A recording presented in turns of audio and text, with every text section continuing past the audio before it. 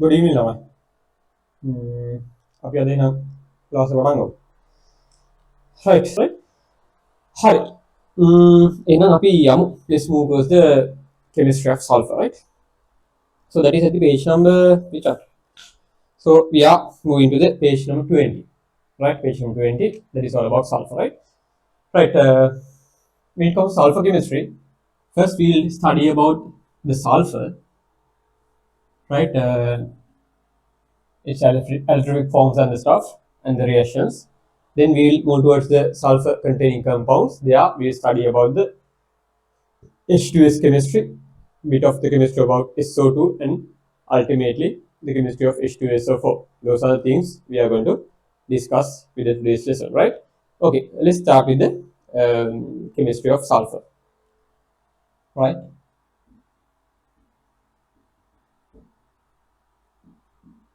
Chemistry of sulfur, right? Okay, so the first thing we need to know is actually the elemental sulfur. The sulfur in the elemental form, right, is kind of a solid appearing at the room temperature, and it is something which is not going to dissolve in water, right? Sulfur is not going to dissolve in water, right? It is a solid at room conditions, and it is some element which is not going to dissolve in water, right? Okay, you know that, right? With the experience as well, you have observed that when the sulfur is formed in those chemical reactions, actually it won't dissolve. That is what we have seen as the colloidal sulfur, right? Sulfur produced in reactions. So colloidal form means it is not going to dissolve in water, right? So sulfur is kind of an element which is appearing in the solid state at room conditions, and it is not going to dissolve in water, right? So it is not going to dissolve in water like polar solvents, but it will dissolve in non-polar solvents, right? Like CH2, carbon dioxide, right? That is the first things you should know about the sulfur, right? So, and it is also coming up with 4 allotropic forms. Let's discuss about them as well, right? So let's go to the first statement at the note there. So sulfur in solid state exists mainly in 4 allotropic forms, and they can be classified as crystalline forms and non-crystalline forms, and the stuff are there, right? Okay, and ultimately it says they are not going to dissolve in water and soluble in carbon dioxide, right? Okay, so the first discussion is about allotropic forms, right? Allotropic forms,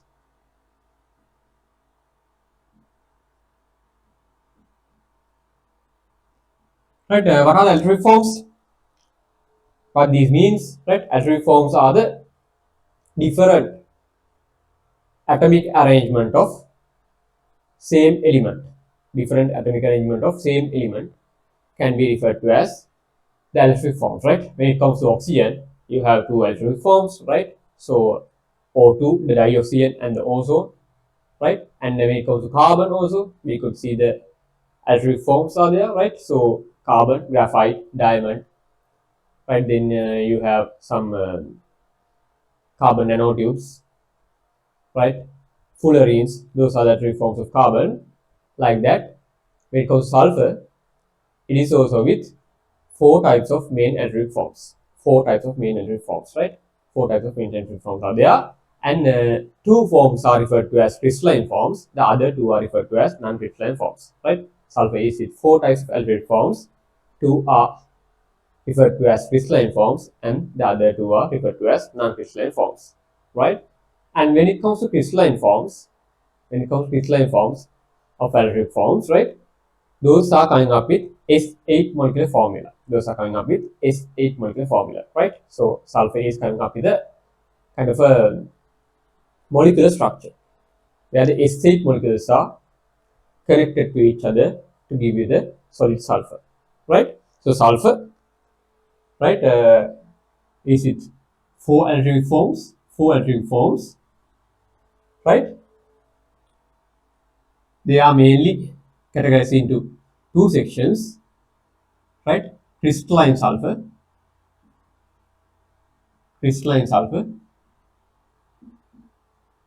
and non-crystalline sulfur.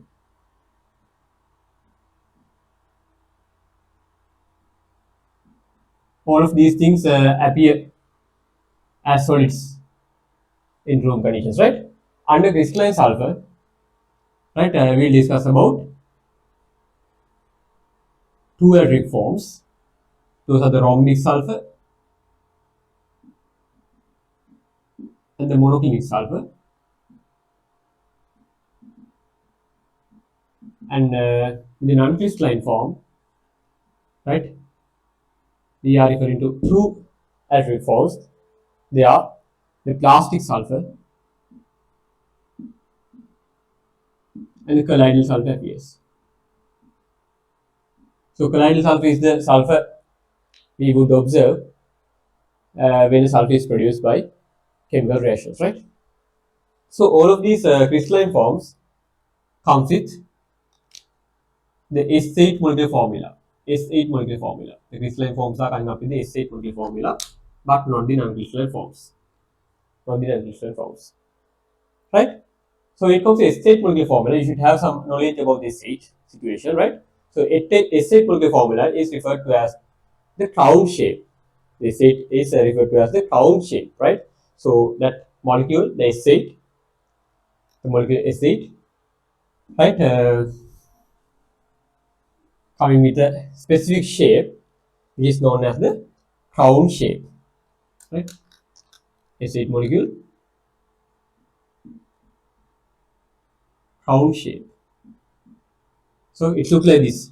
So you should be able to draw this molecule, right? S8, which is known as the crown shape, right? So they are, you have this kind of a structure, right? So you have a W here, and at the corners of that W letter, we have the sulfur atoms, and then you have another W like this. You have another W like this, right? See,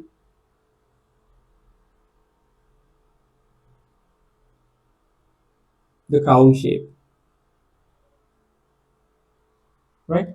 So with first W you have 5 sulfur atoms. With the other W you have the rest. Right? This is referred to as the crown shape. Right? S8 molecular structure is a crown shape structure, right? So this guy is coming up with a greater molecular weight. Greater molecular weight. Its molecular weight is 256 grams mole. See, 8 sulfur atoms. 8 sulfur atoms means 1 sulfur coming up with 32 G mole minus 1 value, and such 8 sulfur atoms are there. So that is 256 G mole minus 1. So that as you are with a very high molecular weight, that affect the melting point acid.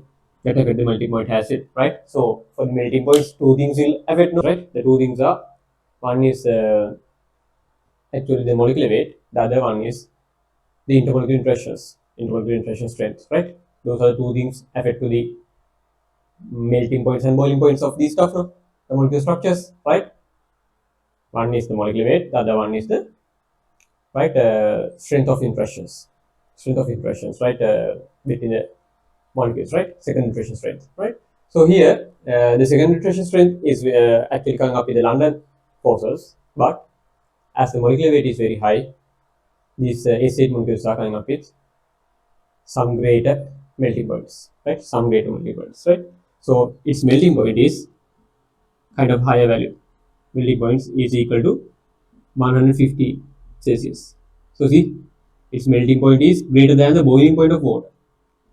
This guy's melting point is greater than the boiling point of water, right? You see, as the melting point is greater than the room temperature, definitely it is appearing as a solid. It is appearing as a solid at room conditions, right? So one can say as MP is higher than room temperature, sulfur appears as a solid at room temperature, right? So it is coming up with a very high molecular weight. That means thermal motions are very limited with the energy at the room conditions, right? So that it appears as a solid at room conditions, right? So the major reason for that is the higher molecular weight. It is not because of the strength of secondary interactions between the sulfur molecules, but because of the greater molecular weight, right? Its molecular weight, its melting point is greater than the boiling point of water even, right? Boiling point of water is 100 now, right? So that is the situation. So both of these forms, the rhombic sulfur and the monoglic sulfur, both of those crystalline forms coming up in the S8 molecular formula, right? The crown shaped molecule, right? So not the non-crystalline forms. Remember that. If some statement is there like all the forms of sulfur appears as S8 molecules, that is false. That is false. Only the crystalline forms of sulfur appears as S8 molecules with the crown shape, right? The other guys are not following round shape, right? The non-crystalline forms not coming up in the round shape, but only the crystalline forms, the rhombic sulfur and the monoglic sulfur, right? And all the four forms are appearing as solids at the room conditions. That is clear. And all the four atomic forms are not dissolving in water, not dissolving in water, right? Even though the state form is not available, still the sulfur things are considered as non-polar. If the same kind of elements are connected together, those guys are coming up as non-polar stuff now, right? So that sulfur things won't dissolve in water, right? Non-polar things won't prefer kind of a polar solvent like water, right? So to dissolve these sulfur things, right, basically you may need some organic solvents which are non-polar. The best preference is actually the CS2. The best is the CS2, right? Carbon disulfide, right? So it is kind of a molecule like this. No, carbon disulfide is just like, right, carbon dioxide, some non-polar stuff, non-polar solvent. So these sulfur containing sulfur allotropes will dissolve in these kind of non-polar solvents, not dissolving in water, right? Okay, the things are clear. So those are the first things mentioned at the note, right? Okay, after right the knowledge of that thing, let's move towards the preparation of these four atomic forms. Let's discuss because those will be asked even in MCQs. In MCQ statements, there will be questions on these preparation methods, like preparing methods of these four atomic forms. Let's discuss one by one how to prepare the four atomic forms of sulfur. That is our next decision, right? Okay.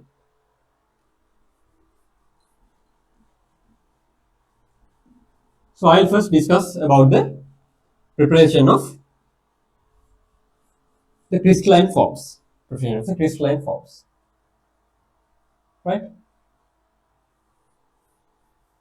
So when it comes to atomic forms, there are two types. No?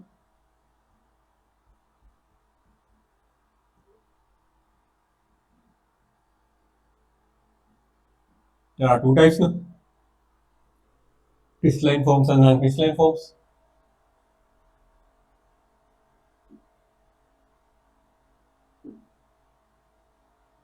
Crystalline forms, they say it guys, and the non-crystallines, right?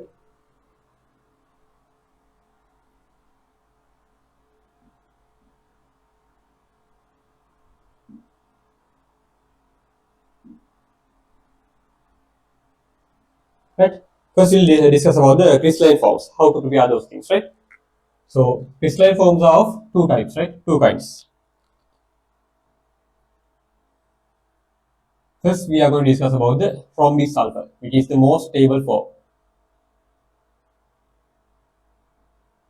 Rhombic sulfur, which is the most abundant form. So, if you remember, when we are discussing about the reference form of sulfur, the most abundant form of sulfur in your energetics, right? So we had discussed about the rhombic sulfur. So when it comes to electric forms, the most abundant form is the rhombic sulfur. That is why we refer to it as the reference form of sulfur in your energetics lesson, right? So reference form of sulfur, rhombic form. So that is the most abundant form in room conditions, right? And the next form is actually right? Monoclinic sulfur, the two S8 forms.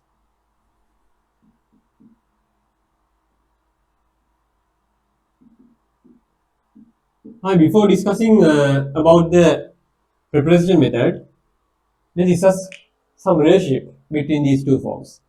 Actually, rhombic sulfur is stable.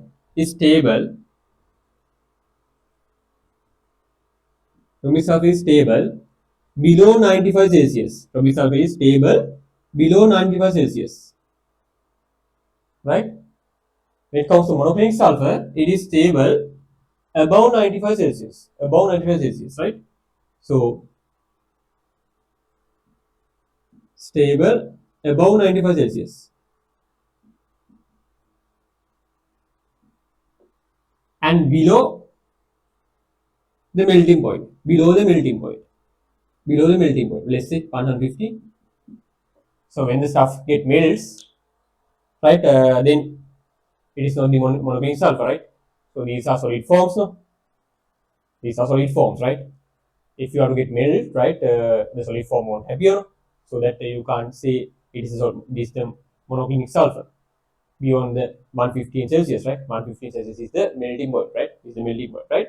So until the 95 Celsius, the rhombic sulfur would appear if you are to increase the temperature little by little from the room temperature, starting from room temperature.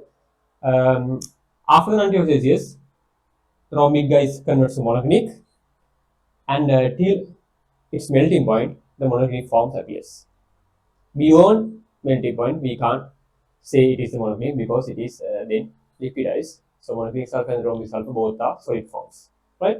So we can say, right, you can convert the rhombic sulfur to monoclinic sulfur by heating. You can convert the rhombic sulfur to monoclinic sulfur by heating, right? And you can convert the monoclinic sulfur to rhombic sulfur by cooling. Right? Such kind of phase transformations can be done between the two forms, rhombic sulfur and the monoclinic sulfur. Right? Two arrangements of solid sulfur, which are coming up as S8 forms. Right? These are coming up as S8 forms, right? Both are coming up as this W things, right? Okay, these are sulfatives.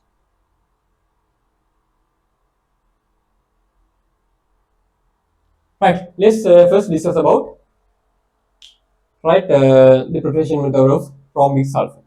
Rhombic sulfur, right? So it is prepared like this now. Preparation of rhombic sulfur, right?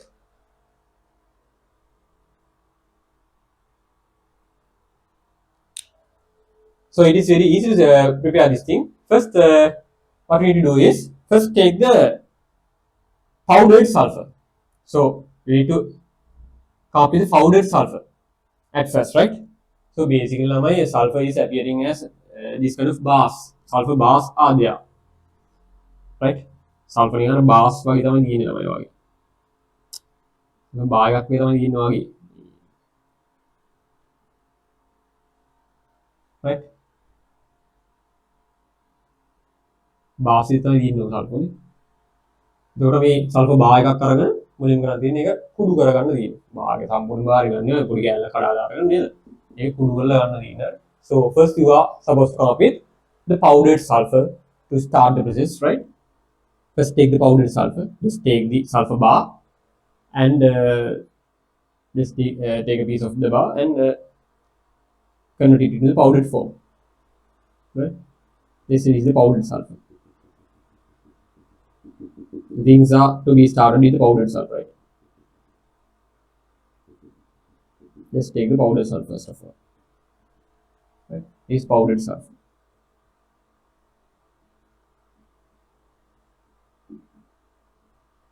Right?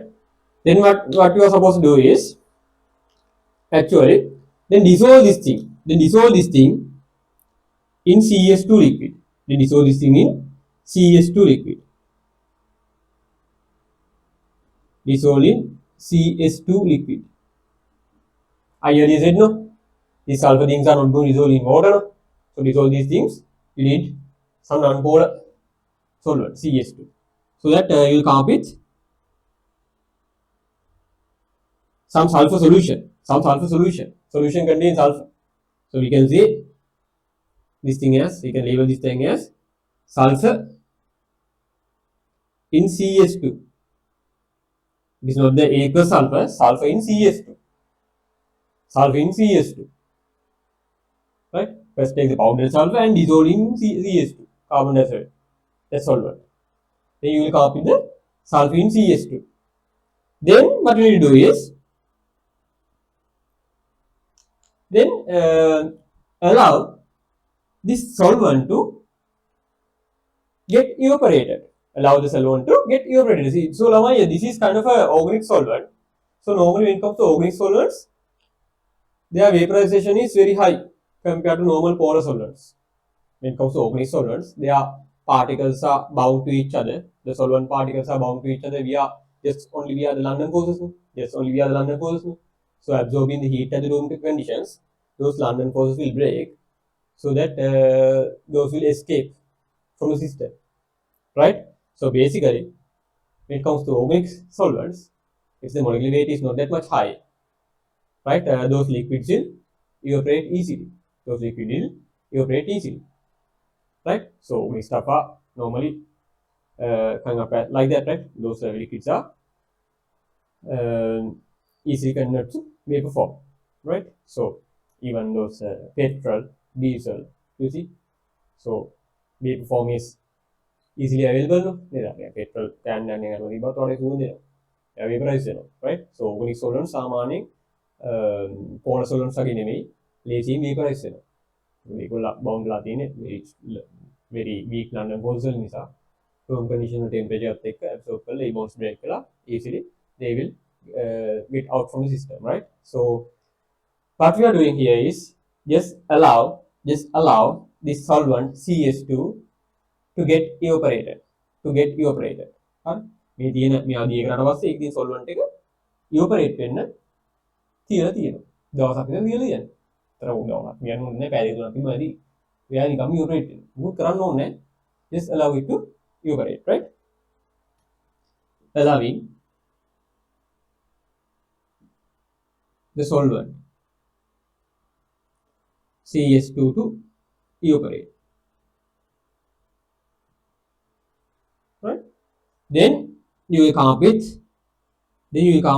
only the sulfur. After all the solvent is evaporated, you will come up with some sulfur solid, some glass like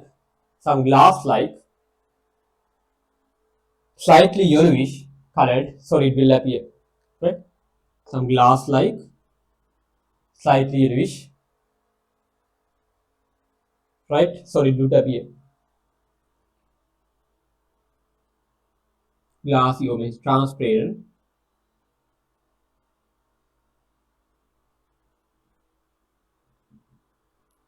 light yellowish,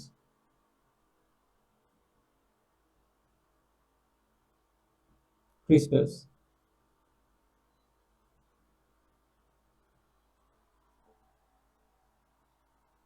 appear, and those are referred to as the rhombic sulfur. This is referred to as the rhombic sulfur, right? හරිද? මුලින්ම powdered sulfur ගන්නවා, ඊට පස්සේ CH2 වල dissolve කරනවා. dissolve කරාට පස්සේ ඔයාට CH2 වල dissolve වෙච්ච sulfur හම්බ වෙනවා. ඊට පස්සේ CH2 කියන organic liquid එකක් නිසා නැත්නම් non polar solvent එකක් නිසා එයාව evaporate වෙන්න ආරම්භ. ඒකට වඩා අන්තිම ඉතුරු වෙන්නේ right crystalline sulfur form එක rhombic sulfur, right? හරි. Let's discuss then. After that, let's discuss about how to prepare the monoorganic sulfur. So again, when you are trying to prepare the monoorganic sulfur, again you are supposed to start with the powdered sulfur. Let's start with the powdered sulfur.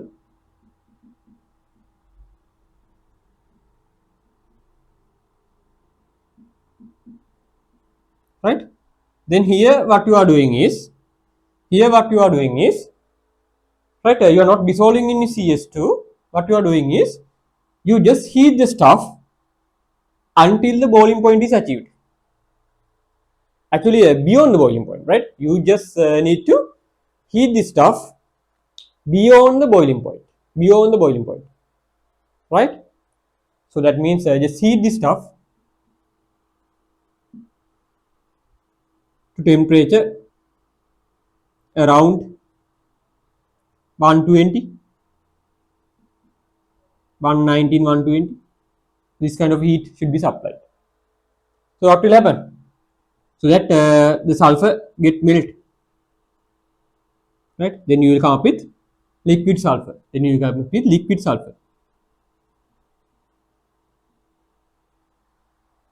Right? Here it has dissolved in CS2 to come up with the sulfur solution. Here you came up with the liquid sulfur by melting, right? After that, what you are doing is you just allow it to cool. Right? Just allow it to cool, right? Under the room conditions, just allow it to cool, right? So that is referred to as a slow cooling process. This is referred to as slow cooling process, right? ඔයා මෙයා melt වෙනකන් රත් කරනවා 120ක් වගේ වෙනකන් ලොකු රත් කරනවා 120ක් වගේ වෙනවා 115 වයින්නවා වගේ මෙල්ටිං පොයින්ට් එක 120ක් වගේ රත් කරලා ඔයා ලීව් කරනවා එයා හිමින් හිමින් කෝල් වෙන්න because the room conditions you are with 25 Celsius temperature at the environment and now the hot sulfur liquid is coming up with some temperature beyond 115. So environment is with 25. So the cooling process will occur slowly, right? හිමින් cool වෙනවා. හරි? ඔබ cool වෙද්දී ළමයි මොකද වෙන්නේ?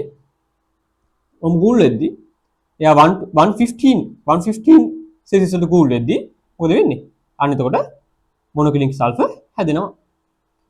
115 celsius වල cool වෙද්දී monoclinic sulfur හැදෙනවා. හරි? එතකොට this is just allowing to cool.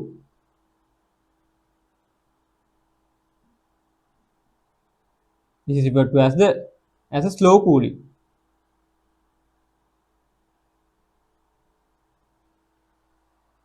Right? එතකොට මොකද වෙන්නේ? monoclinic sulfur හැදෙනවා. බලමු කොහොමද හැදෙන්නේ කියලා. right? දැන් නම් මේ cool වෙනකොට හරි මුලින්ම මේ මැද ටික cool වෙන්නේ නැහැ නේ. දැන් වටේ 25 celsius තියෙන්නේ. මෙතන ඉන්නේ liquid sulfur ඉන්නේ. හරි එයා ඉන්නේ 120 celsius වල. මේ cool වෙනකොට මුලින්ම cool වෙන්නේ වටේ ටික. හරි? ඒතර වටෙන් තමයි මුලින්ම වාට monoclinic sulfur හැදෙන්නේ. So monoclinic sulfur will form right at the walls of the container. Container එකේ walls වල තමයි monoclinic sulfur මුලින්ම හැදෙන්නේ. සහ උඩිනුත් හැදෙනවානේ. උඩිනු cool වෙනවානේ. ඔන්න ඔහොම පොඩි solid layer එකක් විදිහට හැදෙනවා. right? This is the monoclinic sulfur, right? cool වෙද්දී මුලින්ම වටෙන් cool වෙන්නේ. ඒතකොට මුලින්ම cool වෙන්නේ. හරි ඒ නිසා ඔන්න ඔහොම monoclinic sulfur හැදෙනවා. හරිද? දැන් මැද තියෙන්නේ මොකද්ද? මැද තාම liquid එක. මැද තාම liquid එක තියෙන්නේ. මැද you have the sulfur liquid which is 120, 150, 117, 118 Celsius, right? Right at the surface or at the walls, you first see the production of the monoclinic sulfur, right? හරි ඊට පස්සේ ඔයා කරන්නේ මොකද්ද? අර මෙහෙම මොකක් හරි පොඩ්ඩක් මෙහෙම අයින් කරලා උඩින් පොඩි right පෝ එකක් හදලා එතනින් ඔයාගේ අර liquid sulfur ටික අයින් කරනවා. liquid sulfur ටික එළියට ගන්නවා. අර මේ හැදී තියෙන liquid sulfur ටිකනේ. ඒ liquid sulfur ටික එළියට ගන්නවා. එතකොට ඔයාට ඉතුරුලා තියෙන්නේ solid විදිහට හැදිච්ච sulfur ටික. පැහැදිලිද? හරි? ඊට පොඩි පෝ එකක් හදලා liquid sulfur ටික එළියට ගන්නවා. එතකොට ඔයාට මේ ඉතුරුලා තියෙන්නේ ඔයාට මේ solid විදිහට හැදිච්ච monoclinic sulfur ටික තියෙනවා. That is how we are supposed to obtain the monoclinic sulfur, right? හරි? ඒක තමයි monoclinic sulfur obtain කරන්නේ. So it is referred to as kind of a needle shaped sulfur, right?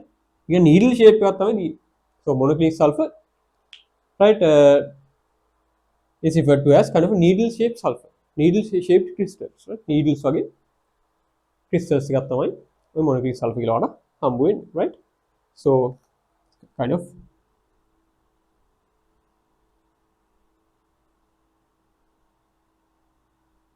solid crystals, right, which is referred to as the monoclinic sulfur. Right? Monoclinic sulfur කියන්නේ ඔන්න ඔය වගේ. Right? ඉතින් මේක ළමයි හුඟක් කර 95 වලටත් වඩා celsius අඩු වෙලා ගියොත් that will convert to the rhombic sulfur. But until 95 celsius, right, the monoclinic form appears. 95 වලට වඩා celsius එක අඩු වෙද්දි ඉන්න monoclinic form එක rhombic වලට convert වෙන්න පටන් ගන්නවා. හැබැයි until 95, until this actually at this region of temperatures, the monoclinic form appears. ඔහොම තමයි monoclinic හදාගන්න. දැන් බලන්න මේ දෙක ඇත්තට ලොකු වෙනසක් නැහැ හොඳ. powdered sulfur මයි ගත්තේ. මෙයාව dissolve කළා CH2 වල ඊට පස්සේ solvent එක evaporate වෙන්න ඉඩ ඇරියා. මේකේ මෙයා මුලින් liquidize කරා heat කළා ඊට පස්සේ cool වෙන්න ඉඩ ඇරියා. Right? Okay. So let's move to the next one. Those are the two methods which we are supposed to produce the two S8 forms, the rhombic and monoclinic. Now let's discuss about how to prepare the next two forms. First the plastic sulfur. So I'm going plastic sulfur.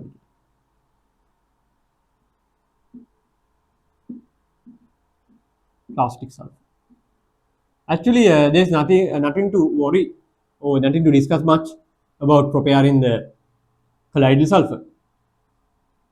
Colloidal sulfur colloidal sulfur is the form which you will form with chemical reactions, right? Sulfur produces via chemical reactions.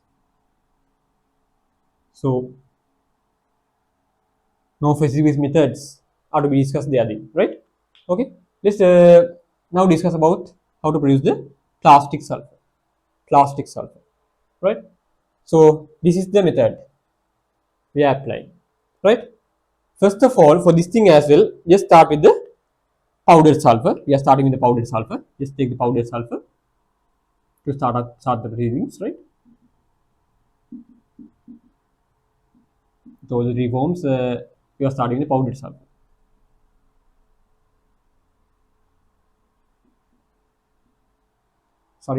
Right?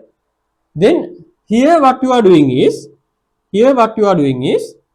you are heating beyond the melting point, and that is not to a near value, right, but to a extreme value. This heating should be done to some extreme temperatures, right? So here you are heating to a temperature above 160. Heating to a temperature above 160.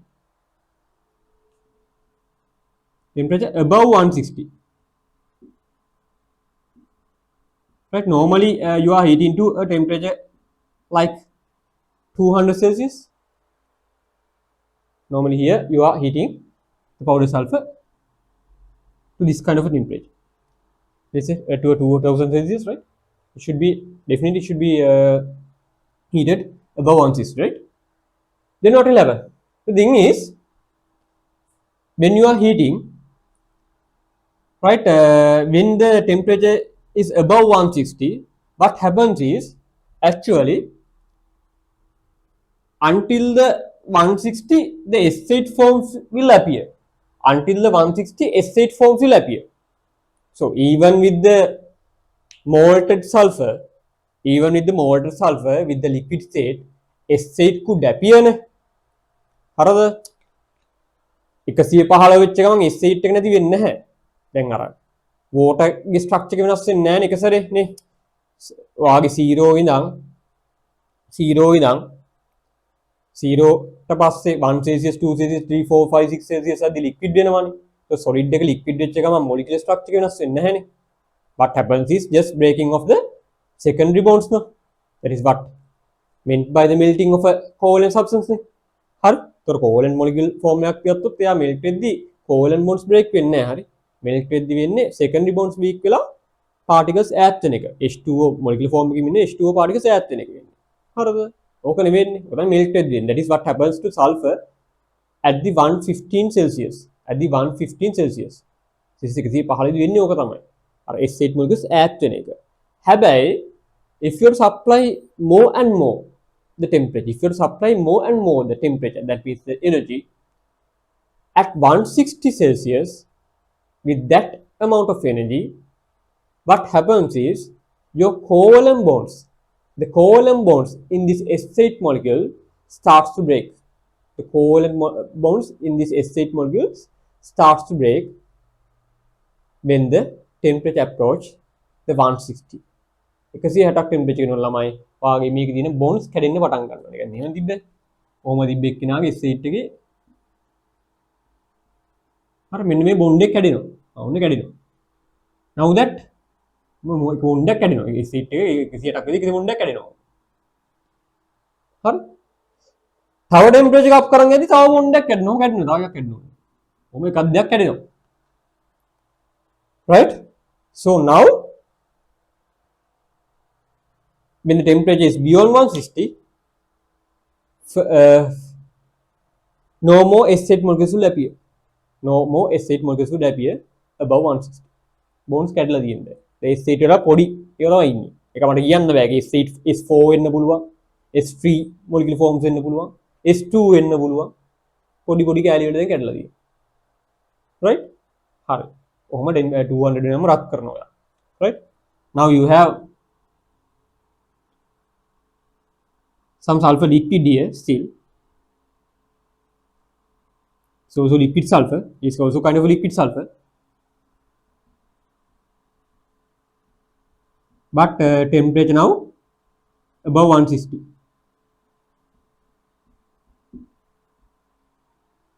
So liquid sulfur is there with the temperature above 160.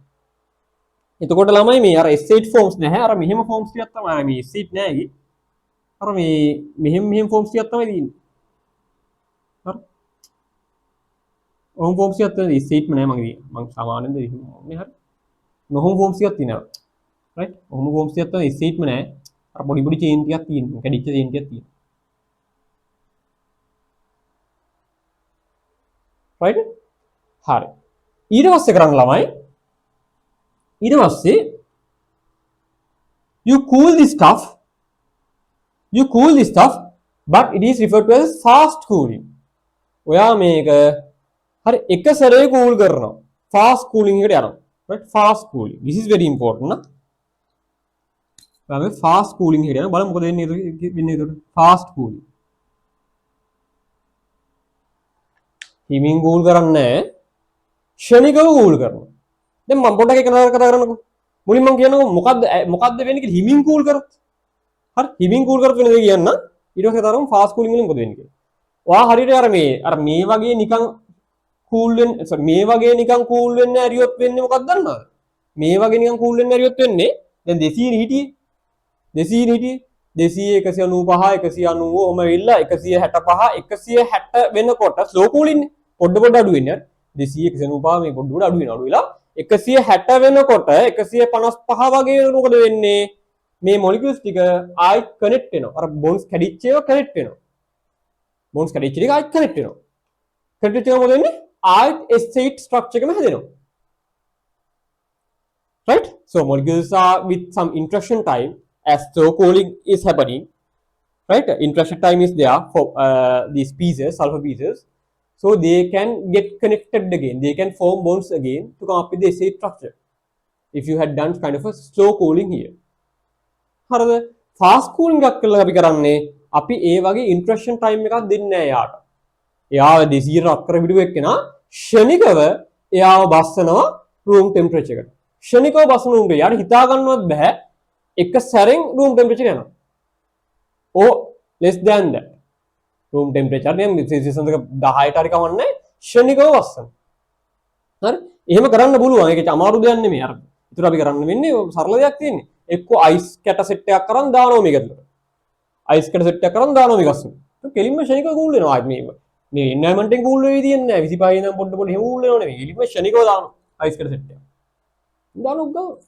તો ක්ෂණිකව යා එයාට temperature බහිනවා right 10ට බිඳුරුන බහින්න පුළුවන් ice කැටවල temperature 0 නෙමෙයි less than that ice කැට ගත්තම 32 celsius or -32 හොම එලිසි -40 හොඳියි ඉතින් අයිස් කැටිව දානවා අයිස් කැටෙට ඒතකොට ෂණිකව මෙයාගේ ටෙම්පරේචර් එක 25ට වඩා වහිනවා හරිද එතකොට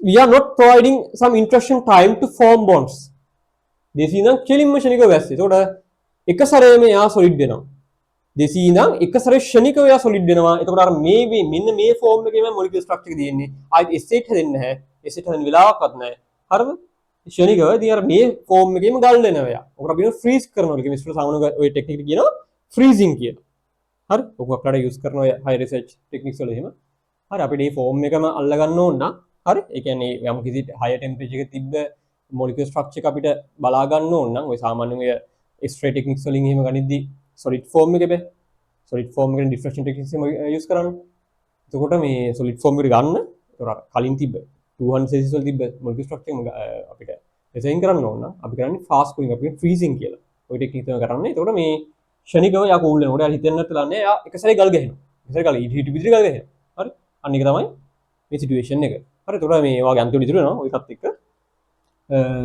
kind of stuff right kind of solid appearing with these kind of right fragments sulfur fragments හරි ඔබ sulfur fragment set එකක් දින form එකක් එනවා right okay and this solid is with some rubbery like properties some elastic properties are there මේ body elastic properties තියෙනවා මේ solid එකට right so rubbery like properties rubber like sulfur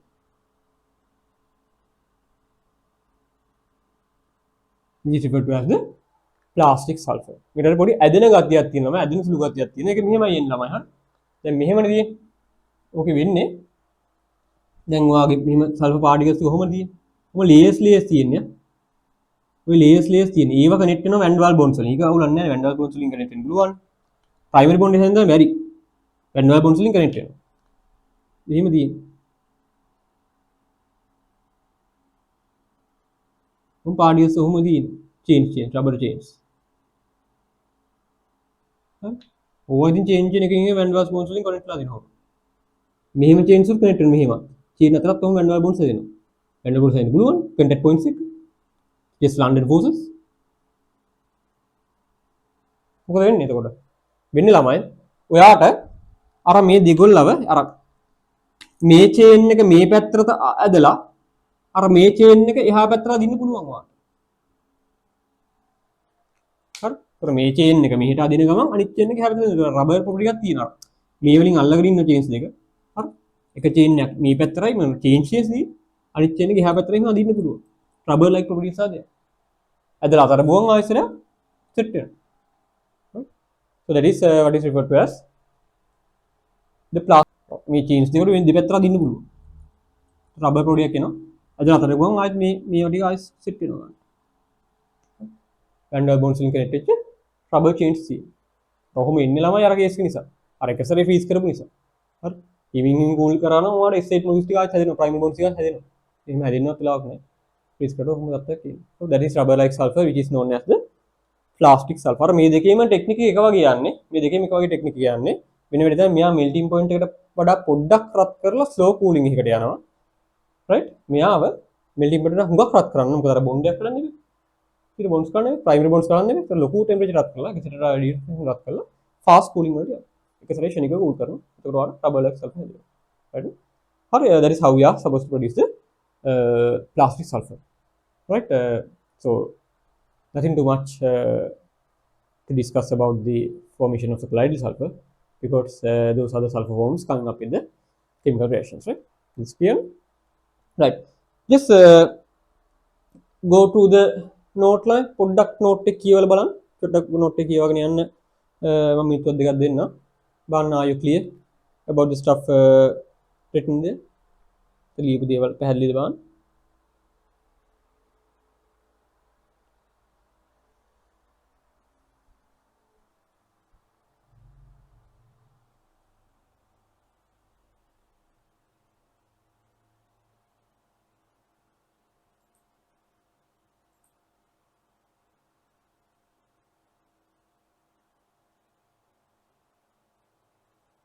right නේ එහෙම ලොකු අවුලක් නැහැ නේද?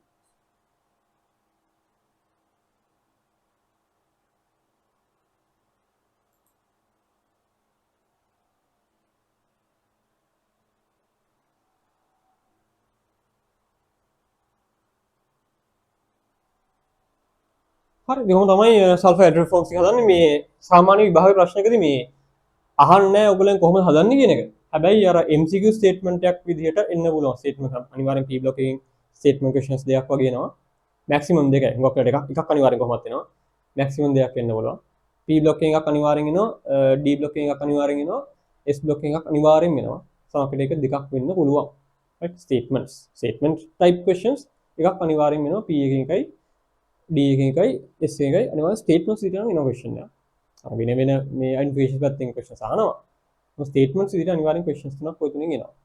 හරි. එතකොට මේ statements ඇතුලේ question එකේ ඇහෙන්න පුළුවන්. ඔයාගේ මේ knowledge එක. right? හරිනේ.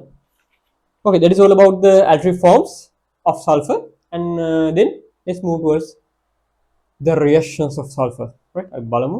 එහෙනම් ඊට පස්සේ sulfur reactions ගැන තරම්. Before that, we have to discuss about the oxidation states. No? Yeah, at the note at the page 21, first they have discussed about the oxidation states available, the common oxidation states available in sulfur. After that, let's go towards the. After that, we can go towards the reactions, right? Okay, let's move towards the basic oxidation states in sulfur. Actually, we know up now.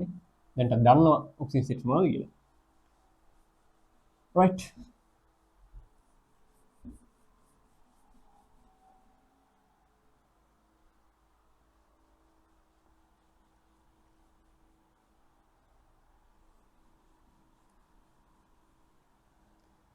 ළමයි නිකන් ඉන්න ගමන් S8 form එක උඩ අඳින්න ඕනේ.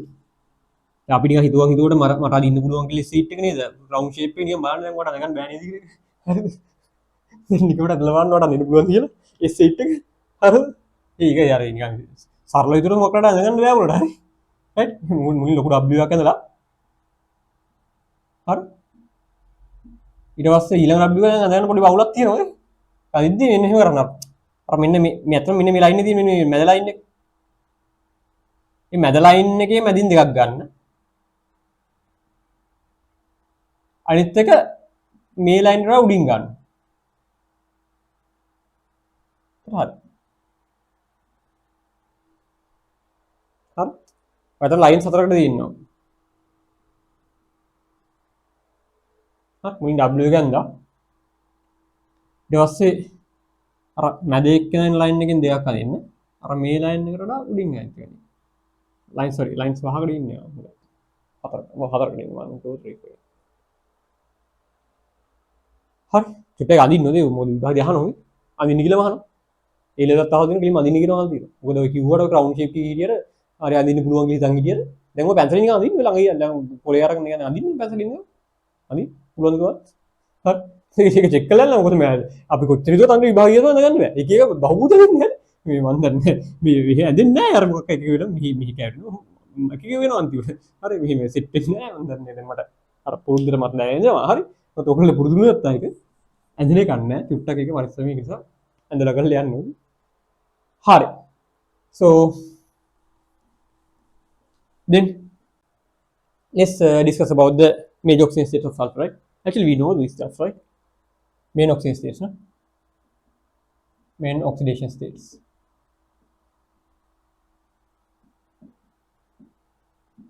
right when it comes to sulfur the even numbers are appearing right the oxidation state range is -2 to +6 as sulfur being a group 16 element right the lowest oxidation state is -2 and the highest oxidation state is +6 right okay so -2 to +6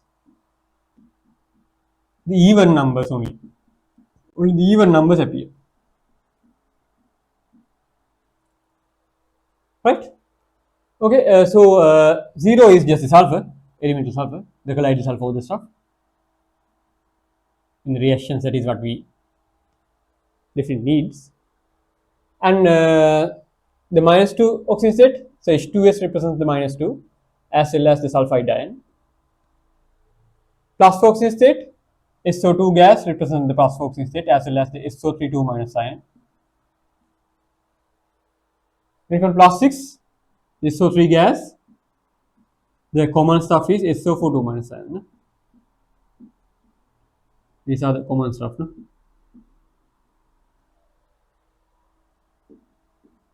SO3 gas is rare, right? Not that much it is used in reactions in A levels. Right? So it comes plus 2, some elements are there. SCl2 is such kind. SCl2 is a good example for SCl2. Is a good example for plus 2. Other than that, right, we can think of the S2O32 minus. We can think of the S2O32 minus, right, as the plus 2, but remember it is not, that guy is not containing any of,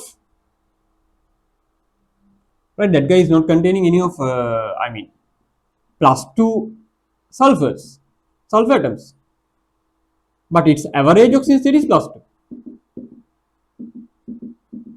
Right? Even though we can say this 2O2 minus coming up with the plus 2, it is not with any plus 2 atoms. Right? It is with 2 sulfur atoms with plus 4 and 0. But as an average, we could think of plus 2. So if you are coming up with the algebraic method of the S2O32 minus, right? They are the oxygen state comes as plus 2. That is the average value, right? Remember that. We can consider the S2O32 minus as the plus 2, but it is the average value. It is not containing any sulfur with the plus 2 oxygen state, right? Okay, so these are the common oxygen states and common chemical species available with those oxygen states, right? Okay, so this will be helpful to predict the products coming with the reactions, right? So the knowledge about the chemical species related to the oxygen states will be very helpful when we are to predict the products in chemical reactions, right? So that is why we had discussed about this thing, right? Okay, so let's move towards the reactions then, right? These are normal stuff. No? Actually, we know this stuff. Right?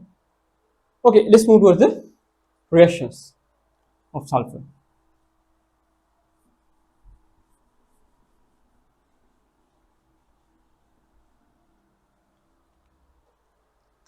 Reactions of sulfur. Reactions of elemental sulfur, right?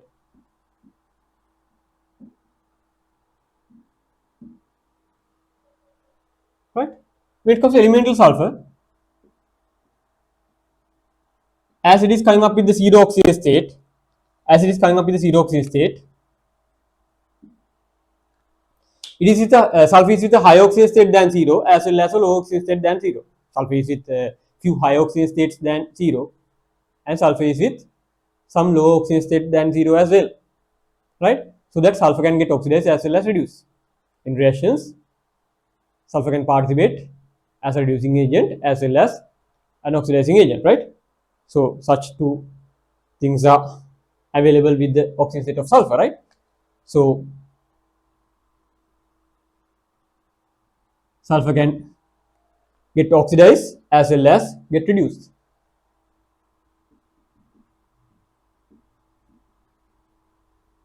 Oxidation with oxidizing agents,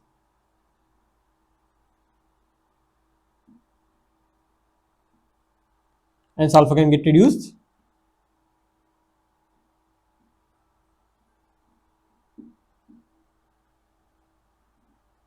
with reducing agents.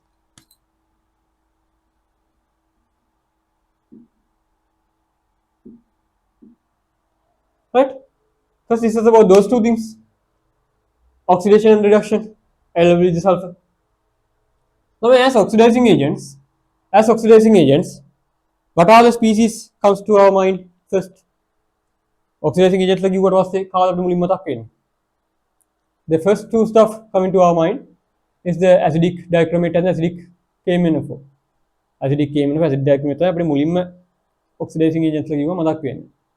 Best oxidizing agents. හැබැයි සාමාන්‍යයෙන්ම elemental forms oxidize කරන්න ඒගොල්ලෝ use කරන්නේ නැහැ. Elemental forms oxidize කරන්න acidic KMNO4 dichromate use කරන්නේ නැහැ අපේ syllabus එකේ. Elemental forms oxidize කරන්න use කරනවා. Elemental forms product ලවන්න පොඩ්ඩක් මේ patterns වලට ගන්නකො. හරි අපි කතා කරන patterns වලට ගන්න. ඒකට ඔයාලා lazy මේ predict කරලා ලියන්න. Elemental forms oxidize කරන්න කවදාවත් use කරන්නේ නැහැ KMNO4 dichromate. We haven't used to oxidize the Br2.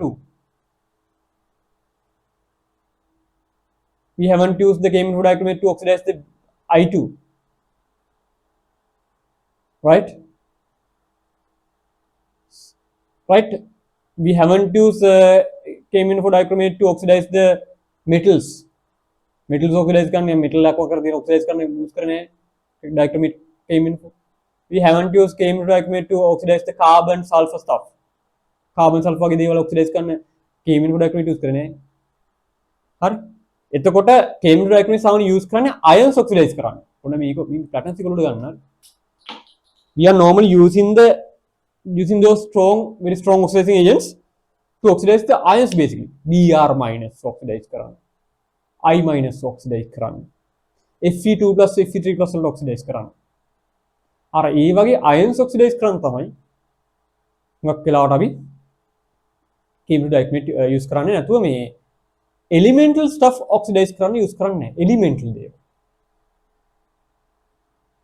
අර H2S oxidize කරන්න වල use කරන්න පුළුවන් SO2 oxidize කරන්න පුළුවන් හැබැයි elemental දේවල් element එක වශයෙන් තනි element එක carbon sulfur Br2 elemental form I2 kind of a metal iron කියන metal එක oxidize කරන්න අපි H+ dichromate H+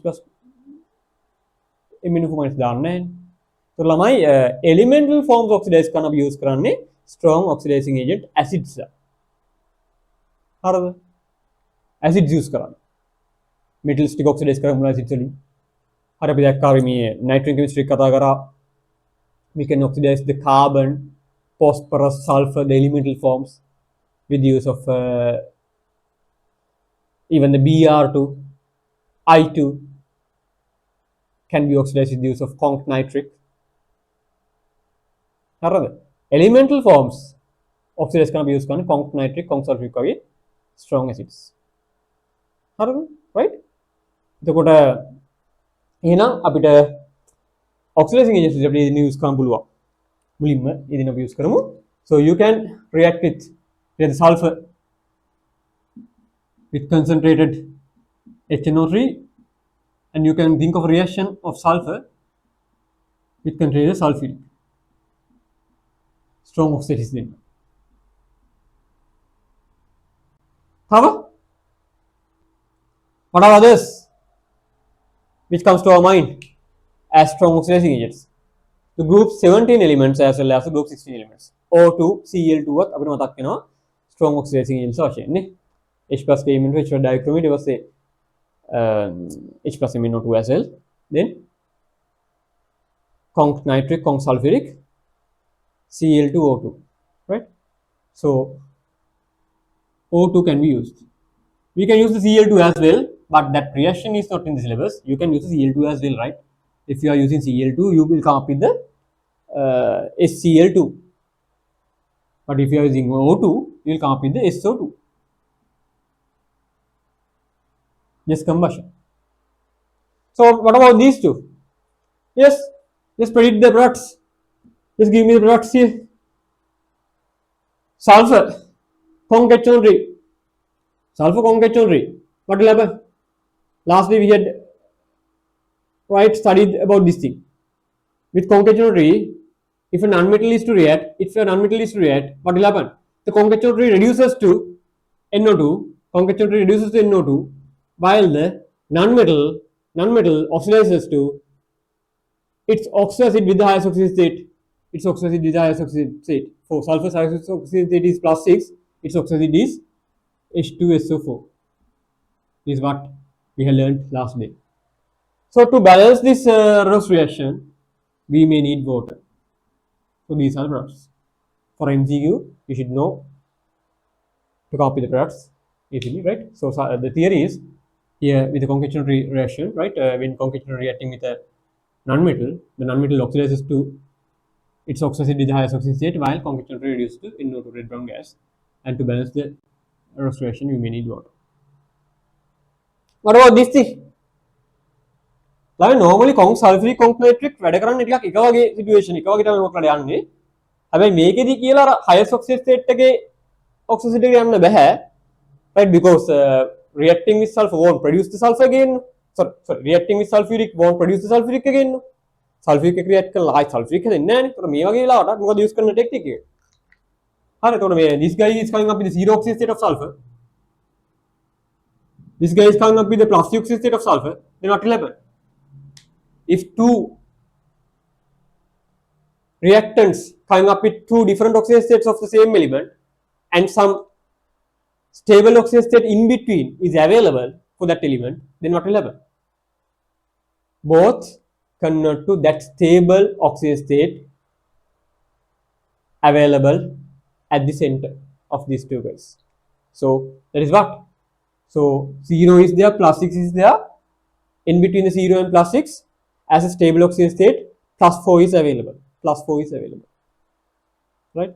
So that both of these things will convert to plus 4. Plus 4's compound is SO2. Plus 4's compound is SO2. The sulfur plus 4 ගියම දක්වන්න ඕනේ SO2. නැත්නම් SO2 minus sign එක ඒක solution එක. Precipitation වලට use කරනවා. දැන් සාමාන්‍ය SO2 gas එක. यार सल्फर के ऑक्सीजन स्टेट එකත් එකේ कंपाउंड එක තියන්න ඕනේ. සල්ෆර් plus 6 කිව්වම SO4 minus මතක් වෙන්න ඕනේ. සල්ෆර් plus 4 කිව්වම SO2 මතක් වෙන්න ඕනේ. precipitation එකක් කියලා හිතනවා නම් SO2 minus මතක් වෙන්න ඕනේ. සල්ෆර් 0 කිව්වම කොලොයිඩල් සල්ෆර් මතක් වෙන්න ඕනේ. සල්ෆර් minus 2 කිව්වම H2S නැත්නම් H2 minus sign එක මතක් වෙන්න ඕනේ. හරි, අර ස්පෙලින්ම ඔක්සිඩේෂන් නම්බරත් එක්කම ඔයගොල්ලෝ උඩට එන්න ඕනේ අදාළ compound එක. right? So both will oxidize to the stable oxidation state in between. Right? So to balance this stuff, again the water may needed. This is just the combustion. Just the combustion. Right. ඔය තමයි sulfur oxidation reactions තුන syllabus එකේ තියෙන්නේ. හරිද? ඒක සාමාන්‍ය හිතලා ගන්න පුළුවන් ටිකක්. හිතලා ගන්න පුළුවන් දෙයක්. right? හරි, මේක කතා කරලිමු reduction. So to get reduce, right, you should add some reducing agent. What are reducing agents? The best reducing agents are the metals. Best reducing agents are the metals. So you can react sulfur with metals to come up with sulfides. Come up with sulfides. ඉතින් ඕන metal එකක් දාගන්න. ඒ metals එක sulfides වෙනවා.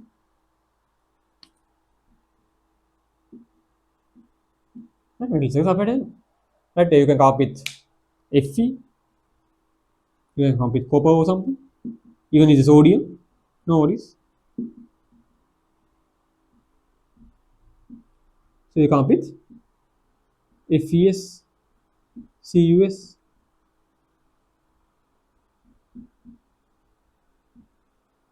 sulfides, metal sulfides will form. Their sulfur will get reduced from 0 oxidation state to -2.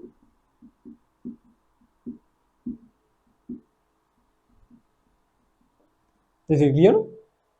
Right. Oh, actually that is not much to learn about these two kinds of reactions, but something to learn when it comes to dispronations. So sulfur is capable of dispronation reactions as well. Dispronation reactions as well. ළමයි ඔයාගේ elemental form එකේ විශේෂයෙන්ම කියන්නේ non metals එක elemental form එකේ දෙපැත්තේ oxidation states තියෙනවා. සාමාන්‍යයෙන් තියෙනවනේ. non metals like elemental forms ගත්තා පස්සේ ඒගොල්ලෝ positive oxidation state negative oxidation state දෙකම තියෙනවනේ. ඒකට elemental form එකේ zero oxidation state එකේ දෙපැත්තේ oxidation states තියෙනවා. Those elements, those non metals are capable of participating in dispronation reactions. Those non metals are capable of doing kind of dispronations. Right, when oxidation states are available, the positive and minus oxidation states are available. Those are normally coming up with the non metals, right? Non metals lage ඔය situation තියෙනවා. ඒක sulphur විතරක් නෙමෙයි. phosphorus ගත්තත් තියෙනවා. Chlorine ගත්තත් තියෙනවා. We'll discuss the chlorine stuff with the group 17 chemistry. Dispersions referring to chlorine we'll discuss at the group 17 chemistry. So now we are going to discuss about the dispersion reaction involving sulfur, group 16. So such kind of dispersion will be available with the phosphorus as well, right? But that thing is not there now in the syllabus, right? Now with the group 15 chemistry, we are studying only about the nitrogen chemistry and the halide hydrolysis reactions. But the phosphorus chemistry is omitted from the right syllabus, from the new syllabus, right? So that we are not going to discuss about the phosphorus dispersion, but such a reaction is also there, right? Anyway, if you when such kind of oxidation states are available, what happens? These nonmetals tends to disprotonate. So the thing to study here is you should know to where the sulfur get disprotonate, to where the sulfur is supposed to convert by these dispronations. That is what you should study, right? or දැනගන්න ඕනේ ඔයා study කරන්න මොකද්ද sulphur කොහෙටද ඩිස්ප්‍රොනේට් වෙන්නේ කියලා. ඩිස්ප්‍රොනේෂන්ස් are possible පැහැදිලිවම පේනවා 0 oxygen set එකට අඩු වේවත් වෙන වැඩි වේවත් වෙන දෙපැත්තට යන්න පුළුවන්. එතකොට මේ ඔයා දැනගන්න මොකද්ද කොහෙටද මෙයා ඩිස්ප්‍රොනේට් වෙන්නේ කොයි ඔක්සිජන් ස්ටේට්ස් වලටද මෙහෙමයි ළමයි. සාමාන්‍ය ඩිස්ප්‍රොනේෂන් රියැක්ෂන් එක ගැන කතා කරද්දී හරිද සාමාන්‍ය normal conditions වල මේක කරනවා නම් සාමාන්‍ය ඩිස්ප්‍රොනේෂන් එකක් වෙන්නේ ළඟම තියෙන ඔක්සිජන් ස්ටේට්ස් දෙකට. මොකද ළඟම තියෙන ඔක්සිජන් ස්ටේට්ස් දෙකට. To the nearest two oxygen states available, the dispersion will happen, right? So I got to sulfur got to ළඟම තියෙන stable oxygen state තමයි -2 and the 0. The -2 and the +2, -2 and the +2. The sulfur is coming with 0, so that means the nearest two oxygen states available to the 0 is the +2 and the -2. So towards the +2 and the -2, the dispersion will occur, right? That means sulfur will disprotonate to +2 and the -2, right? Okay, remember that. And then you should know what is the reagent we can use for these dispronations. So that disprotonation එකක් ළමයි නිකම්ම වෙන්නේ සමහර දේවල් තියෙනවා. If only your chemical species is unstable, right? Disprotonation would occur. Without adding anything, without any other reagent, dispersions would occur if your chemical species is unstable, like H2O2, HNO2. Unstable නේද නිකම් dispersion එක වෙන්නේ. එහෙම නේද වෙන්නේ. එහෙම නැතුව නිකම් dispersions වෙන්නේ නැහැ. මොකක්ද දාන්න ඕනේ එකට. දැන් ඔයා dispersions ගැන කතා කරා මේ අර MnO4 sign එකදී කතා කරා. ඉන්දිත් ඔයා ඩිල් ඇසිඩ් එකක් දැම්මා. dispersion එක වෙන්නේ. හරි? එතකොට දැන් මෙතන මොකක්ද දාන්න ඕනේ සල්ෆර් කියන්නේ. unstable කෙනෙක් නෙමෙයිනේ. right? එතකොට මේ unstable නැති මේ elemental forms disprotonate කරන්න අපි use කරන reagent එක තමයි NaOH. මතකද යන්නේ ඒක. හරි? NaOH කියුවට පස්සේ වර මතක් වෙන දේවල් කිහිපයක් තියෙනවානේ. NaOH කියන්නේ base එකක්. NaOH is a good OH- precipitating agent. ඔය කතාවලින් මතක් වෙනවද කොහොමද? ඒ වගේ organic chemistry කරපු එකට මතක් වෙනවා NaOH is good kind of a good nucleophile කියලා මතක් වෙනවා ඇති. organic කරපු කට්ටියට. හරි? කවන්නේ. So NaOH කියුවට පස්සේ එයාගේ තවත් chemical property එකක් තමයි it's a good disprotonating agent. හරි දැන් ওই disprotonating agent කියන එක ඕගොල්ලෝගේ resource book එකේ කොහෙවත් ලියලා නැහැ. syllabus එකේ කොහෙවත් ලියලා නැහැ. ඒක නිසා කවදාවත් NaOH ගේ මේ characteristic අහදී disprotonating agent කියලා ලියන්න එපා. හරිද? මොකද syllabus එකේ තියෙන ටික විතරක් ලියන්න. හරි? හැබැයි ඔළුවේ තියාගන්න එහෙම දෙයක්. NaOH කිව්වට පස්සේ එයා හොඳ disprotonating agent කෙනෙක්. ඒ කියන්නේ disprotonation එකට help කරන reactant කෙනෙක් තමයි NaOH කියලා කියන්නේ. ඒක පැත්තක ඔළුවේ තියාගන්න. හරි? එයා chemical properties ඔක්කොම ලියන්න එපා. හරි? මොකද resource book එකේ ලියලා තියෙන සයින් දෙයක්. හරි? resource book එකේ ලියලා තියෙනව ලියන්න බෑ. නේද? ලියනව ලියන්න බෑ. හැම මතක තියාගන්න NaOH කියන්නේ හොඳ disprotonating agent කෙනෙක්. එතකොට ඔය elemental forms disprotonate කරන්න use කරන්න පුළුවන් හොඳම reagent එක මොකද්ද? NaOH. Right? So we can see this thing with sulfur, with chlorine even, with bromine even, with iodine, right? Even with phosphorus, with all of these nonmetals, right? We could think of these kind of disprotonations with the NaOH. So we could label the NaOH as a disprotonating agent, right? So with NaOH, the things happen, right? with NaOH, deprotonation happens.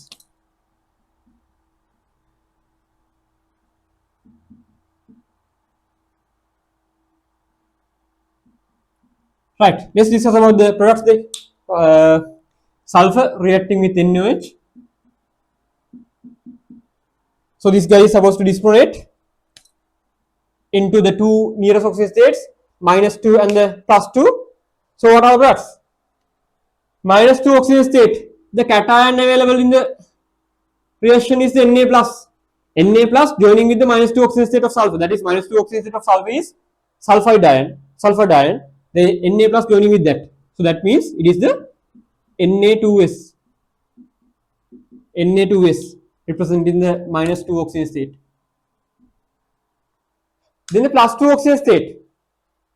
The common stuff available in the +2 oxygen state is thiosulfate ion. सामान्य reactions අපි වැඩි use කරන +2 oxygen state එක thiosulfate ion. You know?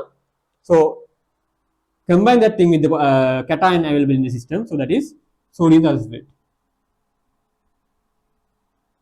හරි අර මම කිව්වා ළඟම තියෙන oxygen states එක තමයි ඔයා normally disprotonate වෙන්නේ. Sorry, -2 and +2. And to balance the stuff, you may need water. Right? You balance කරන්න ඩිවා දන්න ඕනලා මම balance කරන්න ඩී මේ වෙලාව කරන්න යන්නේ. You can balance the stuff. We had discussed those things again and again, right? So balance කරගන්න. හරි. දොර ඕම තමයි disprotonation එක වෙන්නේ. හරි. So NaOH is considered as a good disprotonating agent. With nonmetals like sulfur, chlorine, bromine, iodine, phosphorus, these dispersions occur. When those dispersions start to occur, the nonmetal will convert to the nearest two oxygen states, which are the nearest to the zero. In sulfur, nearest, I mean stable ones, right? So sulfur, with sulfur, it is the -2 and the +2. -2 represents this 2 minus ion, so sodium sulfide, and +2 represents the Na2, thiosulfate ion, so that is the Na2S2O3, right? Okay, so these are the reactions you should know about with the sulfur, right? Oxidized tenopolone, reduced tenopolone, and disprotonate tenopolone, right? Okay, right. So just go to the stuff දෙයාලම පොඩ්ඩක් එතන ඒ ටික කියව ගන්නවද? Not about not පැහැදිලිද? So you should be able to balance stuff, right?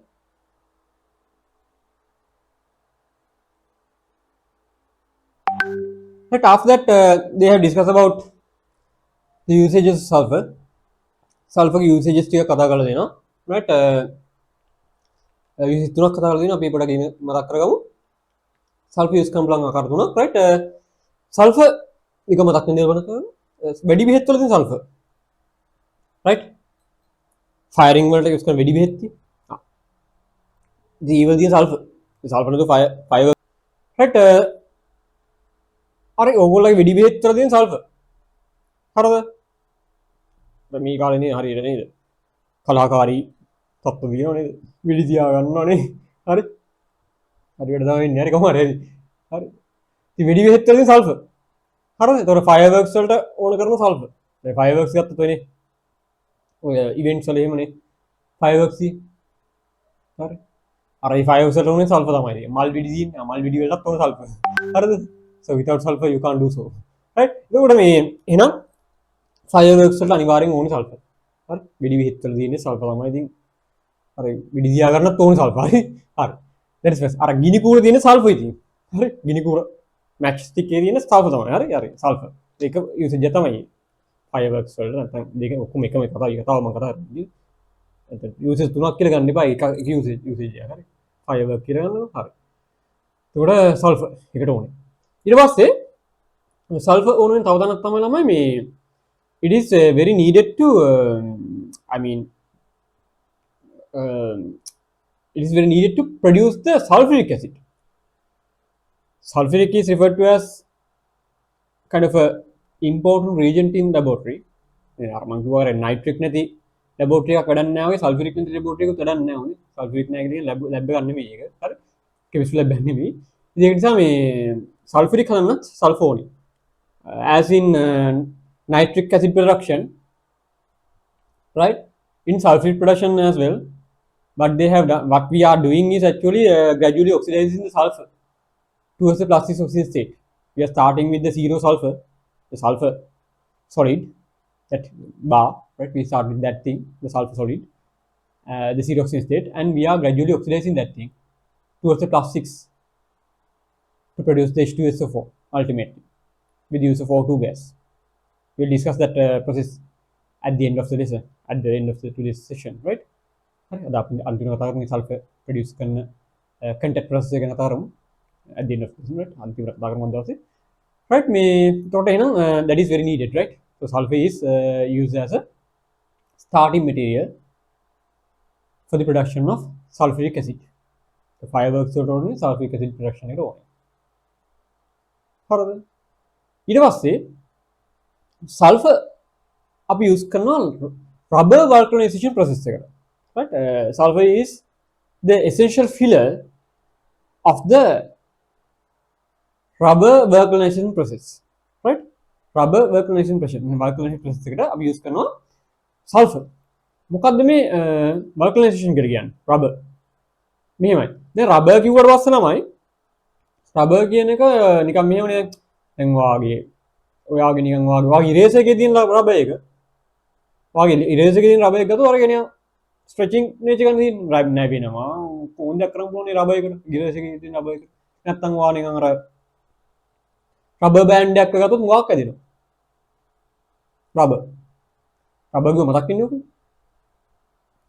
ඔය රබර්ම තමයි තියෙන්නේ ඕගොල්ලෝ ගෙදර තියෙන කාර් එකේ ටයර් එකේ හරි ගෙදර තියෙන කාර් එකේ ටයර් එකේ තියෙන්නේ ඔය කින් රබර්ම තමයි හරිද ඒ රබර් හරිද නැත්නම් ඔය බස් එකේ රාත් ගන්න ඔබ ටයර් එකේ තියෙන රබර් තමයි ඉතින් හැබැයි ඒ රබර් අර වගේ ඇදින්නේ නැහැනේ ඒ රබර් අර වගේ ස්ට්‍රෙචි නේචර් එක නැහැනේ හරි කොහොමද එහෙම උනේ එහෙම කරන්නේ ඉතින් රබර් එකේ ওই ඉලාස්ටික් ප්‍රොපර්ටි එක හරි මේන්ටේන් කරන්නේ නැත්නම් අපේ රබර් එකේ ඉලාස්ටික් ප්‍රොපර්ටි එක අපිට ඕන විදියට වෙනස් කරගන්නේ by a process called vulcanization rubber vulcanization. The process is referred to as that. හරි රබර් එකේ ඔය ඇදෙන නේචර් එක නැත්නම් hardness එක හරි අපිට ඕන විදියට හදාගන්න අපි rubber vulcanization process එක කරනවා ඒකත් එක්ක තමයි විදිය කරගන්න පුළුවන්. එතනදී ඒකේ ෆිලර් එක විදිහට සල්ෆර් යූස් කරනවා. පොඩි අයිඩියා එකක් දෙන්න මොකක්ද මේ process එක කියලා. මොකද මේ දේවල් කියන්නේ ඔයාලට මේක අමතක නොවෙන්න. හරි? මොකද රබර් එක යූසේජ් එකක් ඇහුවොත් සල්ෆර් යූසේජ් එකක් ඇහුවොත් මේකට එන්න ඕනේ මේ උත්තරේ. හරි? ඒක වෙනින් තමයි කියන්නේ රබර් එකේ බලන ලස්සන process එකක්. අපිට මේ කියන මොකද මෙහෙම වෙන්නේ මොකද්ද කියලා කියන්න. මෙහෙම සීනක් තියෙනවා. හරි මේ මොකද රබර් කියන එක හරි ඉස්සල්ලා අපි ප්ලාස්ටික් සල්ෆර් ගැන කතා කරේ. ඒ වගේ රබර් කියන්නේ හරි මේ වගේ චේන් සෙට් එකක්. හරි සිස් පොලිඅයිසෝප්‍රීන් කියලා right carbon chains carbon hydrocarbon rubber වල තියෙන hydrocarbons right hydrocarbon set එකක් තමයි rubber කියන්නේ. මේ වගේ දිගට තියෙන chain එක සිස් පොලිඅයිසෝප්‍රීන් කියලා organic compound එකක්. ඒක chain එකක්. right polymer එකක් කියලා කියන rubber කියන්නේ. ඉතින් මෙන්න මේ වගේ chains තමයි rubber එකේ තියෙන්නේ. හරි ඒක තමයි stretching nature එකක් තියෙන්නේ. අර කලින් කිව්වා වගේ stretching nature එකක් තියෙන්නේ. stretching nature එකක් තියෙන්නේ ඕක නිසා. හරිද? ඉතින් ඔහොම chains තමයි rubber තියෙන්නේ. ඒක stretching nature එකක් ඉන්නේ හරි මම ඔයාලට පැහැදිලි කරා කලින් මේ කොහොමද එන්නේ අර ඔයාලට මෙයාව මේ පැත්තට අදින්න පුළුවන් මේ පැත්තට අදින්න පුළුවන්. ඒතර අර ඇදෙනවා මේ පැත්ත right. අර උඩින් යටින් මෙහෙම අදින්න පුළුවන් ඔයාලට. මෙහෙම අදිද්දි මේක මෙහෙට යනවා මේක මෙහෙට එනවා right. ඔහොම ඇදෙනවා. stretching nature එකේ තියෙන්නේ ඔහොම. හරිද? එතකොට රබර් ප්‍රොසෙස් කරද්දී දැන් රබර් ගහින් අරගෙන රබර් ගහින් ආවම ඔය දිනදී හරි ඊට පස්සේ ඔක අපිට ඕන විදියට අපිට ඕන මෙකැනිකල් ඇප්ලිකේෂන් එක විදිහට මෙයා ප්‍රොසෙස් කරද්දී අපි කරන දේ තමයි මෙන්න මේගොල්ලෝ දාලා ක්‍රොස් ලින්ක්ස් හදනවා. සල්ෆර් දාලා මේ ක්‍රොස් ලින්ක්ස් හදනවා. මේ කාබන්ස් දෙන්නේ කද මේ කාබන්ස් දෙන්නේ ක්‍රොස් ලින්ක්ස් හදනවා. සල්ෆර් ඇටම්ස් දාලා ක්‍රොස් ලින්ක් හදනවා. හරි sulfur atoms ද cross link කරනවා. එතකොට මේ cross links sulfur cross links වලින් අපිට පුළුවන් වෙනවා මෙයාගේ ස්ට්‍රෙචින් ඒජ් එක පාලනය කරන්න මේන්ටේන් කරන්න අපිට ඕන විදිහට සල්ෆර් ඇටම්ස් උගාක් දැම්මොත් සල්ෆර් ක්‍රොස්ලින්ක්ස් උගාක් හැදුවොත් මේ ස්ට්‍රෙචින් ඒජ් එක අඩුම වෙලා යනවා ස්ට්‍රෙච් වෙන්නේ නැහැ නේද ස්ට්‍රෙච් කරන්න බෑනේ මේ දැන් නිකන් හරියට මේ හැමතැනම බැඳ වගේ ටික හරි සල්ෆර් බොඩ් යන දාගෙන you would observe some stretching nature right තොර ඔය සල්ෆර් ක්‍රොස්ලින්ක්ස් වලින් තමයි අපි ටෝන කරන මෙටීරියල් ප්‍රොපර්ටි කියලා අපි රබර් ටික ගන්න දැන් ඔය මිනිමේ ප්‍රොසෙස් එක තමයි කියන්නේ වල්කනයිසේෂන් කියන සල්ෆර් ක්‍රොස්ලින්ක්ස් හදන එක හරි දැන් ඔය ටයර් එක වගේ ගත්තොත් සල්ෆර් ක්‍රොස්ලින්ක්ස් උගාක් තියෙනවා ක්‍රොස්ලින්ක්ස් උගාක් දාලා තියෙනවා ඒක තමයි ස්ට්‍රෙචින් ඒජ් එක ඇත්තේ නැත්තේ හරි එතකොට මොකද දිනන ඔය ඕගොල්ලෝගේ මේ ඔය තුන් තමයි මේන් ඇප්ලිකේෂන්ස් තියෙන්නේ මම පොඩක් එළියෙන් දෙයක් කියන්නේ ඔය ඕගොල්ලෝගේ මේ කොණ්ඩේ තියෙන්නේ ඔය ගර්ල්ස්ලා එහෙම නම් දන්නවද හරි මේ දන්නේ නැති තාම හරි මේ ඔය කොණ්ඩේ තියෙන්නේ ඕගොල්ලෝ මේ අර අයන් කරනකොට අර අයන් කරලා තියෙන්නේ හරි පොඩ්ඩක් මේ කෙමිස්ට්‍රි එක හොයවන්නේ කියලා ලස්සනයි මේ අපේ කෙමිස්ට්‍රි ඉගෙන ගන්න ගිහින් නම් උකට දින වෙනම මේ කොස්මෙටික් කෙමිස්ට්‍රි කියලා තියෙනවා හරි ඔයගොල්ලෝ කැම්පස් ගිහලා කෙමිස්ට්‍රි ඉගෙන ගන්නත් 4th year කෙමිස්ට්‍රි එකේදී 4th year කරා ගියොත් ස්පෙෂල් ටොපික්ස් කරද්දී ඔයාලා හම්බ වෙනවා මේ කොස්මෙටික් කෙමිස්ට්‍රි කියලා. ඒකේ ඔයගොල්ලෝ ඔය කොස්මෙටික්ස් වල යූස් කරන හැම එකකම ඉගෙන ගන්නවා. ටූත්පේස්ට් එක ගැන ඉගෙන ගන්නවා. ටූත්පේස්ට් කියන්නේ කොස්මෙටික් තමයි හරි. ඒතර මේ ඔක ගන්න දෙයක් තමයි මේ ඔය ඕගොල්ලෝයි කොණ්ඩේ තියෙන්නේ. හරි ඕගොල්ලෝ සාමාන්‍යයෙන් අයන් කොණ්ඩේ කරපු කට්ටිය දන්න ගර්ල්ස් නම් දන්න. ඉතින් මේ ඔය මුලින්ම අයන් කරන්න කලින් කෙමිකල් එකක් දානවනේ. මුලින්ම අයන් කරන්න කලින් කෙමිකල් එකක් මේ සල්ෆර් මේ ඔයගොල්ලෝ කොණ්ඩෙත් මේ සල්ෆර් ක්‍රොස්ලින්ක්ස් තියෙනවා. කොණ්ඩේ සල්ෆර් ක්‍රොස්ලින්ක්ස් තියෙනවා. හරි ඒක කවුරුත් දාපු ගන්නේ කොණ්ඩෙන් දිනනවා ඒක. හරිද? ඔය කෙමිකල් එකක් දානවනේ කෙමිකල් එක දාලා කරන්නේ මුලින්ම මේ සල්ෆර් බොන්ඩ්ස් ටික කඩන එක. හරි සල්ෆර් එකේ කොණ්ඩේ තියෙන බොන්ඩ්ස් ටික කඩනවා. ඊට පස්සේ අයන් එක දාලා ඇද්දලා පස්සේ ආ සුපීරියර් අර මේ නිකන් අර සාමාන්‍යයෙන් ඔය සාමාන්‍යයෙන් වාගේ කොණ්ඩේ තියෙනතර පොඩ්ඩක් දික් වෙනවා. පොඩ්ඩක් දික් වෙනවනේ. අර කර්ල් නේචර් නැතිව තනි කර මේ ස්ට්‍රේට් වෙලා එන්නේ. එහෙම තමයි. හරි මුලින්ම කරන්නේ අර කෙමිකල් එක දාලා කරන්නේ මේ සල්ෆර් ක්‍රොස්ලින්ක්ස් කඩන එක. එතකොට අර කොණ්ඩේ අර හීනිත් වෙනවා. මේ ක්‍රොස්ලින්ක්ස් එක ඕන මහබයි. හරි කොණ්ඩේ මේ ආර ක්‍රොස්ලින්ක්ස් නෑ ඊට පස්සේ මේ දෙන්න ලඟුත් වෙනවා. හීනිත් වෙනවා. සහ මේ ස්ට්‍රේට් වෙනවා. ස්ට්‍රේට් කරලා ගන්න පුළුවන්. මේ ස්ට්‍රේට් එක වෙනවා. ඔය කෙමිකල් එකෙන් කරන්නේ ඒක. හරි මේ ක්‍රොස්ලින්ක්ස් කරන එක. හරි ඉතින් ඔය කොස්මෙටික් කෙමිස්ට්‍රි වලත් තියෙන ඉගෙන ගන්න ලස්සන දේවල්. මේ හරි ඉතින් සල්ෆර් වල ඒකත් ඉතින් දෙයක් තමයි දිහෙත් කරන්නේ. හැබැයි අර ඒක මේ යූසේජ් එකද යූස් කරන්න එපා. ඒක පොඩි දින එකක් ඕක. හරි මේ නමුත් මෑන් මේඩ් පැත්තෙන් ගත්තොත් ඕක තමයි අපි සල්ෆර් යූස් කරන තැන් වල තියෙන්නේ. රයිට්. එතකොට රබර් වර්ක්ස් ප්‍රොසෙස් එකට කියන්නේ රබර් වල ස්ට්‍රෙචින් ඒජ් එක පාලනය කරන එක වැඩ වලට සල්ෆර් ක්‍රොස්ලින්ක්ස් වල එක වැදගත් වෙනවා. ඉතින් සල්ෆර් කොච්චරක් දානවා 100 කීයක් සල්ෆර් ෆිල් කරනවා කියන එක තමයි ඒ ස්ට්‍රෙචින් ඒජ් එක අපිට ඕන විදිහට පාලනය කරන්න පුළුවන්. සල්ෆර් උගාක් දැම්මොත් ස්ට්‍රෙචින් එක නැතිලාම යනවා. සල්ෆර් එකක් අඩු වෙන දාන්නේ ලොකු ස්ට්‍රෙචින් ඒජ් එකක් තියෙනවා. right so get some hardness to the rubber you need more sulfur right that is about the rubber vulcanization process right so to carry those vulcanization processes rubber is essential that is one usage rubber is essential for fireworks and it is again essential starting material for the production of H2SO4 via the contact process right හරිනේ ඒ තමයි major usages තුන විදියට කතා කරලා තියෙන sulphur එක right හරි shape නේද right අපි ඊළඟට ටක් ගාලා යමු ළමයි සල්ෆර් වල compounds ගැන කතා කරන්න හරි දැන් මේ කතා කරපු දේවල් වලට වඩා මෙතනින් ඉස්සරහට කතා කරන දේ මාර වැදගත් හරි මේ දැන් කතා කරන දේවල් වැදගත් හුඟක් වෙලාවට මේ දැන්ට කතා කරපු දේවල් මොකක්ද වැදගත් වෙන්නේ ළමයි ඔයාගේ MCQ පැත්තට දැන් මේ දක්වා කතා කරපු දේවල් මෙතනින් ඉස්සරහට කතා කරන දේවල් හුඟක් ඔයාගේ written paper එකට මාර important වෙනවා හරි ඒ ඉස්සරහට written paper එකක් වැදගත් සහ මේ අනිවාර්යෙන්ම ඉතින් MCQ එකත් ඕන තමයි MCQ එකත් වැදගත් written එකත් වැදගත් මෙතනින් ඉස්සරහට කතා කරන දේවල් right හරි right let's move towards the compounds of sulfur so here we are going to discuss mainly about H2S and H2SO4 some reactions involving SO2 also will be discussed right okay so let's start with the H2S chemistry right H2S chemistry right first of all let's discuss the properties and Lewis structure and the stuff right so H2S appearing like this coming up as a angular shaped or bent right, molecule. It's a polar one, polar molecule. As it's a polar molecule, it will dissolve greatly in water. H2S will dissolve, right, greatly in water, right, forming, right, kind of forming dipole-dipole interactions, DP-DP, right. So this is a polar molecule. Even the water is polar, right. So good dissolving nature is there with water, and it appearing as a gas.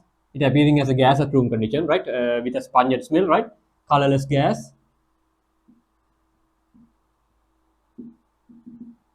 with a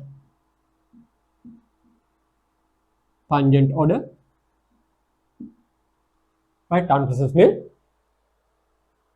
right. So these are the major stuff you should know about the H2S, and there's no right specific angle mentioned in the research book, right. So one can say the angle is kind of 109 minus 4. You can take the angle as 105, right. And then another thing you should be known, even though the predicted angle is 105, right, even though the predicted angle is 105, you should know that H2O is coming up with a greater angle. H2O is coming up with a greater angle than the H2S. එතකොට අපි අවුල්ලා. හරිද? දැන් predicted angle එක ඉන්නේ 105 නේ. නේ predicted angle එකෙන් 105. හරිද? අයව දැනගෙන ඉන්න ඕනේ H2O ගේ angle එකට වඩා මෙයාගේ angle එක අඩුයි කියලා. මේ ටික අවුල්නේ. Come on, කතා කරමු. H2O angle එක H2O angle එක you should know that, huh? You should know the definite angle of H2O. It is referred to as 104.5. H2O angle definite angle එක දැනගෙන ඉන්න ඕන හරි. මේක අනිවාර්යයෙන් guess කරගෙන ඉන්න බෑ. මේක අනිවාර්යයෙන් දැනගෙන ඉන්න ඕනේ. H2O ගේ angle එකයි NH3 ගේ angle එක වා definitely දැනගෙන ඉන්න ඕනේ. ඒවට guess කරලා ලියන්න බෑ. H2O is 104.5, NH3 is 106.5. ඒක අනිවාර්යෙන් දැනගෙන ඉන්නවා. ඒක guess කරලා ලියන්න බෑ. ඒවා දැනගන්න ඕන කාරණේ. දැන් මේක predict කරලා පස්සේ එන්නේ 105යි කියලා. This is predicted one. මේක definite angle එක දීලා නැහැ syllabus එක.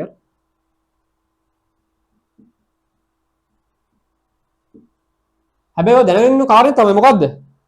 H2O ගේ bond pair repulsions හුඟක් වැඩි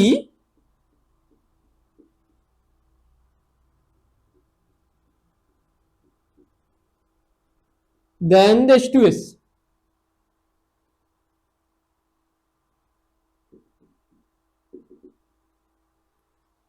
හරි H2S තවර H2O ගේ bond pair repulsions වැඩි because oxygen is more electronegative than the sulfur, so the electron pair is mattered more towards the center atom, so that more greater repulsions there, bond pair repulsions, right.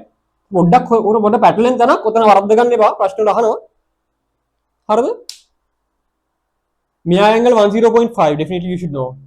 මෙයාගේ angle එක predicted විදිහට ගත්තා පස්සේ 109න් 4ක් අඩු වෙන්න තියෙන lone pairs නිසා 105ක් කියලා. හැබැයි මම තියාගන්න comparing bond angles ගත්තට පස්සේ H2O ගේ angle එක වැඩි H2S ගේ angle එකට වඩා. හරිද? ඒතර ඒ කියන්නේ මේ පැහැදිලි මේ predict කරපු එකේ වැරද්දක් තියෙනවා. predict කරපු එකේ වැරද්දක් තියෙනවා. මේ පොඩි වෙන්නේ බා ඉතින් හරි. ඒක තමයි ඉතින් predictions උන් ගන්නට වෙන්නේ නැහැ නේද? predict කරනවා කියන එක අපි ගන්නටම ගලියුත් ගන්න බෑ. prediction actual angle කියලා මෙන්නේ. ඒත් පොඩ්ඩක් උලි දියා ගන්න. පොඩක් confuse එකක් වෙන්න පුළුවන්. හරි. මේ angle අනිවාර්යෙන් දැනගෙන ඉන්න ඕනේ. මේ පොඩි error එකක් තියෙනවා. prediction එකේ error එකක් එන්න පුළුවන්. හරි. නැතුව මේ at angle prediction error එකක් එන්නේ නැහැ. right. හරි. පොඩ්ඩක් උලි දියා ගන්න පොඩ්ඩක් දැනගෙන ඉන්න කොහොමද හරි. right. So that is about the angle. Bond angle of H2S, right? Okay, these are the things you should know right? When it comes to structure and the physical properties of H2S, right? That is about the structure and the physical properties of H2S, right? So let's move towards the reactions of H2S, right? Let's move towards the reactions of H2S. If you need a reason for this thing, because here the bond pair reactions are great, right? The reason, if you need a reason, right? It's all about bond pair.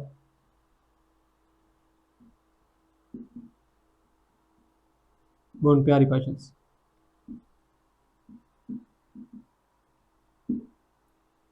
In H2O is greater than the H2S because of the affinity difference. Right? Right. Okay, let's move towards the discussion of reactions of H2S. Right. Actually, most of the stuff we have discussed so far. Not new stuff appearing here. Not much of the new stuff appearing with the reactions of H2S. Anyway, let's go through the things one by one. Right?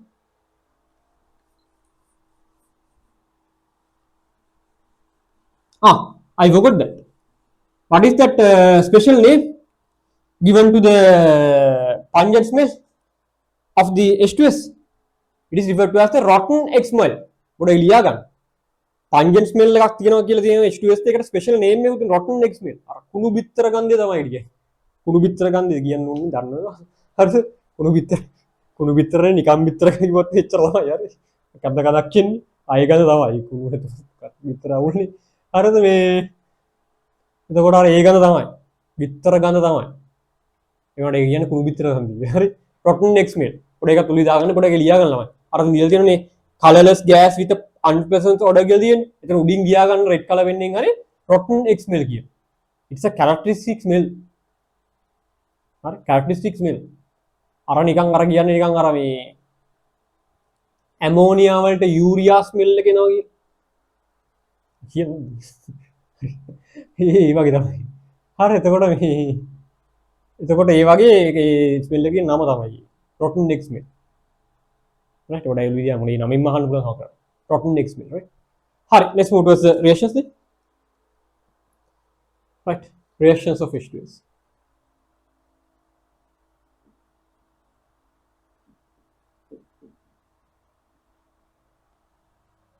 Here we are going to discuss about the same reaction kinds as the NH3. Our NH3 is actually the group 15 hydride, right? NH3 is actually group 15 hydride. Here we are referring to the group 16 hydride, kind of a group 16 hydride, right? So let's discuss about the same kind of reactions. With NH3, we had discussed about its ability to act as an oxidizing agent, its ability to act as an reducing agent. Those two properties are there with the H2S as well. And with the NH3, we had discussed about some basic properties. When it comes to H2S, it is showing some acidic properties, right? Okay. And with NH3, we had discussed about some precipitating properties, right? With the NH3, right? With H2S also, we are going to discuss about some precipitating properties as well. And with the NH3, we had discussed about complexing properties, but with the H2S, we don't have any, right? හරිද? අර NH3 වගේම ඒ ගැන හිතලම කිව්වනම් මේකේ මට දියන් ලේසි. ඔව් දෙක ලොඩ දාන්න. NH3 එක අපේ දාලා as an oxidizing agent, as a reducing agent. With this stuff as well, we will discuss about the oxidizing agent as a reducing agent as well. Then NH3 එක අපේ දාලා NH3 as a base, මේකේ අපේ දාලා H2S as an acid. Then with the NH3, we had discussed about the NH3's ability to precipitate the hydroxides, and here we are going to discuss about the H2S ability to precipitate the sulfides, right? By NH3 chemistry එක කතා කරා complexing agent nature එක, I mean complex කතාව. and මේකේ හිම complexing nature එකක් නැහැ because H2 minus ions or the H2S can't act as a ligand, right? Normally not acting as a ligand, right? Okay, right. Let's move towards the reactions one by one, right? First of all, let's discuss about how the H2S is capable of showing both the oxidation and reduction, right? So it's like this. When it comes to H2S, right? The sulfur is with its lowest oxidation state, and the hydrogen is with its highest oxidation state, right? So sulfur is capable of get oxidizing, right, towards sulfur, the zero oxidation state, right? And H2S is capable of reducing towards H2 towards H2 gas, towards elemental forms, right? Oxidation, one can say as a reducing agent.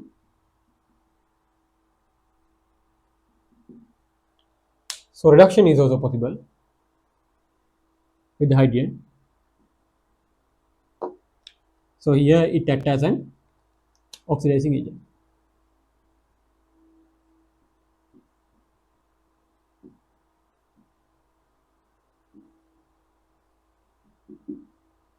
Right.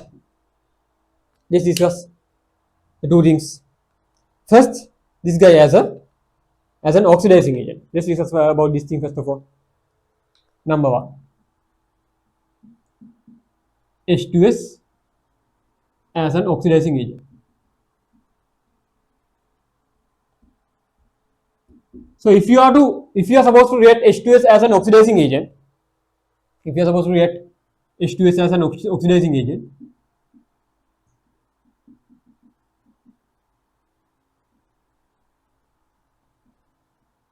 we should react the H2S with a reducing agent. That is logical stuff नहीं H2S oxidizing agent के दिखना अभी रात react करना reducing agent के. So when it comes to reducing agents, the first stuff come to our mind is what? Those are the S block metals. S block metals. So react the H2S with any kind of S block metal, right? So I'll react that thing with sodium. So what will the products? So basically H2S can be referred to as a combination of two of H plus ions and H2 minus ion, so that it will form the Na2S and the H2 gas. So this guy oxidizes and gets with H2 minus ion, while H plus reduces H2. Or else one can think of the H2S as a combination of H plus ion and HS minus ion, like H plus and OH minus, 2 of H plus and O2 minus. If so, you come up with NaHS and H2. Both are available. Both are available. Here H2S again acting as an oxidizing agent. Here as a reducing agent.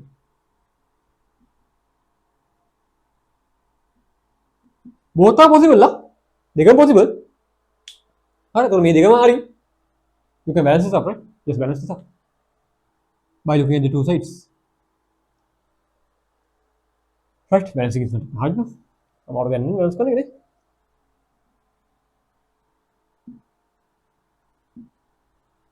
हर දැන් මේ දෙකම වෙන්න පුළුවන්. දෙකම වෙන්න පුළුවන්. හරි. මේක ළමයි අර මේ බෝඩත් එක්ක රියැක්ට් කරනකොට වගේ අර එතකොට අර ඒ වගේ රයිට් අර මේ එහෙම දෙයක් නෑ මේ ඊයර්. මේක අර පෝලරයිසින් පාව එකත් එක්ක කතාවක් නෑ මෙතන.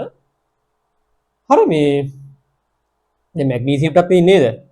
හොට් වෝටර්ත් එක්ක හයිඩ්‍රොක්සයිඩ් දෙන්නුනට ස්ටීම් එකත් එක්ක මැග්නීසියම් දෙන්නේ. ඔක්සයිඩ් එක දෙකම පුළුවන්නේ. එක මෙටල් එකට ජාති දෙකම පුළුවන් තියෙන්නේ. පුළුවන්. වෝටර්ත් එක්ක ලොකු ප්‍රශ්නයක් නෑනේ. ඔය නයිට්‍රේන් කන්ටේනින් කියන ප්‍රශ්නේනේ. පෝලරයිසින් පාව එකත් එක්ක ප්‍රශ්න. NH3 එක ක්‍රියේට් කරද්දී N2 එක ක්‍රියේට් කරද්දී S block guys. මේ පෝලරයිසින් පාව එක ප්‍රශ්න නෙමෙයි මෙතන තියෙන්නේ. මෙතන වෙන කේස්. හරි මෙතන වෙන කේස්. හරි. So මේ reaction scheme එක ඕනම අපිට discuss කරන්න පුළුවන් as a good example for H2S behaving as an acid. The same reaction scheme, right, can be discussed as kind of example reactions for H2S behaving as an acid. So if some acid to react with a metal, it will produce the salt and H2. So same kind of pattern is there. Acid reacting with a metal to form the salt and H2. හරි එතකොට මේ එහෙම කියලා ගන්න පුළුවන් මේක. right. දැන් පොඩක් කතා කරමු. දැන් ඔය පළවෙනි දිනලා ඔයාලා දැනගෙන ඉන්න ඕනේ මේ දෙකම වෙන්න පුළුවන් කියලා. දැන් මම හිතන්නේ ඔයාගේ නෝට් පොතේ තියෙන්නේ එකයි. Your notebook coming up with only this reaction. With the notebook, right, you have only this one. Right? But write this one as well. මේවත් ලියා ගන්න. නැත්තම් මල කියන්න නෙවෙයි හරි. MCQ එකක් නේද? When sodium react with H2S, Na2S is produced කියලා ඉවරද ඔයා වර්ධිද ආයිත් හරිද? මෙයා ලියත්. පොඩ්ඩක් යන්න කතා කරමු අපි. කතා කරන්න දේවල් තියෙනවා මේකේ. හරිද? right. ළමයි දෙකම වෙන්න පුළුවන්. හරිද? හැබැයි දෙකම එකම වෙලාවෙදි වෙන්නේ නැහැ. එකම සිස්ටම් එකකට දෙකම වෙන්නේ නැහැ. එක්ක මේක වෙනවා නැත්නම් මේක වෙනවා. දෙක එකයි වෙන්නේ. එකම සිස්ටම් එකකට දෙකම වෙන්නේ නැහැ. එක්ක මේක වෙනවා නැත්නම් මේක වෙනවා. හරි. පොඩ්ඩක් කතා කරමු. කොයි වෙලාවෙද මේක වෙන්නේ කොයි වෙලාවෙද මේක වෙන්නේ? දැන් මෙහෙමයි. මේ කොයි වෙලාවෙද මේක වෙන්නේ කොයි වෙලාවෙද මේක වෙන්නේ දැන් මම ඉස්සර කතාවක් කියනවා. ඒක කටපාඩම් කරන්න යන්න එපා. right? Don't try to by heart this thing. හරිද? by heart කරන්න එපා. අඩුවන් මමවත් එහෙම by heart කරන්නේ නැහැ. මමවත් දන්නේ නැහැ මම මේ හිතලා කියන්නේ. හරි? right? ඒතකොට මේ කිසිම by heart කරන්න එපා. දැන් කොයි වෙලාවෙද වෙන්නේ කියන කතාව right? logically හිතන්න කොහොමද වෙන්නේ කියලා. මේ වෙයි. ළමයි මේ හරි? right? H2S වැඩිපුර දානකොට එක රියැක්ෂන් එකක් වෙනවා. H2S limited amount එකක් දානවා ඉන්ට්‍රැක්ෂන් එකට. ඔච්චර කතාව. again. Right, depending on the excess reagent available, whether it is the sodium or the H2S, the product will be decided. Product will be decided. හරි? බලමු. හරි. මම ඔයාලට chance එකක් දෙනවා. හරි. මම මුකුත් කියන්නේ නැහැ ඔන්න. මම ඔයාලට chance එකක් දෙනවා වැඩි කරන්න. මට කියන්න හිතලා කියන්න මොකක් හරි ගේමක් ගහලා කියන්න මේ ප්‍රොඩක්ට් එක හැදෙන්නේ excess H2S දැම්මමද නැත්නම් excess sodium දැම්මමද මං අහන්නේ NaHS එන්නේ excess sodium දැම්මමද excess H2S දැම්මමද හිතලා ගියා ඕක හිතා ගන්න පුළුවන් වුණොත් තමයි ඉතින් හරි ඒක වයිහර් කරන්න බෑ බලමු chance දීලා කට්ටියට මොකද දන්නේ ඔව් excess H2S දැම්මම තමයි ඒ රියල් නෑ නෝට් එක එහෙම දියද නෑ රියල් නෝට් එක බලන්න හරි ඉවරල හරි කවන්න එක හොඳයි ඔයගොල්ලෝ මේ excess H2S දැම්මම තමයි මේක වෙන්නේ මේක නේ right ඔය ඒකට ඒක හිතන්න ඕනේ වා හරි ඒක ඇඟෙන් හිතන්න ඕනේ හරිද ඒක වෙන මූත් తీරේ නෑ ඒකට හරි excess H2S කියලා කියන්නේ ඔයාගේ තියෙන ඔක්කොම H+ නියුට්‍රලයිස් වෙන්නේ නැහැ නැත්නම් ඔයාගේ තියෙන ඔක්කොම H+ reduce වෙන්නේ නැහැ එයා excess වලදී ඒතර ඔයාගේ තියෙන ඔක්කොම H+ reduce කරන තරම් ප්‍රමාණවත් ඉලෙක්ට්‍රෝන්ස් ලබා දෙන්න සෝඩියම්ල නැහැ sodium guy is limiting. Then limited amount of electrons are released. That means not all the hydrogens are capable of reducing now. Hello. මෙයා limiting වෙද්දී මෙයා sodium limiting වෙලා මෙයා excess වෙද්දී this is the one which releases the electrons, oxidation coming up with the sodium. So you are releasing limited amount of electrons. So not all the hydrogens are capable of oxidizing to H2 now. Some hydrogens remains at the +1 oxidation state, while other hydrogens oxidize to 0 oxidation state. So this NaHS appears when excess H2S is used. හරි දැන් ඔක කටපාඩම් කරන්න බෑ මම දන්නේ නැති ඔක කටපාඩම් කරන්න කියලා ඔක හරි හරි ඊට පස්සේ මේ හිම් පායි උඩ තිබ්බ රියැක්ෂන් එක මේක යට තිබ්බ රියැක්ෂන් එක මේක ජෝක් කරන්න එපා වුනේ ඒක ඔක තමයි ළමයි හරි කම්මැලි ඉන්නේ මේ කම්මැලි වෙන්න එපා මම මාර කම්මැලි හරි ඔක පොඩ්ඩක් හිතන්න ඔක පොඩ්ඩ මොලේ හිතලා ඒක පොඩ්ඩ උඩට දාගෙන උත්සාහ කරන්න කරන දේ මොකද්ද උඩින් තිබ්බ රියැක්ෂන් එකට එක්සස් අරක දෙන්න යටින් තිබ්බ රියැක්ෂන් එක්සස් මේක දෙන්න පිච්චින් මේකට යන්න බලන්න මම ඔයාලට හැමදාම කියලා තියෙනවනේ හරි ප්‍රශ්නයක් දැක්කම උත්තර එන්න ක්‍රම තුනක් තියෙනවනේ ප්‍රශ්නයක් දැක්ක ගමන් පේපර් එකේ උත්තර එන්න ක්‍රම තුනක් තියෙනවා ක්‍රම තුනක් එකක් තමයි පිච් මෙමරි එක අනිත් එක තමයි ඉන් ක්ලාස් මොමන්ට්ස් කියන එක අර උගන්වන වෙලාවේ දැනුම උගන්වන වෙලාවේ මේක සර් කීක හිරුව මතක් වෙනවාට තුන්වෙනි එක තමයි අර ඔයාට කැමති ආන්සර් ඔයා ලියනවා the subject is in you subject එක ඔයා ඇතුලේ තියෙන්නේ ඔයාට කැමති දේ ඔයා ලියන උත්තරේ හරියට මොකද මේ වගේ දේවල් එන්නේ මේ මට්ටමට ගේන්න ඕනේ මේ වගේ දේවල් ඔයාට මේ ඉන් ක්ලාස් මොමන්ට්ස් වලින් ගන්නත් අමාරුයි සහ මේ වගේ ඉන් ක්ලාස් මොමන්ට්ස් මොකක් හරි ගේම ගහන්න පුළුවන් හැබැයි මේ වගේ දේවල් පිච් මෙමරි එකෙන් ගන්න අමාරුයි ළමයි පැටලෙන්න පුළුවන් පිච් මෙමරි එක යනකොට නිකන් පිච් මෙමරි එක පිටු කීයක් උඩ තියන් ඉන්නද මාර ලොකු නෝට්ස් නේ ඕලෙල් නෝට්ස් ඒ පොඩි නෝට්ස් නෙවෙයි නේද හරි ලොකු නෝට්ස් කොට පිච් මෙමරි එක අවුට් යනකොට මම කිය පුළුවන් තරම් උත්සාහ කරන්න අර මේ ඒක හරි බොරු ඔළුවට බරකුත් නෑ හරි ලේසි ඒක පුළුවන් ද ලොජික් එක උත්සාහ කරන්න ඒක ඇප්ලයි කරන්න බයලොජි ඇප්ලයි කරන්න හරි ඒක ගෙලින්ම කෙමිස්ට්‍රි වලින්ම කිව්වා අද මේ අර සින්දු වලින් නෙමෙයි කිව්වේ හරි ඒක මේ so when this guy is excess this guy is limiting so a limited number of electrons are released so that not all the hydrogens are capable of get reducing right two hydrogens are there yeah one will get reduced the other will remain as the with the plus one oxygen state right that is what happens with the HS minus right plus one hydrogen is there with the HS minus මේකෙදි මේක excess තිබුණා මොකද වෙන්නේ ඔක යහපැත්ත so enough electrons are released to reduce all the hydrogens as is limiting so that Na2S is produced sorry shame උඩ පොඩ්ඩක් ඒ වගේලාට පොඩ්ඩක් පොලේ වහක් කියලා ඒවා ගන්න right ඒ වහන්න ඕන දැන් ඔයාගේ මොකේද මේ structured paper එකේ නිකන් අහන්න ඕන write the reactions for the balance chemical reactions for the whole කියලා අහන්න මොකද්ද sodium with excess H2S තොර හරියට ලියන්න ඕනේ. තොර හරියට ලියන්න ඕනේ. ඇත්තටම මම වතුරේ තියාගන්නේ මොකද්ද එක්සස් ලා මොකද්ද නැති කියලා මම අතතරම මේ බයි හට් කරගන්නේ නැහැ. මගේ ඔළුවත් නැහැ. මම මේ කතා කරන වෙලාව තමයි මමත් මේ ඔයගොල්ලෝ වගේ රයිට් මේ ලොජිකලි අප්‍රෝච් කරලා උත්තර ගන්න. ඒක මමවත් දන්නේ නැහැ. මම වගේ ක්වෙස්චන් එක අහලා මමවත් හිතලා තිබ්බේ නැහැ ඒක. රයිට්? ඒ එතන ඉන්න ඕන. ඔයාට ඒකක් ගන්න ඔයා ඒම් කරන්නේ ඒක නම් පැහැදිලිවම ඔයාලගේ ගුරුවරයාගේ දැනුම එහෙම තියෙන්න ඕන. ගුරුවරයාගේ දැනුම තියෙන්න ඕන. නැත්තම් බෑ. ගුරුවරයාගේ තියෙන දැනුම අඩු වෙනවත් තියෙන එහෙම ඒකක් ගන්න හිතන්න එපා. ඒක සමහරවිට ඒකෙන් නෝ සමහරවිට ඒක එන එකක් නැහැ. සවා මම හිතන්නේ කොහොමද ඔයත් ඉදිරි හිතන්න පුරුදු වෙන්න ඕන. ඒ අවුරුදු දෙකමාරක් අපි ආශ්‍රය කරනකොට ඒක ඊ කියලා මම හිතනවා. අපි නිකන් අවුරුද්දක් මේ මාස 5ක් 6ක් යනකොට මගේ දැනුම ඔක්කොම ඉන්නේ නැති වෙන්නේ. නමුත් අවුරුදු දෙකමාරක් තිස්සේ ඉන්නකොට මම හිතනවා අඩු ගානේ ඕගොල්ලෝ මං විදිහට හිතන්න පටන් ගන්නයි කියලා. හරි. ඒක ඕක ඕනේ අඩුව කෙමිස්ට්‍රි සම්බන්ධ එකක්. අනිත් ඒවා හිතන්න එපා. හරි. දේශපාලන මත එහෙම කොහොමද හිතන්න එපා. හරි මේ කෙමිස්ට්‍රි සම්බන්ධ අඩු ගානේ මේ විදිහට හිතන්න පොඩ පුරුදු වෙන්න. එතකොට මාර විදිහට ලේසි මේක ලොකුවට දේවල් ඔළුවේ තියාගන්න ඕනේ නැහැ එතකොට ඔයාලට. හරි. හරි. එතකොට මේ ඊළඟට ඉතලා ඔයාලට subject එකේ උදිරියට හසුර ගන්න පුළුවන් වෙයි. right? හරි. okay. So just copy the other equation what is not written there. right? ලියලා නැති එක ලියා ගන්න. ඔයාට ඔන්න limiting excess කියලා දා ගන්න. හැබැයි ඒක මගේ කටපාඩම් කරන්න එපා. ඒක ඊළාට decide කරන්න.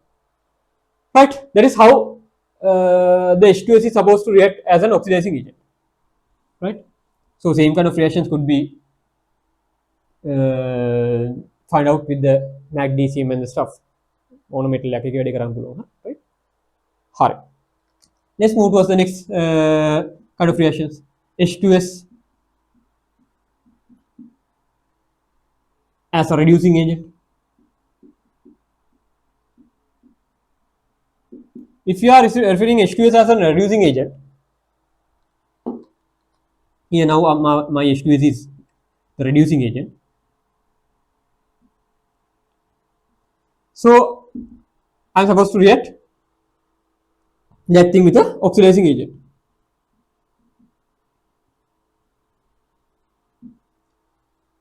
So basically this is not the elemental form, right? So that we can use the H plus came to H plus dichromat as well.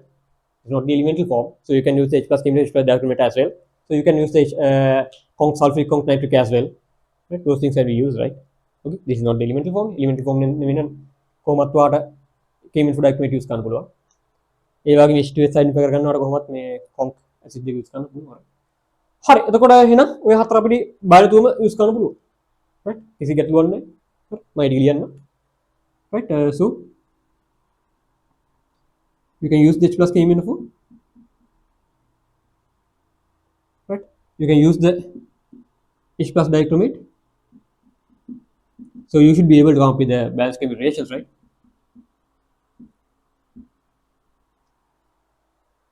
With the H plus Mn4 minus reduced to Mn2 plus, while the H2S oxidizes to the nearest oxidation state. So minus 2 is there. So to the nearest oxidation, that is 0.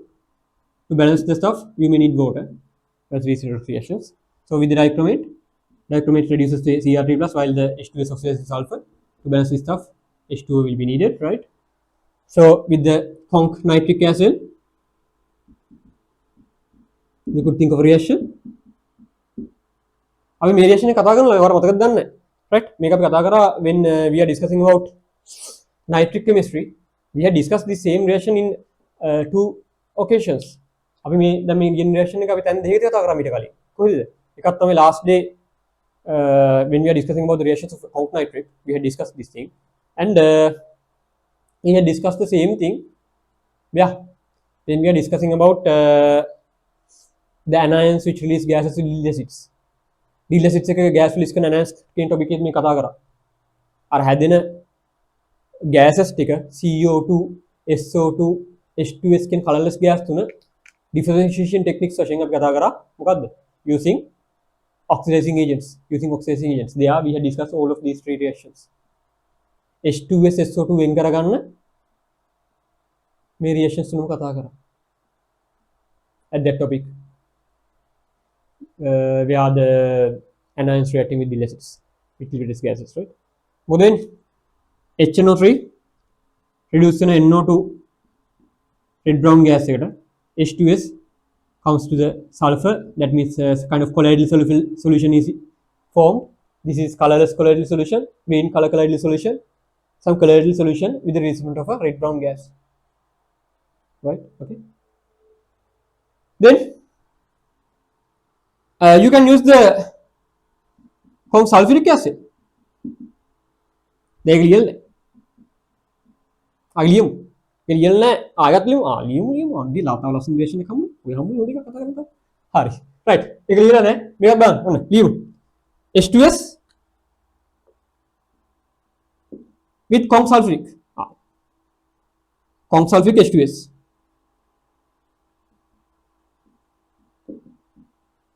Then me or the questions are anya. I get him MCQ.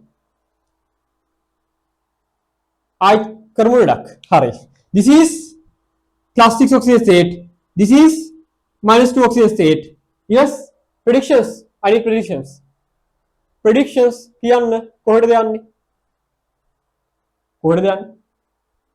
So 2 reagents with 2 different oxidation states of the same element. 2 reactants with 2 different oxidation states of the same element. And you definitely know some stable oxidation states are appearing in between the 2 oxidation states. 0 is there, plus 4 is there. Yes, both are possible, but not at once. At one instance, both will convert to sulfur, the 0, and to balance the stuff, H2O is needed. At another instance, this will form the SO2. Both are possible. Both are possible. Right? Stable oxidation දෙකක් තියෙනවා මේ ධන 6 වෙන දෙකම. ඒක දෙකම යන්න පුළුවන්. එක්ක මේක එක්ක මේක. Right? Tell me.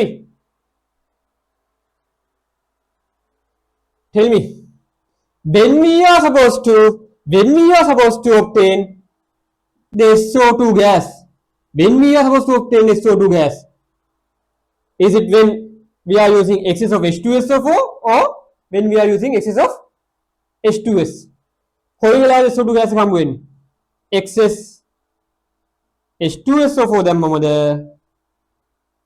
excess H2S දැම්මමද? හිතලා කියන්නේ. කොයි වෙලාවේද SO2 gas එක හම්බ වෙන්නේ? ආයි check කරමු බලන්න. බලන්න ආයි බලක හිතන්න පුළුවන් නේද? කමන්නේ මොකක් හරි විදියට මම කියන විදියට විදන්න බෑ මොකක් හරි විදියට water seal වෙනවා විතරයි.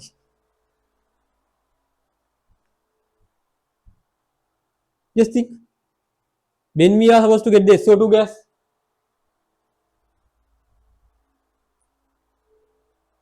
SO2 gas එක හම්බ වෙන්නේ කොයි වෙලාවටද? excess sulfuric දැම්මමද?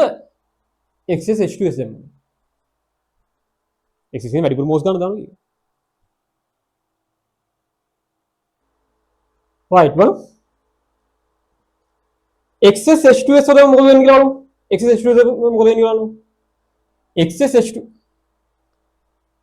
excess H2SO4 දැම්මොත්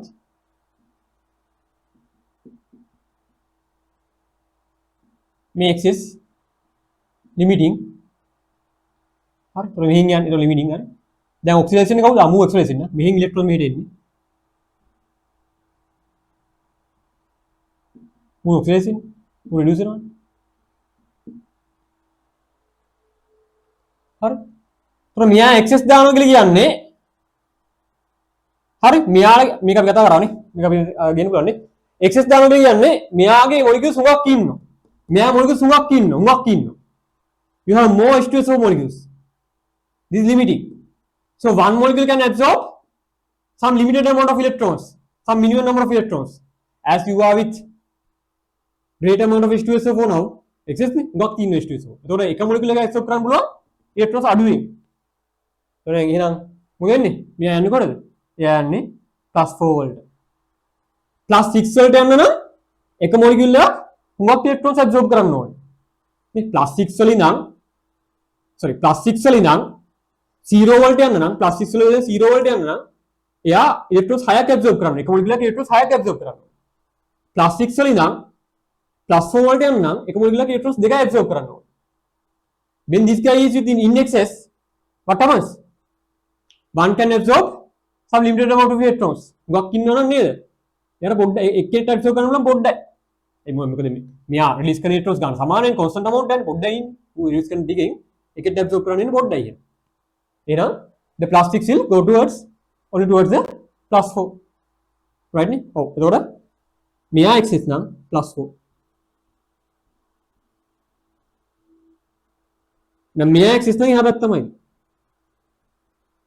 මේ අතන මෙයා access තමයි වෙන්නේ මෙයා access නම් මෙයාගේ limited amount එකක් ඉන්නේ එතකොට එක molecule එකකට හුඟක් electrons absorb කරන්න පුළුවන් එක molecule එකකට හුඟක් electrons absorb කරන්න පුළුවන් right so oxidation නේ oxidation එතනින් reduction එක electrons එන්නේ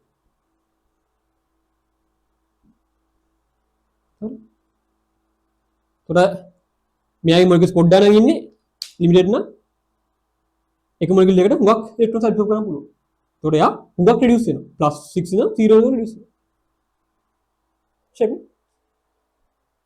හරි ඒක තමයි හරි ඉතින් මේ reactions එක ලියලා මොකද මේ reactions එකක් නෑ ලියලා note එකේ predictions විදියට MCQ එක අහන්න පුළුවන් හරි අර සාමාන්‍යයෙන් ළඟම oxidation state එකට මේක අපි එහෙම predict කරන්න බෑ මේක අපි එහෙම predict කරන්න බෑ මොකද මේකේ available දෙකක් තියෙනවනේ මෙයාගේ පැත්තෙන් ළඟ මෙයා බිඳුව මෙයාගේ පැත්තෙන් ළඟ 4 දෙක මැද දෙන්නෙක් ඉන්නවා ස්ටේබල් එතකොට වට දෙකට වෙනවා හරි මේ දෙකත් ඔයාලා ලියා ගන්න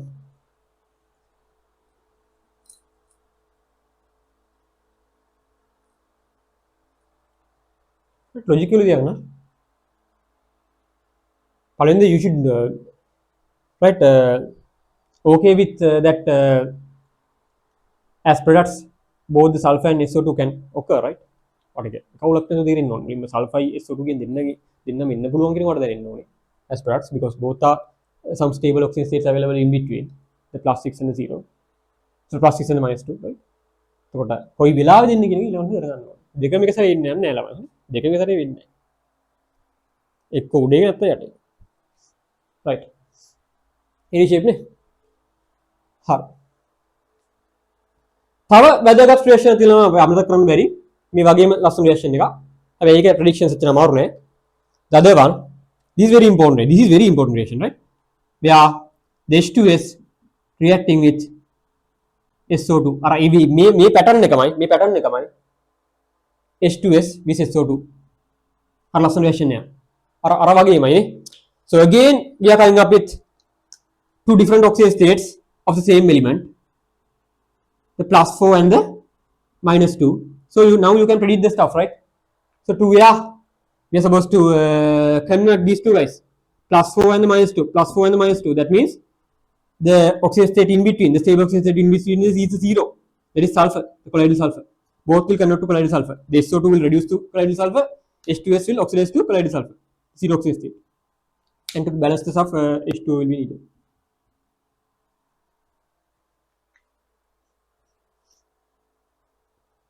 Right? අපි මේ balance කරන හැටි මම කලින් කතා කරා හොඳේ. Discrimination reactions balance කරනවා වගේ මේව balance කරද්දී අර sulfur මුලින් දෙසරයක් ලියා ගන්න. Oxidation half එකට sulfur, reduction half එකට sulfur දෙසරයක් ලියා ගන්න. ඊට පස්සේ normal balance technique යන්න. ඔය කතා කරන්නේ නේද? Discussions වල. හරි. එහෙනම් reactions වැදගත්. Right? Balance පුළුවන් වෙනවා. This is just the products I am discussing here. So I suppose you are okay with the balancing, right? Reductions. Shall we got මේ type එකේ reaction scheme එක, right? අර මැද තියෙන stable oxidation state එකට දෙන්නම convert වෙනවා. +4 and the -2 reacting to give the 0, the stable oxidation state in between. Right? මේ reactions පාඩම් කරනවා නම් නිකන් ඔහේ කරපාඩම් කරන්නේ නැහැ. මොන pattern එකේ එකක්ද කියලා උඩට දාගෙන පාඩම් කරන්න. මොකද ඒක මත විතරයි ඔයාලට විභාගෙට මේක ලියා ගන්න පුළුවන් වෙන්නේ. හරි කියන්නේ පාඩම් කරලා නිකන් අර හරි ආවා. මේක මේ SO2 H2S කියන අර එකම oxidation state එකේ sorry oxidation states දෙකක එකම element එකේ oxidation state දෙක reaction එක. එහෙනම් ගන්නට යා මැදට යන්න ඕනේ. ඒ idea එක තියෙන්න ඕනේ. ඒක පාඩම් කරද්දී ඒ idea එකත් පාඩම් කරන්න. නැත්නම් ඔහේ නෙමෙයි reaction එක කියවන්නේ කියලා වැඩක් වෙන්නේ නැහැ. ඒක ඔයාලට විභාග වෙලාවදී use කරන්න බැරි වෙනවා. අර මොලෙත් එක පාඩම් අරක පාඩම් කරන්න ඔයාලට ඒ වෙලාවටත් ඒ ගේම ගහන්න පුළුවන්. හරි එහෙනම් that is all about the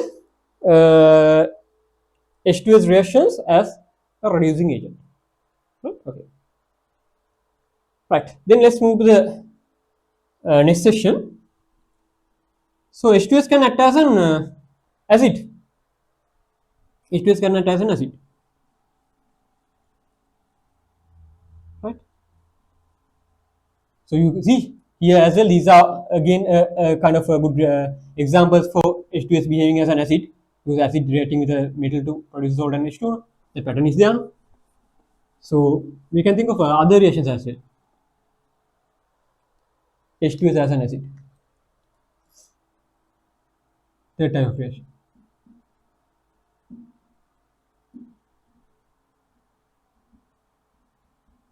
So H2S can behave as an acid so that it will react with bases. React with bases, right? So H2S as an acid. So if it is as an acid, you can react with bases, right? So as a base, so you can copy the NaOH kind of any base, right? So what will produce? So salt and H2O. H plus connected to this one, this two, you can, right? So here as products, you can come up with NaHS as a salt, or you can come up with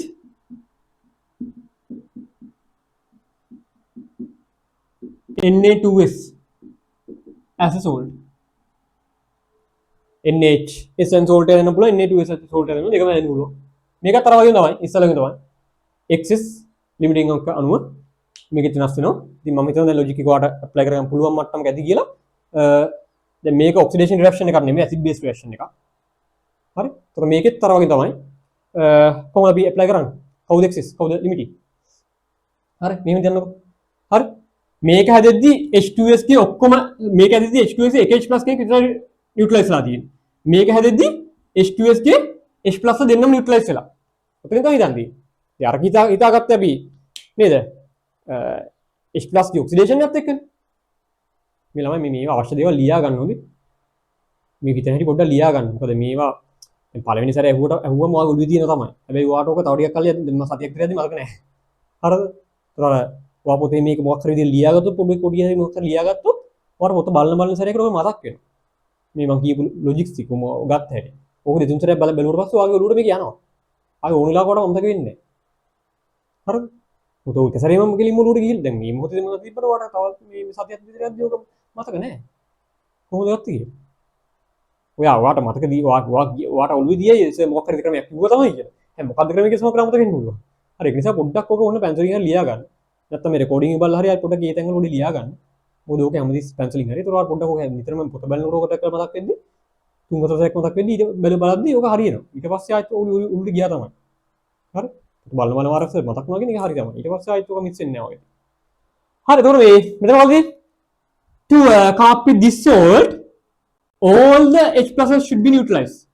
To come up with this salt, just one H plus should be neutralized. To neutralize the all H pluses here, you have to add some OH minus in excess. To neutralize the all H pluses here, to come up with this, you have to add some OH minus in excess. ඔක්කොම H plus neutralize කරන්න නම් OH minus වැඩිපුර දාන්න ඕනේ. ඔක්කොම H plus එක neutralize කරලා නැත්නම් OH minus දාලා තියෙන අඩුයි. limiting දාලා තියෙන්නේ. limiting දාලා තියෙන්නේ. ඒත් මෙයා තමයි excess. පැහැදිලි? හරි? දැන් ඔක්කොම H plus එක neutralize කරලා නැහැ. එක H plus එක neutralize කරලා නැහැ. ඒ කියන්නේ NOH දාලා limiting අඩුවෙන් දාලා තියෙන්නේ NOH. ඔක්කොම H plus neutralize කරන ප්‍රමාණයක් දාලා නැහැ. NOH අඩුවෙන් දාලා තියෙන්නේ. That means this is excess. Here all the H plus has been neutralized. That means you have added some greater amount of OH minus. So OH minus in excess. Right? The ඔය වගේ දේවල් ඉන්න ළමයි ඉතින් ඇඟින්ම තමයි ලියන්නේ නෝවා වෙන තැන් වලින් ලියන්න බෑ ඉතින් වෙන හරි. අර ඒ ෆෝම් එක right? ඔය සබ්ජෙක්ට් එක ඇඟේ දින්න ඕනේ. ඉතින් සබ්ජෙක්ට් එක ඇඟට ගන්නවා කියන්නේ ලොකු දෙයක් නෙමෙයි කියලා තෝරලා තේරෙනවා. හරි ඒක මේ ලොකු දෙයක් නෙමෙයි. හරි. එහෙම ලොකු ප්‍රශ්නයක්වත් නෙමෙයි සබ්ජෙක්ට් එකට ගන්න ඕනේ. යාර බය නැති වෙන්න විතරයි ඕනේ. කෙමිස්ට්‍රි වලට තියෙන බය මුලින් නැති කරගන්න. එච්චරයි. ඒක මොකක් ළමයි බය නැහැ. හරි බය නැති වෙනකොට මේ ඔයගොල්ලෝ බය නැතුව වාට හිතෙන දේවල් ලියනවා.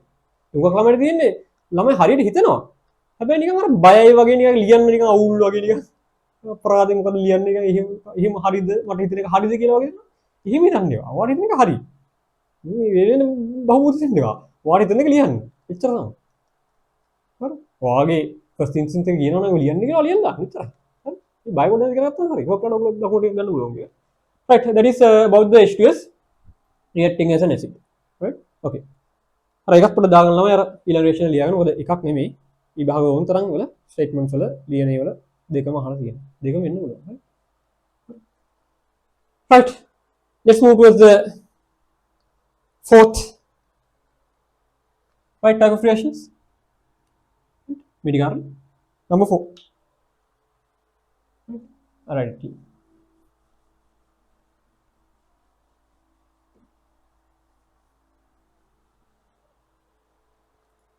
Reactions of H2S, H2S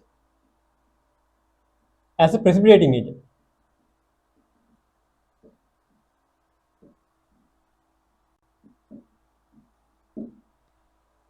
Right?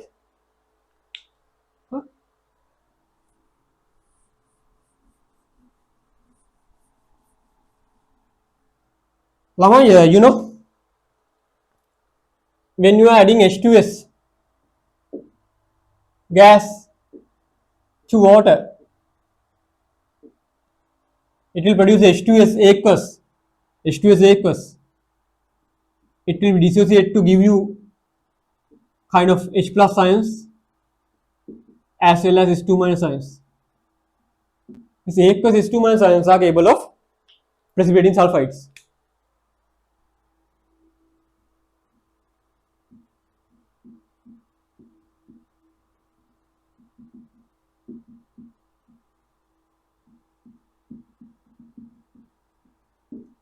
Metal sulfides, right? So H2S can be used to precipitate metal sulfides. So we had seen this, right? When we are discussing about the group analysis, right? When we are doing the group analysis, right? We had discussed about this thing, right? Group analysis kata karadi, api me karane kata kara, right? So we had came to the group 2 as well as group 4. There we had came across few of the sulfide precipitates, right? So with group 2 analysis,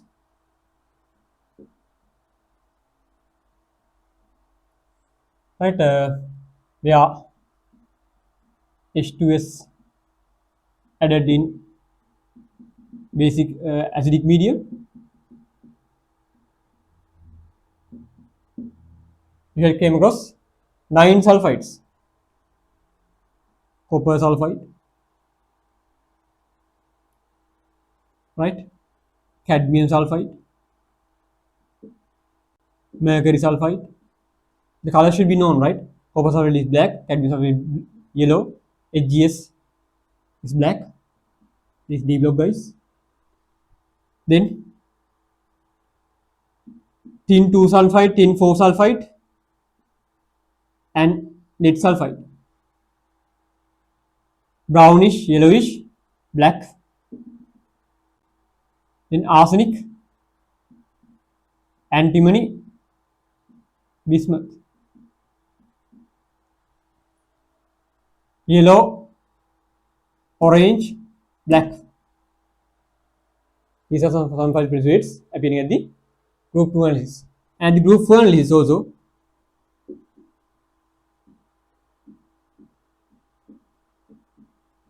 we had came up with some 4 sulfide precipitates. They are the H2S added in a basic medium. So these are referred to as basic medium sulfides. They are, you had came up with 4 sulfides: manganese sulfide, pink in color; cobalt sulfide, nickel sulfide, those are black; and finally zinc sulfide, which is white, right? So these are the stuff appearing at the group analysis. And now we are going to discuss about some other sulfides not appearing with the group analysis, right? Other metal sulfide precipitates which won't appear at group analysis.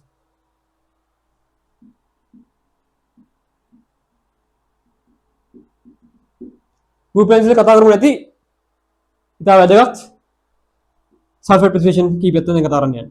Video වැදගත්තා. Right, we had seen when we are discussing about those antigen tests of sulfur containing anions, we had came through the silver sulfide precipitate, which is black in color, right? So if you are with Ag plus ion in your aqueous solution, if you have to bubble the H2S gas, just H2S gas is means no need of acidifying or basifying the medium, just bubbling H2S gas to Ag plus containing solution, you will get the Ag2S precipitate, which is black, right? And if you have to bubble the H2S gas to a solution containing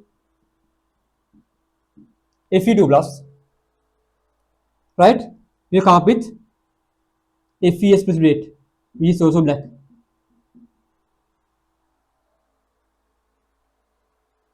right?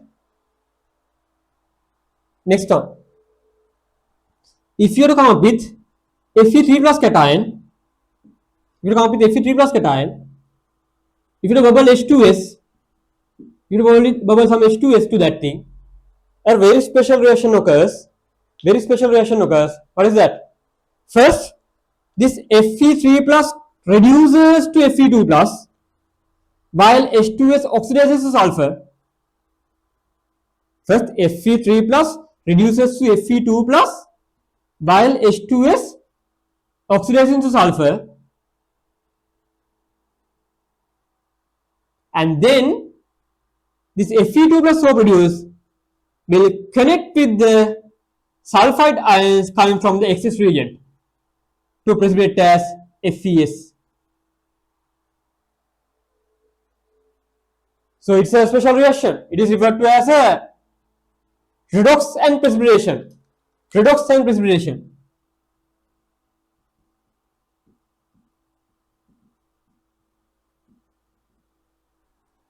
Redox and precipitation.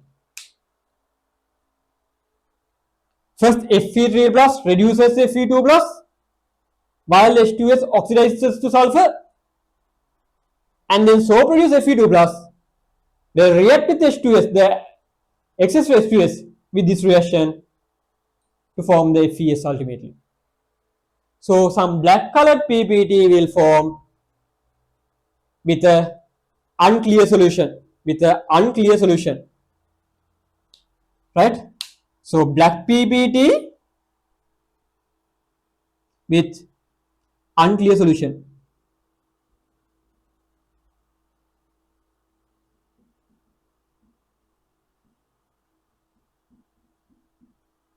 Black PPT with a unclear solution.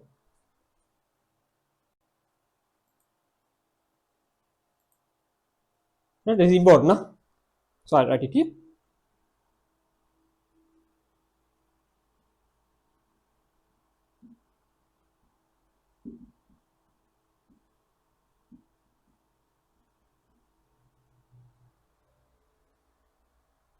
Right?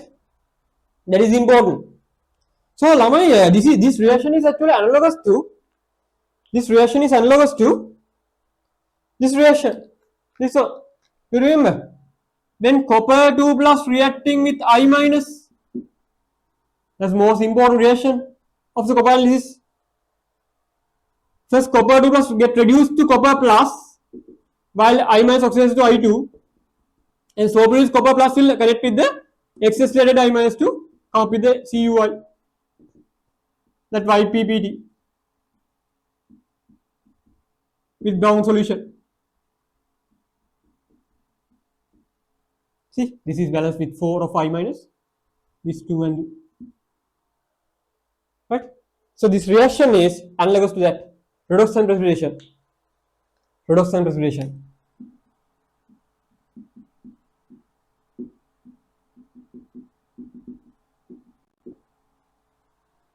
This is not used in the H2S, but this reaction is analogous to that. Redox and precipitation. Right?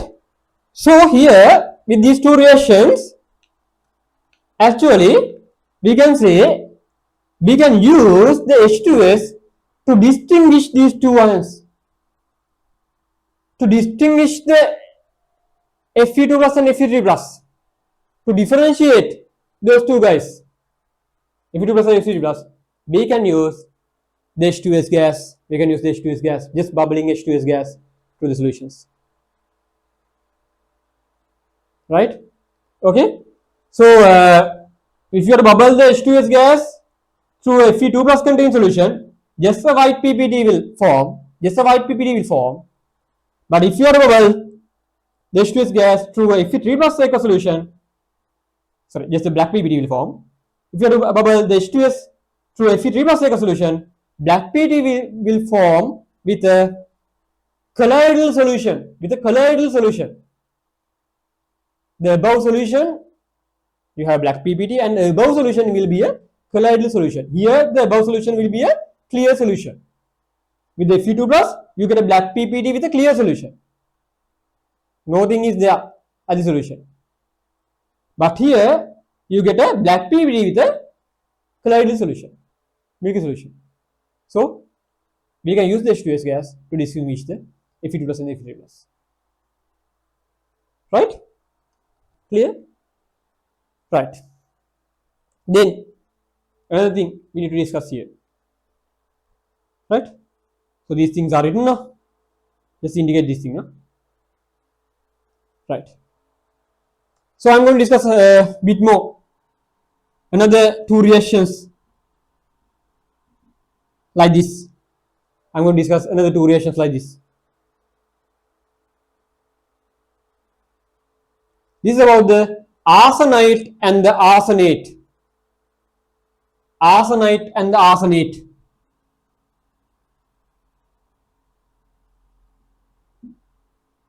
Arsenite and the arsenate. ළමයි in group analysis here, yeah, in group analysis here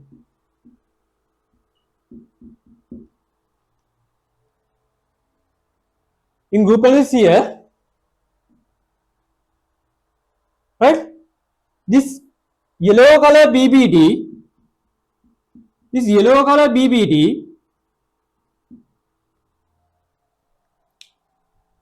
right, would appear because of AS3 plus as well as AS5 plus. ළමයි ඔය group analysis වල මෙතන එන yellow color BBD එක AS3 plus initial solution එකේ AS3 plus හිටපු නිසා එන්නත් පුළුවන්. නැත්නම් initial solution එකේ AS5 plus හිටපු නිසා එන්නත් පුළුවන්. සාමාන්‍යයෙන් අපෙන් එහෙම ලොකුවට ඒ ආසනික් ගියේ question එක ඇහෙන්නේ නැහැ. අපෙන් අහන precipitate එක මොකද්ද කියලා ඉතරයි. හරි? අර ඔක කරලා තමයි AS3 plus and AS5 plus are not appearing as cations. Those will appear as oxo anions. right? යාර Mn6 plus කියලා cation එකක් නැහැනේ. Mn6 plus කියලා cation එකක් නැහැ. sorry Mn7 plus කියලා cation එකක් නැහැ. Cr6 plus කියලා cation එකක් නැහැ. Cr3 plus නේ 6 plus කියලා cation එකක් නැහැ. මොකද මේ වෙන ළමයි ඔයාගේ cation එක high charge density වලට පස්සේ සාමාන්‍යයෙන් 5 6 +5 +6 +7 වගේ +5 වලට වඩා වැඩි වෙද්දී ඔයා cation එකේ charge එක මොනෝ ඇටොමික් cation එකේ charge එක +5 වලට වඩා වැඩි වෙද්දී සාමාන්‍යයෙන් ඒගොල්ලෝ ඉන්නේ oxo anions විදිහට. ඒගොල්ලෝ water වලින් H2O කැලි අරගෙන absorb කරගෙන ඒවා OH වෙලා ඊට පස්සේ H ලා රිලීස් කරලා ලොකු කතා ටිකක් කරගෙන oxo anions විදිහට තමයි ඉන්නේ. ඒකයි අර Cr6+ කියලා එක්කෙනෙක් නැහැ cation එකක්. එයා ඉන්නේ CrO4 2- නැත්නම් Cr2O7 2- විදිහට. Mn6+ එකක් available වෙන්නේ නැහැ cation එකක් විදිහට. Mn7+ එකක් available වෙන්නේ නැහැ cation එකක් විදිහට. Those will appear as oxo anions. Mn4- and the Mn4 2-. Like that you won't see, you would observe the arsenic 5+. එහෙම එකක් වාට සාමාන්‍යයෙන් හම්බ වෙන්නේ නැහැ. That will appear as ASO4 3-. Normally AS3+ is not that common. That will most of the time that will appear as in aqueous solutions ASO3 3-. යා තුඟක් වෙලාවට ඉන්නේ ASO3 3- ඉතින් AS3+ සමහරක් තැන්වල ඉන්නවා. ඒ අර විදිහට ඉන්නවා. AS5+ කියන cation එක කොහෙවත් හම්බ වෙන්නේ නැහැ. 5 ආවම කොහොමද chance නැහැ. කෙලින්ම oxo anions තමයි ඉන්නේ. හරි? right. එතකොට this is arsenite, this is arsenate. The low oxidation state H4 +3 නේ හරිනේ. ඉතින් -6 represent වෙනවා. -3 වෙන්නම් +3 වෙන්නම් +5. arsenite H low oxidation state 8 high oxidation state. So actually H2S can be used to distinguish these two anions as well. මොකද වෙන්නේ? what ලියා ගන්න. දැන් මේ දෙක වාගේ අලුත් රිසර්ච් බුක් එකේ නෑ. හැබැයි මේවා කොලම්බස් ස්කූල් පේපර්ස් වල තියෙනවා. හරිද? මේවා පාස් පේපර්ස් වල තියෙනවා. 2019 පස්සේ රිසර්ච් බුක් එකේ නැහැ ඉතින්. හැබැයි පාස් පේපර්ස් වල තියෙනවා. ඊට පස්සේ කොලම්බස් ස්කූල් පේපර්ස් වල තියෙනවා. then you should know these things. හරි? ප්‍රොබ්ලම් එක වෙන්නේ ඉතින් තියෙනවා. හරි? දැනගන්න ඕනේ. මොකද මේ වගේමයි මේක මම කිව්වා Fe2+ උනොත් Fe3+ උනොත් දෙකෙන්ම හැදෙන්නේ Fe2 ගේ සල්ෆයිඩ් එක. Fe3 ගේ සල්ෆයිඩ් එකේ ප්‍රෙසිපිටේට් එකක් නැහැ. මොකද ලියා ගන්න. Fe3 සල්ෆයිඩ් එකේ ප්‍රෙසිපිටේට් එකක් නැහැ. Fe2 සල්ෆයිඩ් එකේ ප්‍රෙසිපිටේට් එක තියෙන්නේ. Fe3 සල්ෆයිඩ් එකේ ප්‍රෙසිපිටේට් එකක් නැහැ. එහෙම එකක් එන්නේ නැහැ. ඒක ඩොක්ස් වෙලා ගෙලින්ම Fe2 සල්ෆයිඩ් වෙනවා. ඔය සල්ෆයිඩ් එක ඔක්සිඩේෂන් වෙනවා. ඔය Fe3+ රෙඩියුස් වෙනවා. හරි? ඒ වගේ මේකෙත් ඔයාට AS5+ ගේ ප්‍රෙසිපිටේට් එකක් නැහැ. AS3+ ප්‍රෙසිපිටේට් එක තමයි ඒකයි මෙතන එකක් කරලා ලියලා තියෙන්නේ. දැන් මූගේ දෙකක් ලිව්වට දෙක අතර දෙකම ලිව්වට දැන් මූගෙත් ලියන්න තිබ්බනේ නේද ආසනික් ටින් ගල එහා පැත්තේ ආසනික් ඉන්නේ ළඟමනේ ඩිංගේ දෙකක් ලිව්වොත් මූගෙත් දෙකක් ලියන්න බෑ 3යි 5යි නෑ ලියලා නෑ දෙක. ඒ පහේ අර ප්‍රශ්නේ මේ 3යි 5 මුගි දෙකක් ලියලා නෑ මුගි වෙන්නේ ප්‍රොඩක්ෂන් ප්‍රෙසිපිටේෂන්. පහ කියන එක හරිය කැමති රිඩියුස් වෙන්නේ. ඔය 6 ඔක්සිජන් ගන්න උගක් කැමති 4 වගේ නෙමෙයි. 5 6 7 වගේ යනකොට උගක් කැමති පහළට එන්න. 4 නම් පොඩ්ඩක් ගේම ගහමු 4 තුනකට පහළට එන්න කැමති හරි 4. නමුත් 4 පොඩ්ඩක් හරි ෂේප් කරගන්න පුළුවන්. ඔය 4 පැනල යද්දි හරි මේගොල්ලෝ ප්‍රොඩියුස් වෙනවා කැමති. Nitric is a good reducing agent. Sorry, good oxidizing agent, which is very keen to get reduced. Plus oxidate. Right? Sulfuric gets concretely plus 6 එක කැමති පහළට එන්න. Plus 5 plus 6 එක කැමති reduce වෙනවා. ඒක නිසා මේකත් එහෙම ගෙස්ස. Okay. So here you produce H2S3 yellow PBT. Plus stream ලා හැදෙන්නේ. මේකේ මේ අරගෙමයි. මෙයා මොනින් reduce වෙන H2S oxidize වෙද්දි. reduce වෙන A3+ වලට. H2S reduce වෙන sulfur වලට. ඊට පස්සේ excess added H2S එක මෙයා ආයෙත් split වෙනවා.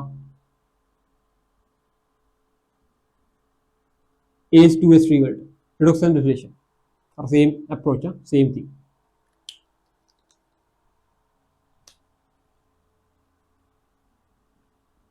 Plus stream தான் இது.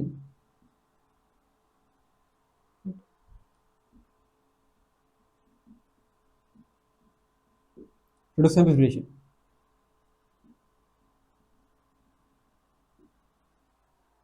Right? So again, you are coming up with the yellow PPT with a unclear solution. Here just yellow PPT. So we can differentiate these two anions with the use of H2S. Here just the precipitate appears with a clear solution. Here the precipitate appears with a unclear solution. Precipitate you know precipitate උඩ තියෙන solution එක unclear. Precipitate යට එනවා කහ පාටට. එයා උඩ තියෙන solution එක unclear. මේක precipitate එකකට පස්සේ ඒක උඩ තියෙන solution එක clear. Right? So you can differentiate. You can use H2S to differentiate the arsenite and the arsenate ions. Same kind of stuff like this. Alright. Just complete the stuff there. It can be correct.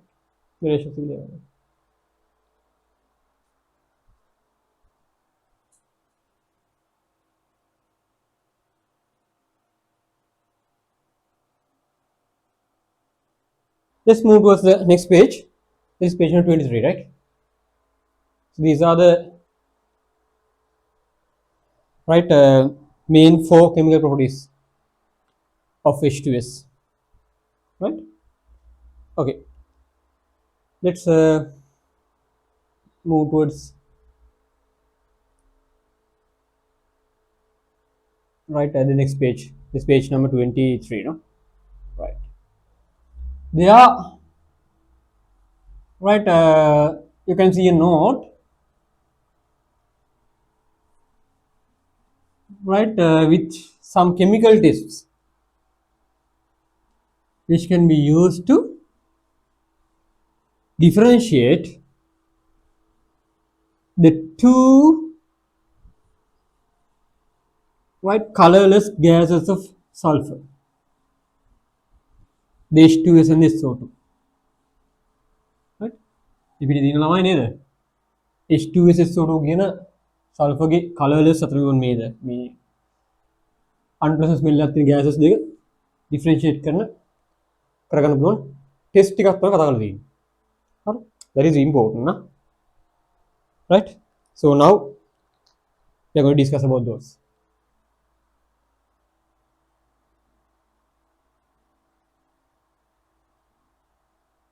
Distinguish between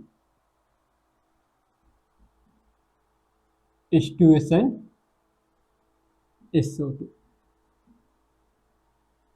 The two gases there, right? We'll discuss those tests one by one. Right? The first thing you should note that. The first thing you should note that is what these guys are doing.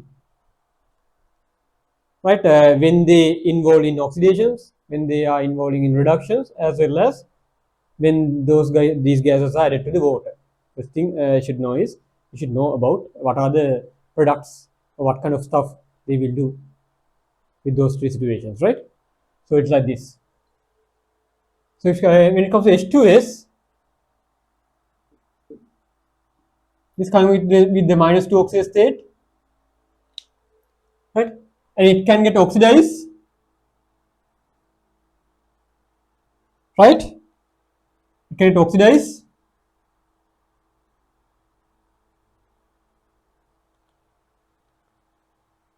to zero oxidation state, sulfur. So reduction is not possible from sulfur. Here reduction is possible from hydrogen but not from sulfur. Right, we are considering sulfur stuff here. So sulfur can oxidize in H2S towards sulfur. This 2 minus form can oxidize towards sulfur. And if you are to add some water, or if you are to bubble H2S to water, this will release H pluses and H2 minuses, basically H2 minus ions to the aqueous solution, and that guy is able to precipitate the sulfides. This will help the precipitation of sulfides with metals. These are the chemical characteristics which H2S use when it is participating in reactions. When it comes to SO2,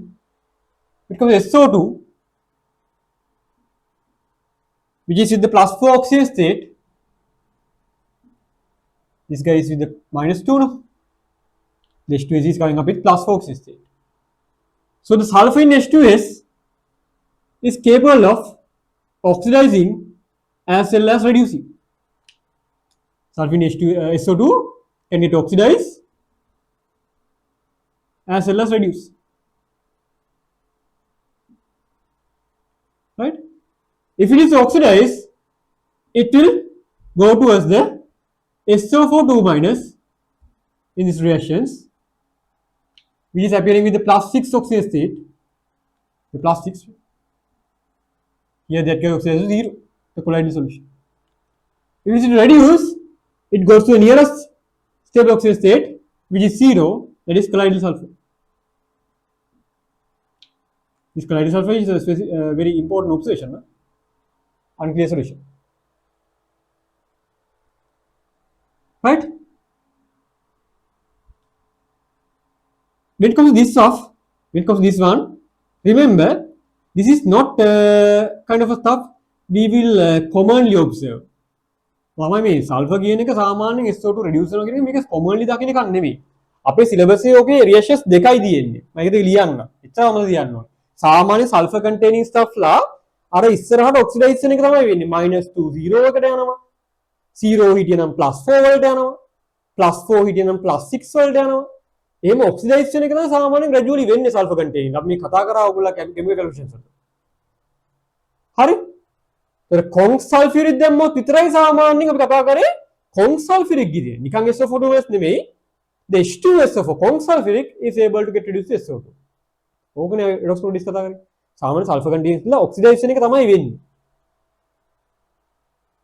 reduce වෙන එකම විදිහට කතා කරේ මොකද්ද? කොන්ක් සල්ෆියරික් is able to get reduced to SO2 කියලා කතා කරා. හරිද? SO2 reduce වෙන reactions දෙකයි syllabus එකේ තියෙන්නේ. ඒවා ඔය sulfur ගේ reductions වල දැනගන්න ඕනේ ඔය දෙක විතරයි. ඒ කියන්නේ කොන්ක් සල්ෆියරික් SO2 වල reduce වෙන්න පුළුවන් කියන එකයි SO2 ට අවස්ථා දෙකකදී sulfur වෙන්න පුළුවන් කියන එක විතර දැනගන්න නැත්නම් අපි ඔය sulfur ගේ oxidation එක ගැන තමයි අපි කතා කරන්නේ. ඕක දැනගෙන ඉන්නේ වැඩ ගන්න. මොකද අපේ H2O2 වගේ කට්ටියත් එක්ක sulfur content react කරද්දි විශේෂයෙන්ම SO2 react කරද්දි ඒ වගේම HNO2 එක්ක SO2 react කරද්දි මොකද වෙන්නේ කියලා predict කරන්නකොට ඕක වැදගත් මම මේකේ කතාව. මොකද SO2 always prefer to get oxidized to SO4 minus. ඒක හැමදේම prefer කරන්නේ. අවස්ථා දෙකක් විතරමයි තියෙන්නේ SO2 reduce වෙන. ওই දෙක තමයි එකක් only with one instance is with H2S. only with reduction lamai H2S එක පැහැදිලිනේ එයාගේ plus 4 oxygen state එකයි minus 2 oxygen state එකයි අනිවාර්යයෙන්ම දෙන්න in between යන්න බෑ ගන්නවා only the H2S and දෙවෙනි reaction තමයි තියෙන්නේ syllabus එකේ magnesium ඒ S block element එකක් එක්ක syllabus එකේ magnesium වෙන එකක් අහන්න ගන්න නැහැ ඕන S block element එකක් හරි you have to use the best reducing agents to reduce that thing right so best reducing agent को S block elements මතක් වෙන්න तो ඔය දෙකත් එක්ක විතරමයි SO2 reduce වෙන්නේ syllabus එකේදී වෙන කිසිම තැනකදී SO2 reduce වෙනවා කියලා අපි ගන්න නැහැ SO2 tends to get oxidized to SO4 minus හරි මේ දෙකත් එක්ක විතරයි really reduce වෙන්නේ අනිත් තැනදී oxidation වෙනවා හරි ඊට පස්සේ if you add this SO2 to water if you add this H2O to water sorry SO2 to water what happens is it will come up as the SO3 2 minus ion SO3 2 minus ion and it will help to precipitate some of the metal cations as sulfides ඔය තමයි SO2 ගේ chemical properties ටික අපි බලමු මේවා use කරලා කොහොමද මේ gases දෙන්න differentiate කරගන්න කියලා let's discuss one by one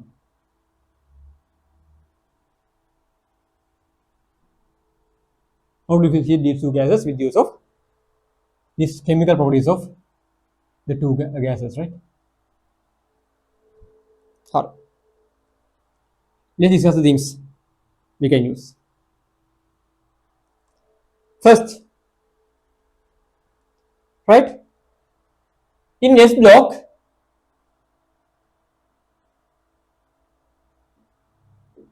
in S block S2 minus ions never get precipitated in S block S2 minus ions never get precipitated S block එක කවදාවත් S2 minus ions precipitate වෙන්නේ නැහැ but there are three cations which are able to precipitate the sulfides there are two cations which can precipitate the sulfates in S block there are three cations which can precipitate the sulfides in S block those are the bottom three calcium strontium barium so normally the calcium strontium barium those stuff can be used to differentiate these two guys if you have to add one of those ions this H2S won't get precipitated the sulfides won't get precipitated with H2S but the sulfides SO3 minus precipitates will occur with the SO2 gas right so we can add normally let's come up with barium 2 plus aqueous solution we have to come up with some hydroxide or something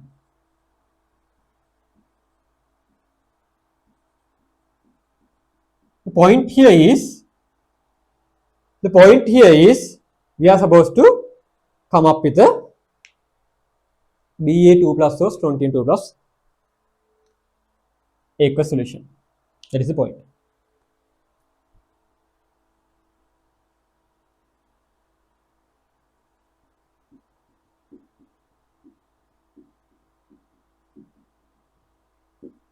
we can bubble these two gases to one of these solutions normally to a calcium 2 plus solution also we can use but the best two guys are these two with a little amount of gas these two guys are able to precipitate the sulfides but with the calcium you may need to bubble for some time this sort of gas right that is why the best two guys are these two right so with this block the sulfides never precipitates so no PPT but with this one you observe the precipitation so you come up with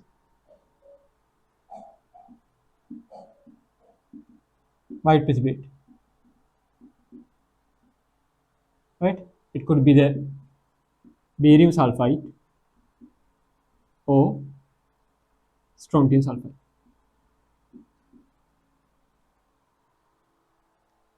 right now that is the test number one that is clear Right, very simple stuff, right? Let's move to the test number 2, which can be used to differentiate these two guys. Right? Let's come to test number 2.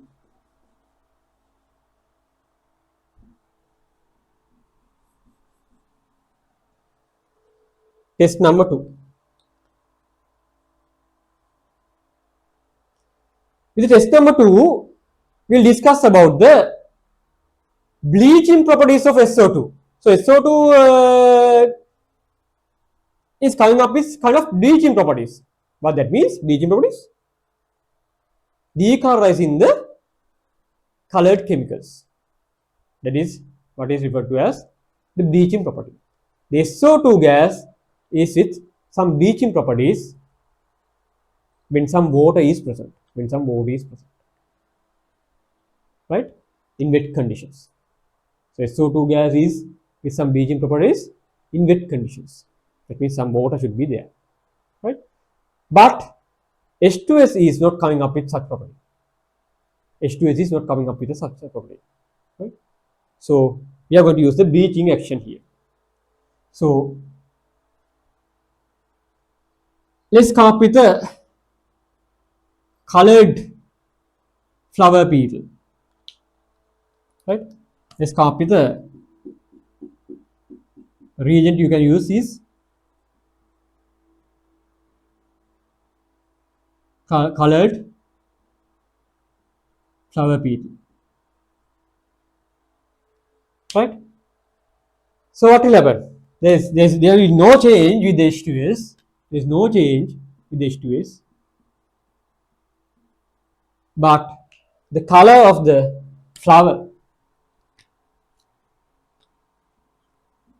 will vanish if you are to direct the H2S gas, sorry, SO2 gas to that wet flower. Right? So decolonizes.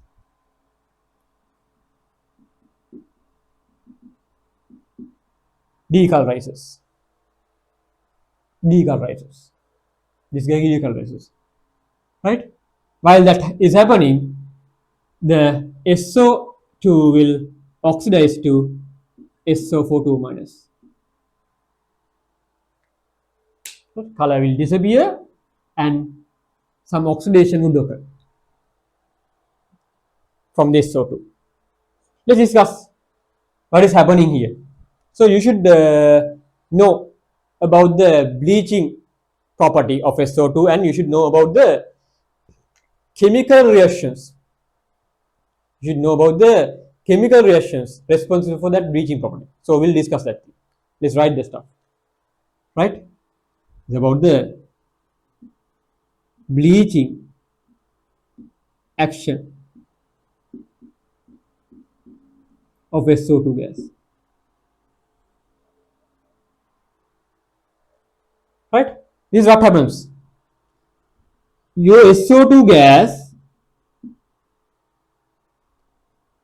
will react with water. First of all, react with water. Right? React with water. I'll just write there. Chemicals only. React with water to first produce the H2SO3. To first produce the H2SO3. These are the reactions responsible for the bleaching action, right? So wet conditions are needed. The wet conditions are needed. Without wet conditions, you can't do the bleaching action there. Wet flower petals needed. Then this H2SO3, which is the +4 oxygen state, will react with water to give you the H2SO4 and releases 2 of H pluses with 2 electrons while this guy get oxidized to +6. Right? The 2 electrons will release, right? Okay. Then this so produce 2 H pluses and 2 electrons will react with the colored species. Let's say it is the X, to convert it into H2X. The colored species will get oxidized. Sorry, will get reduced. So these are normally organic stuff. These are normally organic stuff. When some hydrogen atom is connected to a carbon from the colored species, what will happen? Carbon gets a negative delta. When two hydrogen atoms are connecting such, carbon will get some two negative deltas, because carbon is more active than the hydrogen there. So that carbon's oxygen state will reduce by 2 units. So we can say it's kind of a reduction. Connecting hydrogens to organic compounds means reduction. Connecting oxygens to organic compounds means oxidation. It's kind of a reduction.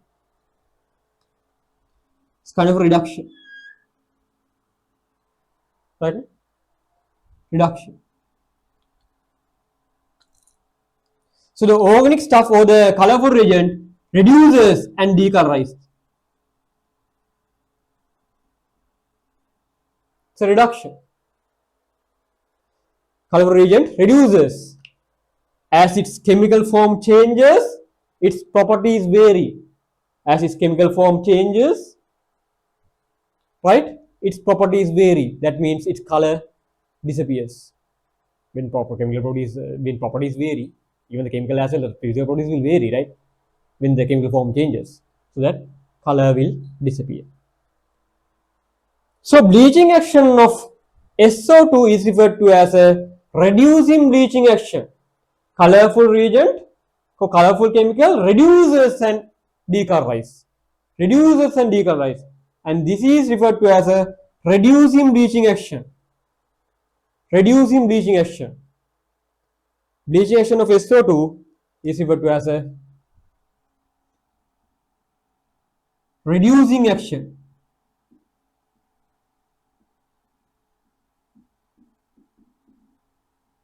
Reducing bleaching action. And these reducing bleaching actions are referred to as temporary bleaching actions.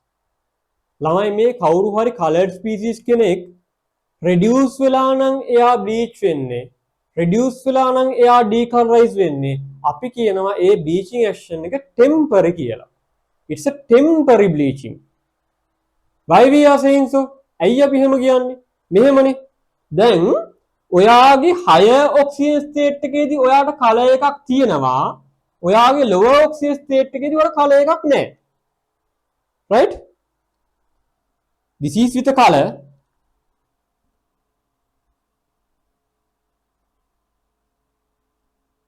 This is colored.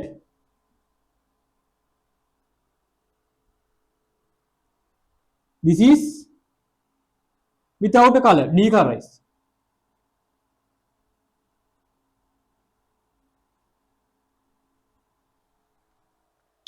Right? ඔයාගේ higher oxygen state එක relatively higher oxygen state එකේ color එකක් තියෙනවා, relatively low oxygen state එකේ color එක නැත්තේ. අපි මේ වගේ bleaching action එක කියනවා temporary bleaching action එක. ඇයි එහෙම කියන්නේ? Because with time these flower beetles will react with oxygen available in the atmosphere. Even though that guy get decolorized, that guy get reduced and decolorized, with time they will in contact with the O2 molecules available in the atmosphere and get oxidized again to regain the higher oxygen state, and color will appear again then. This bleaching action is temporary.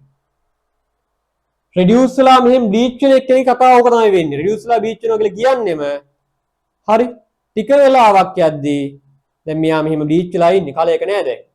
ටික වෙලාවක් යද්දී එයා එකේ O2 molecules ඉන්නවා 121ක් O2 ඉන්නේ.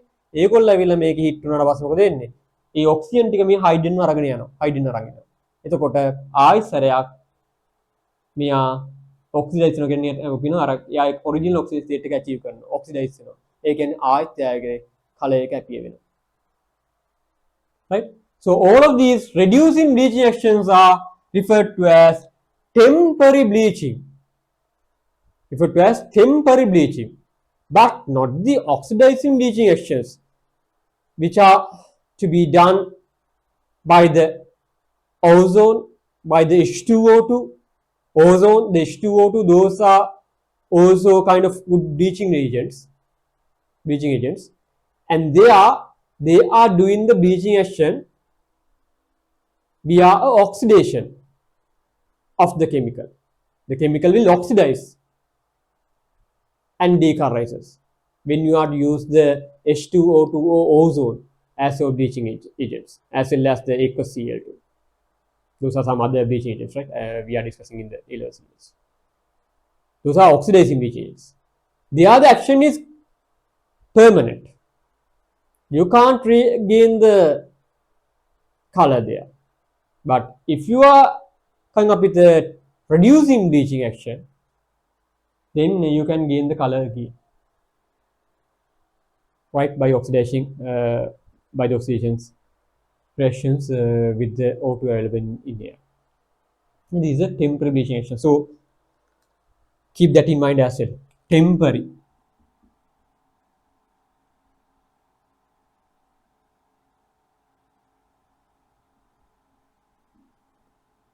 Temporary bleaching.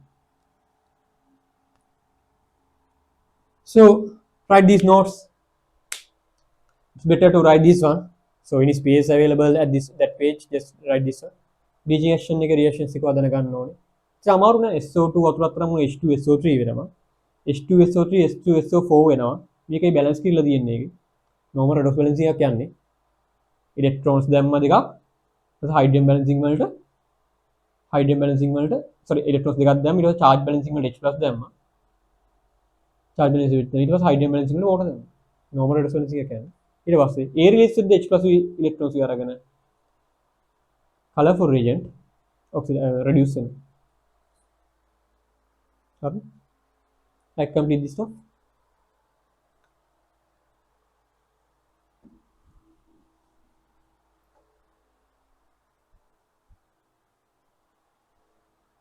Right, let's move to the next.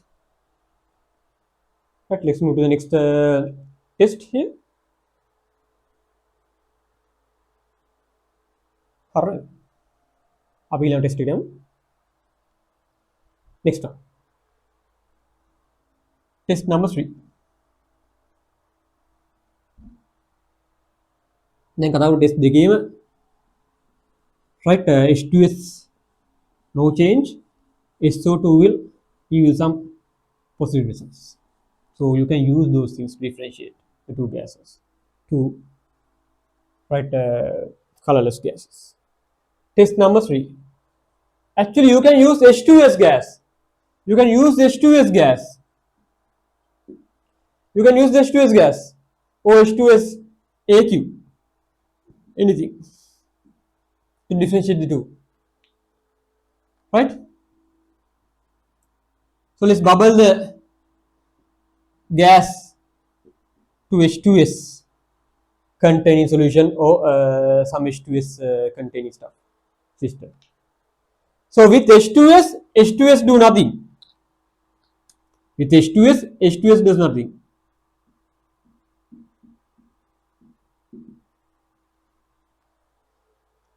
But with SO2, what will happen? H2S reacting with SO2 to produce the colloidal sulfur with H2O. Normally it is balanced like this, right?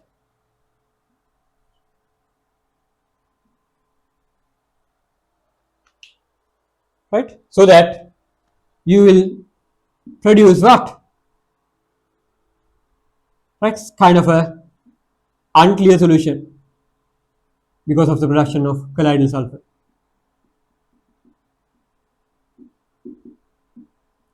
Unclear or milky or turbid solution. Right? Okay, that is clear. So you can differentiate the two guys. Next term, I'll quickly go to the reactions level because the things are there in your note, right? Test number 4.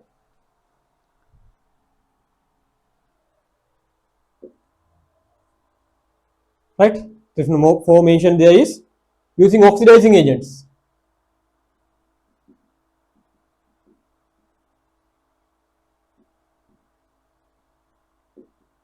D block stuff. D block stuff. So you can come up with kind of a H plus K minus solution or kind of a H plus diachromate solution.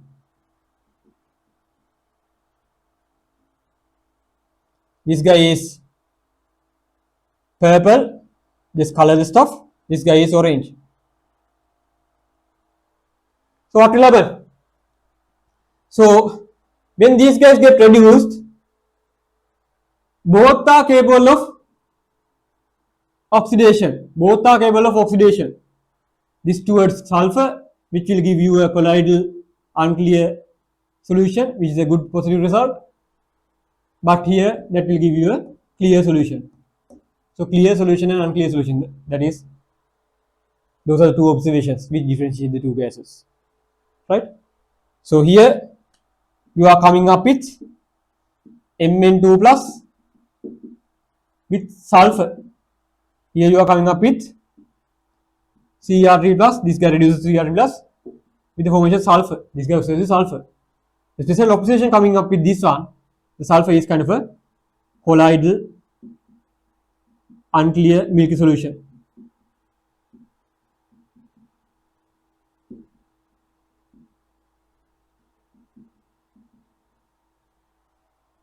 While this is green in color, this colorless.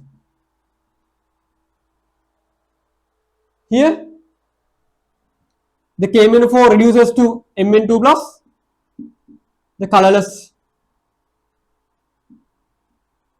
solution. While that happens, SO2 will oxidize to SO4 minus. It's a clear solution. With the dichromate as well, you get a clear solution. Greenish, clear solution.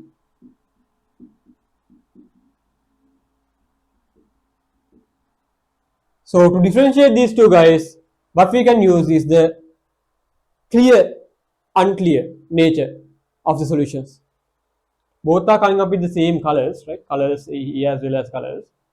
If the color you are using the dichromate, both are coming up with greenish solutions. But the solution coming up with the H2S is kind of colloidal, unclear or milky. The solution coming up with the SO2 after bubbling SO2 is kind of a clear solution. So with the use of turbid nature. So these guys are turbids, unclear. But here the solutions are clear. Right? That is how we are supposed to differentiate the two gases with the use of oxidizing agents. Right? Right. Let's go to the test number 5. That is regarding halogens. So you can use as oxidizing agents halogens as well. As oxidizing agents, you can use halogens as well. Right? Test number 5, they have used halogens as the oxidizing agents. Right? Halogens. Let's see then what will happen if you use halogens as oxidizing agents. There you can use the Cl2 aqueous solution, and you can bubble these two gases, or you can come up with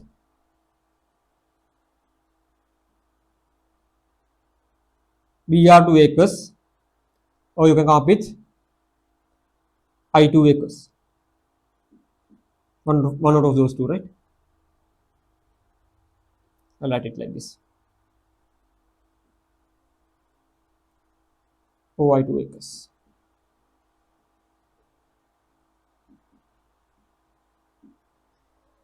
Cl2 aqueous is not coming with the color, but Br2 aqueous is yellowish. I2 aqueous is brownish. So if you have a bubble, this H2S gas, what will happen? While H2S reduces to sulfur, while H2S oxidizes to sulfur, this Cl2 get reduced to Cl minus, get reduced to Cl minus. So Cl minus combined with the positive ion here, it will give you the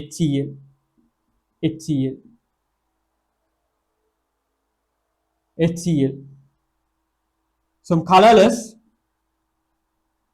colloidal solution. With these ones, Br2 and the I2, those will oxidize to, those will reduce to X minus forms,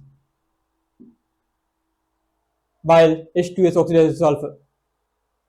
So you will see some colorless solutions appearing with some colloidal nature, turbid nature, when you involve H2S to Cl2 and the Br2 aqueous solutions. And the colors will disappear, right, of the starting solutions of Br2 and I2 as reduction is occurring. So when it comes to these guys, when it comes to the reactions with SO2, right? The Cl2 will reduce to Cl minus and form the Cl minus ions ultimately, and SO2 will oxidize to SO4 minus. So Cl minus Aq and the SO4 minus Aq are the products of this redox reaction. Cl2 reduces to Cl minus while SO2 oxidizes to SO4. And these two are actually colorless ions, no turbidity. So we can say no change observed, even though a reaction would occur, your starting solution is also colorless. After bubbling SO2 gas, the final product, that solution is also colorless. So we can say no observable change. Even though a reaction would occur, no observable change. Here, the solution becomes colloidal, unclear. Here, no observable change. Definitely, so that you can differentiate the two gases, H2S and SO2. What is this stuff? Here, when you are to bubble SO2 to these solutions, Br2 will reduce to Br minus, I2 will reduce to I minus. So X minus aqueous solutions will produce. Those are colorless. And while the X2 is reduced to X minus, the SO2 oxidizes to SO4 minus, which is a clear solution. So some observable change there, the colors of X2 forms will disappear. Colors of X2 forms will disappear. These are colored, this is without a color, but a clear solution. If you are thinking of differentiating two gases with the observations, here you are coming up with a colorless colloidal solution, or turbid solution, unclear solution. Here you are coming up with a colorless clear solution. So the turbidity is the major fact here to differentiate the two gases with this oxidation process. Right? So the sulfur is colloidal. That is frequently used to differentiate the two gases. Right? Right. The last two reactions. Number 6.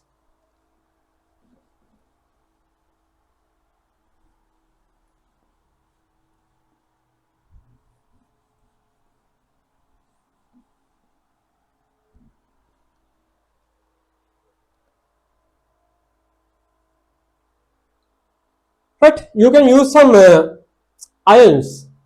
You can use some acidic medium, Fe3 plus ions, right? Acidic medium, yeah, Fe3 plus ions can be used, as well as you can use some acidic medium, copper 2 plus ions. So basically, again, thinking of reducing these stuff when oxidizing the sulfur in these forms, right? So this guy is yellow brown and this guy is light blue, the solutions. So what will happen? Definitely, while these guys reduces, these will oxidize, right? So what will happen? So you will come up with a solution where Fe2 plus ions appear with the formation of colloidal sulfur. That is unclear turbid solution. The color change would occur. Color is greenish. So remember that ferrous sulfide won't precipitate here. You may think of precipitating ferrous sulfide with H2S, but that won't happen as this Fe2 plus appears at an acidic solution. As acidic solution is used, if you are using acidic solution, you won't get the Fe2 plus won't get precipitated, right? If a solution to a neutral solution you are adding, yes, you would observe a black color PPT, but as we are using here then kind of acidic solution, Fe2 won't get precipitated. So that is why in the group analysis group 2 you won't see the precipitation of FCS, right? Remember that, right? In acidic mediums, FCS won't precipitate. So what happens with the SO2? If you have to bubble SO2, again the Fe2 plus towards Fe2 plus, the Fe2 plus will reduce, while SO2 will oxidize to SO4 minus, right? Again, differentiation could be done with use of clear, unclear nature. This guy gives you a clear solution, while this guy gives you a unclear turbid.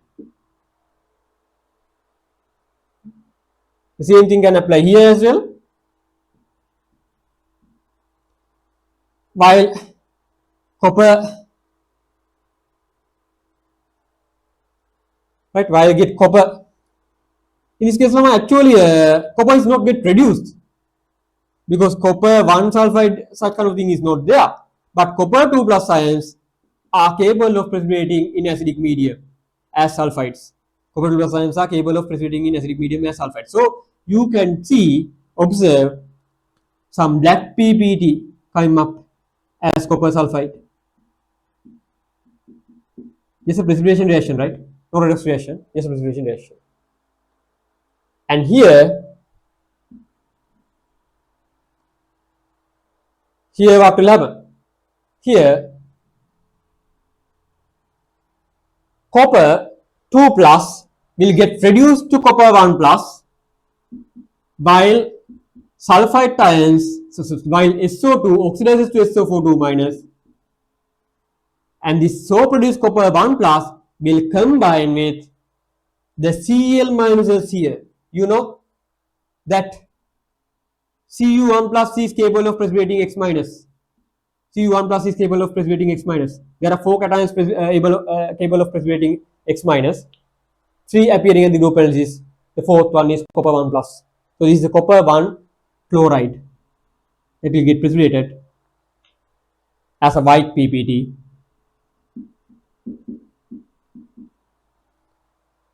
Right, this is also kind of a redox and PPT, as some Cl minus ions are appearing here. If not, you won't see such a reaction to occur, right?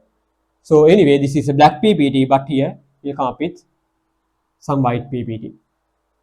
So good way to differentiate the two guys. Some precipitation reactions, right? So white PPT with a clear solution. Here, just a black PPT, no colloidal solution, Lama. It is not a redox, right? These guys are redox. These guys are redox. But remember, this is just a precipitation.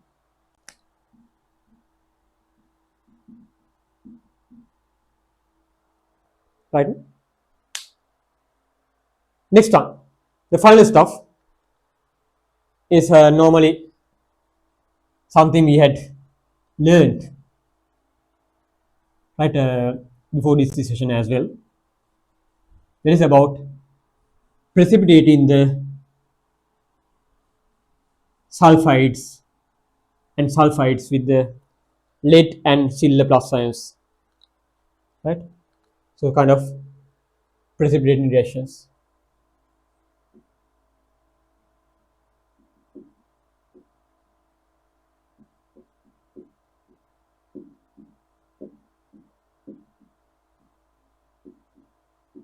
Right? So you can come up with kind of a lead acetate solution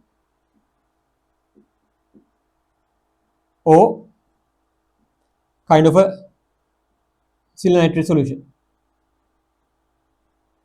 You are supposed to provide Pb2 plus O Ag plus ions, right? So if you have to add some H2S, the Pb2 plus connects with the H2 minus. These are precipitation, right? Here, these are the things used. The Ag plus as well as Pb2 plus are able to precipitate both the sulfides and the sulfides. So we'll come up with lead sulfide here, which is a black PPT.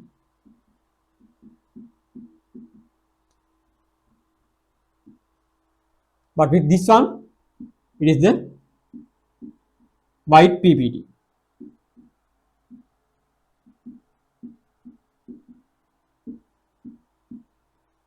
So with the color, you can identify the differentiate the two gases. If you have to add some Ag plus ions, again, silver sulfide is kind of a black PPT.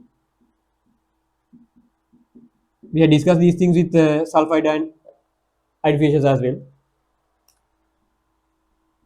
While this guy produces kind of a white PPT.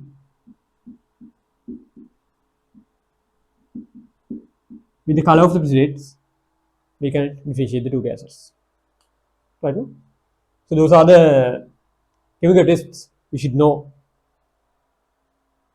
to differentiate the two gases, right? Which are actually colorless and with the unprocessed milk. Clear? Right. Okay, those things are there, right?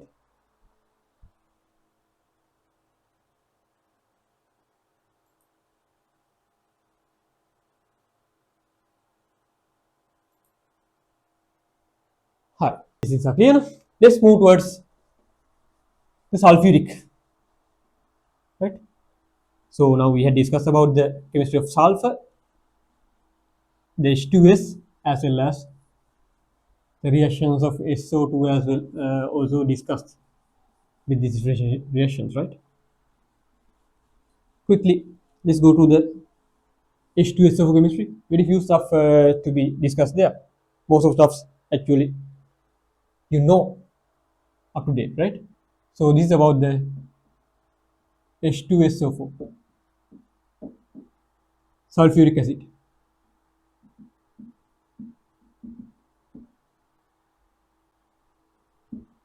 Right? First thing, you should know the chemical formula of sulfuric acid. I mean, the Lewis structure, sorry. The Lewis structure of sulfuric acid should be known. So it is going to be something like this. So it says sulfuric is kind of a dibasic oxo acid. It's kind of a dibasic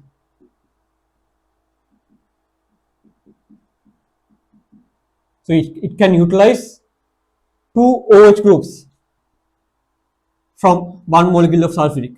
So dibasic can utilize two OH groups from one molecule of sulfuric.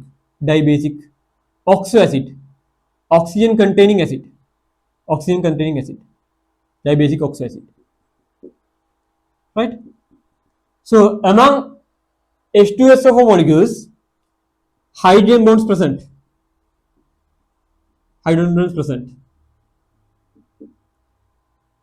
and coming up with a high molecular weight.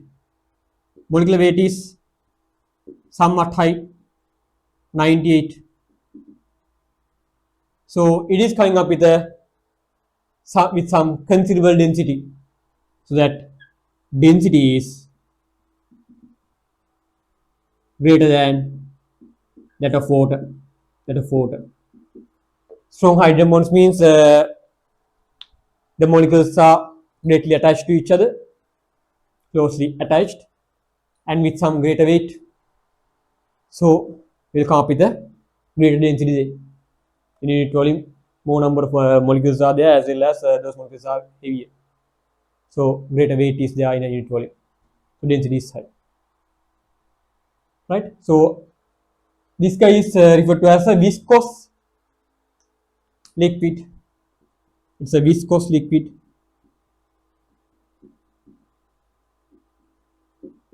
Right? Density is high and it's a viscous liquid. Arniya upu gatiyak way diyena. Upu gatiyak tiyena liquid එක. Right? At room temperature appears as a liquid. Density is high. Right? Appears as a liquid at room condition. It's a liquid. At room conditions, room temperature. Right? What else you should know? Actually, everyone knows that this one is a strong acid.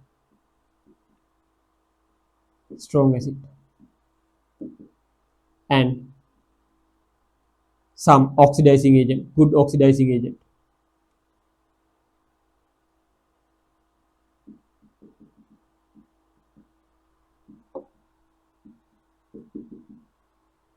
In concentrated form.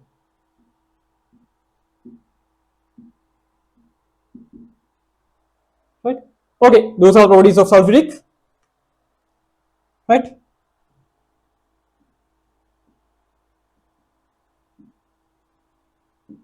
Let's discuss the reactions involving sulfuric now.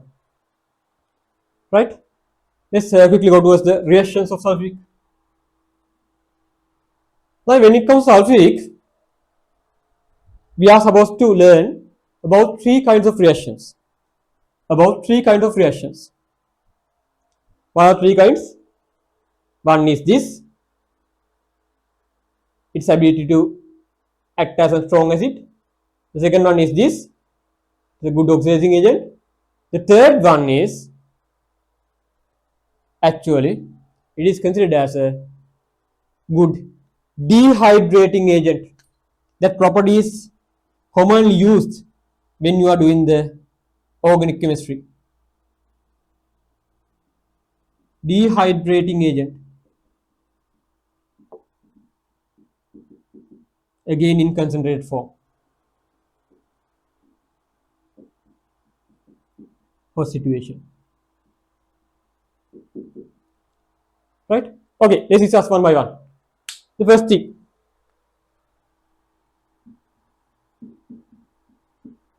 sulfuric is a strong acid.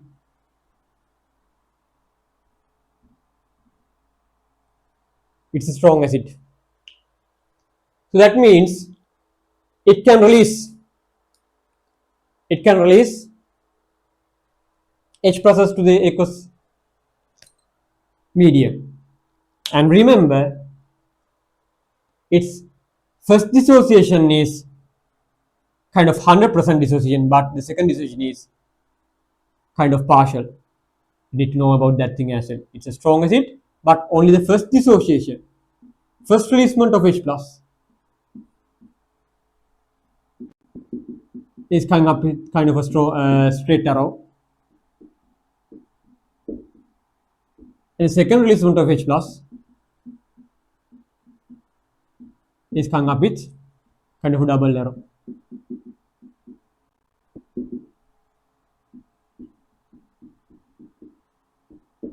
Right. So anyway, right, this is considered as a strong acid because all the H2SO4 molecules will get ionized in an aqueous solution. In an aqueous solution, all the H2SO4 molecules will get ionized, right, and come up as H plus ions, HSO minus ions, as well as SO4 minus ions in aqueous solutions, right? None of the H2SO4 is remained unionized.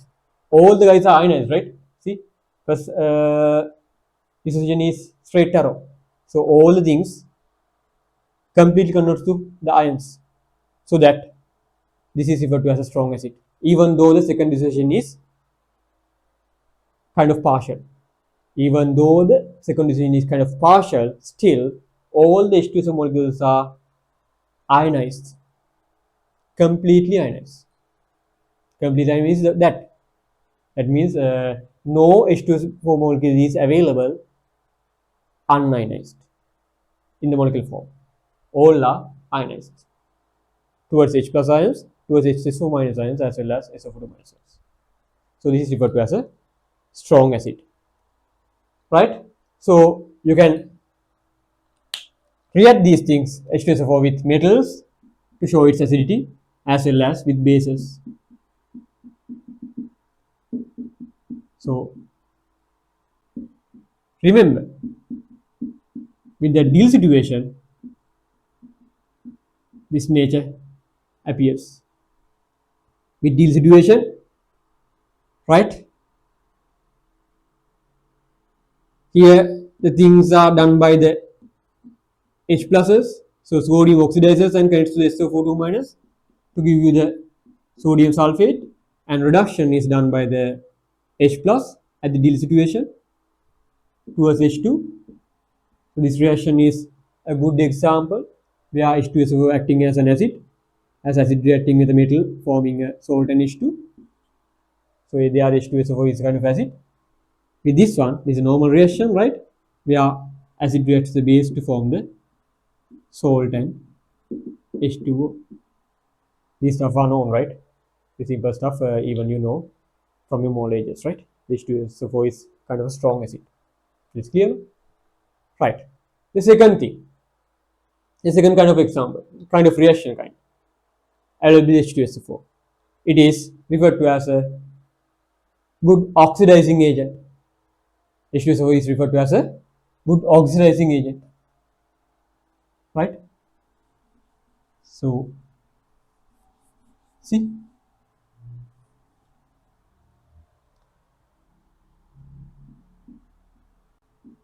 good oxidizing agent. But remember, this property is there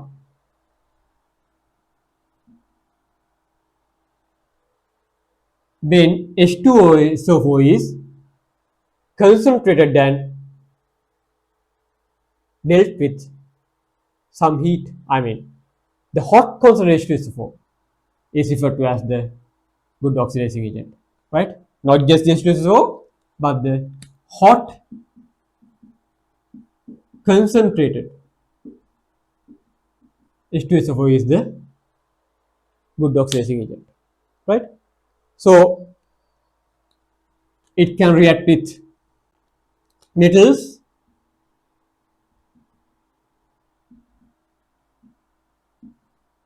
showing its oxidizing property. It can react with non-metals, and it can react with ions as well as compounds.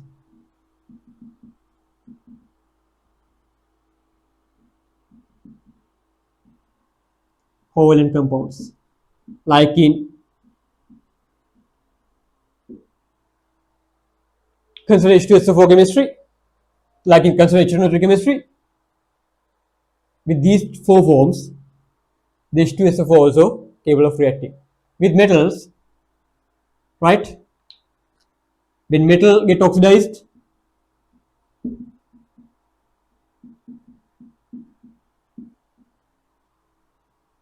the sulfur with the plus oxidation state 6 will get reduced with H2SO4. So metal get oxidized and connects to the anion of this thing, while the sulfur of the sulfuric get reduced to SO2. Remember that when the concentrated form is used, reduction is done by the sulfur, which is at its highest oxidation state. To balance the stuff, you may need water. With any metal, this kind of a reaction is possible, right? Even with copper, you can come up with the aqueous solution if you use the conc H2SO4. Know the deal, right? Because nonmetals, right? Like in H2SO4 chemistry, the point is the conc H2SO4 will oxidize a nonmetal towards this oxo acid with its highest oxidation state, while the H2SO4 get reduced to SO2.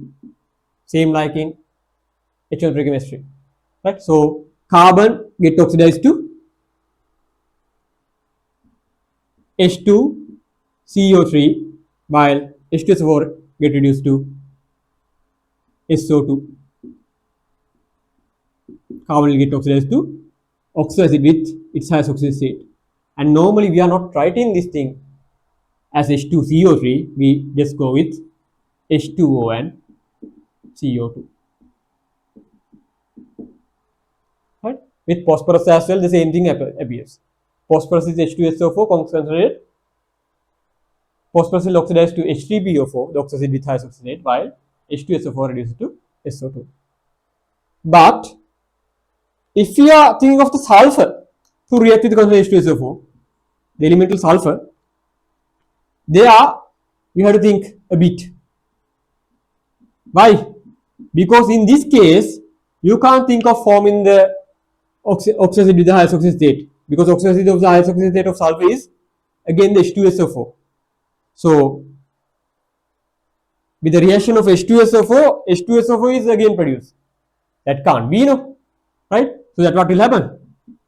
This coming under that special kind, no? So two different oxidation states of same element coming up as reactants, so that both will convert to the oxidation state in between, the stable oxidation state in between. That is what happens here. So both will convert to SO2, the stable oxidation state in between, the +4. And to balance this stuff, you may need water. Right? And with ions and the converted covalent compounds, the reactions are same like the concentration situation. So with ions like Br minus, I minus, what will happen? So conc H2SO4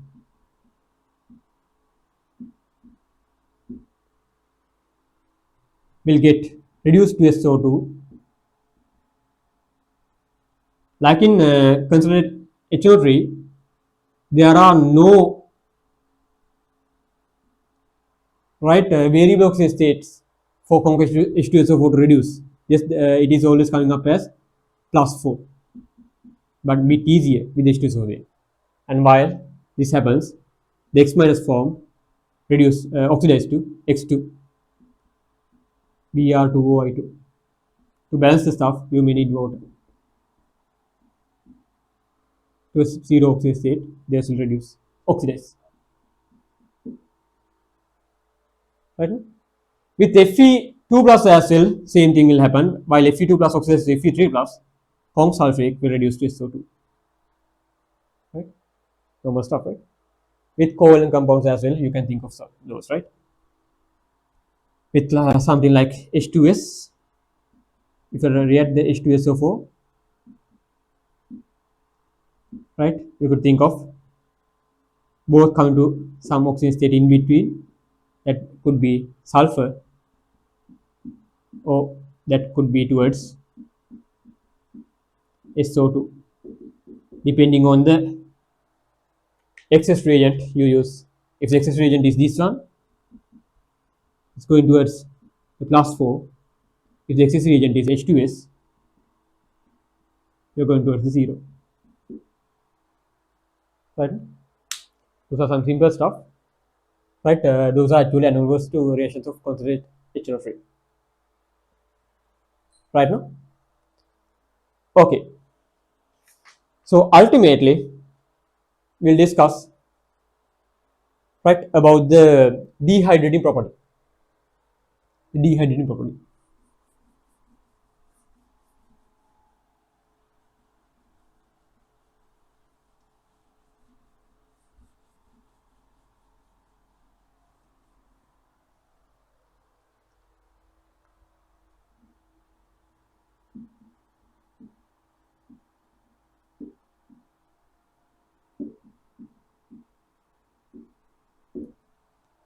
Right? Dehydrating property. Now when it comes to H2SO4, you see, right, with the concentrated form, concentrated hot concentrated form is considered as a dehydrating agent.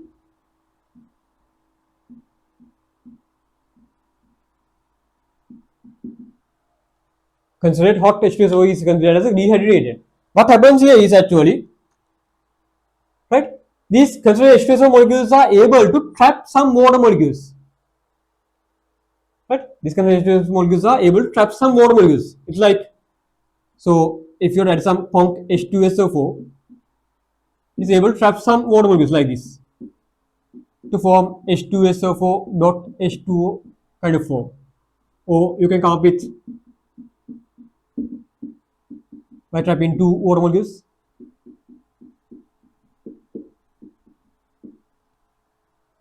Remember, to do this action, you should come up with the concentrated form. You should come up with the concentrated form and some hot form. Normally in organic chemistry as well, we are using this thing. That means basically your temperature should be greater than, your temperature should be normally greater than 100. Your temperature should be normally greater than 100. So that means simply no water molecule should appear. No water molecule should appear with the H2SO4 to do this action. Right? If you are coming up with kind of H2SO4 without water molecules there, then that H2SO4, which is known as the concentrated H2SO4, is able to trap some water molecules, right, with the use of hydrogen bonding power.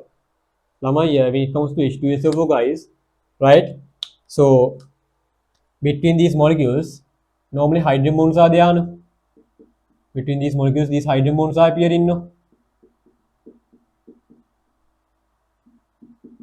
Right? See, so if we need to go to like this, so between these molecules, hydrogen bonds are appearing. See. But what this does is actually, if you are coming up with considered H2SO4 with minimum water molecules, with no water molecules, what will happen is that guy is capable of trapping some water molecules in these spaces.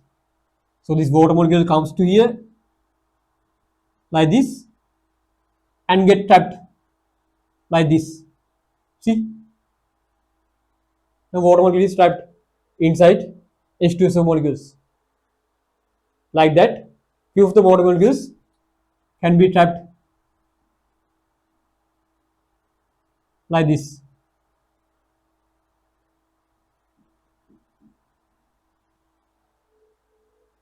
Right? So H2SO4 is with that power only when the concentrated situation. But with the diluted situation, you can't do so, right? With the diluted situation, more of the water molecules are available, so you can't gain further more water molecules if the diluted situation is there. So with the concentrated situation, as you are not with water molecules among between molecules, right? You can gain some foreign water molecules towards the structure, absorb some water molecules and convert it to this form, and when that happens, it can dehydrate the other species. So water molecules can be gained from other species, and the H2SO can then dehydrate those species, right? So this property can be used to actually dehydrate gases.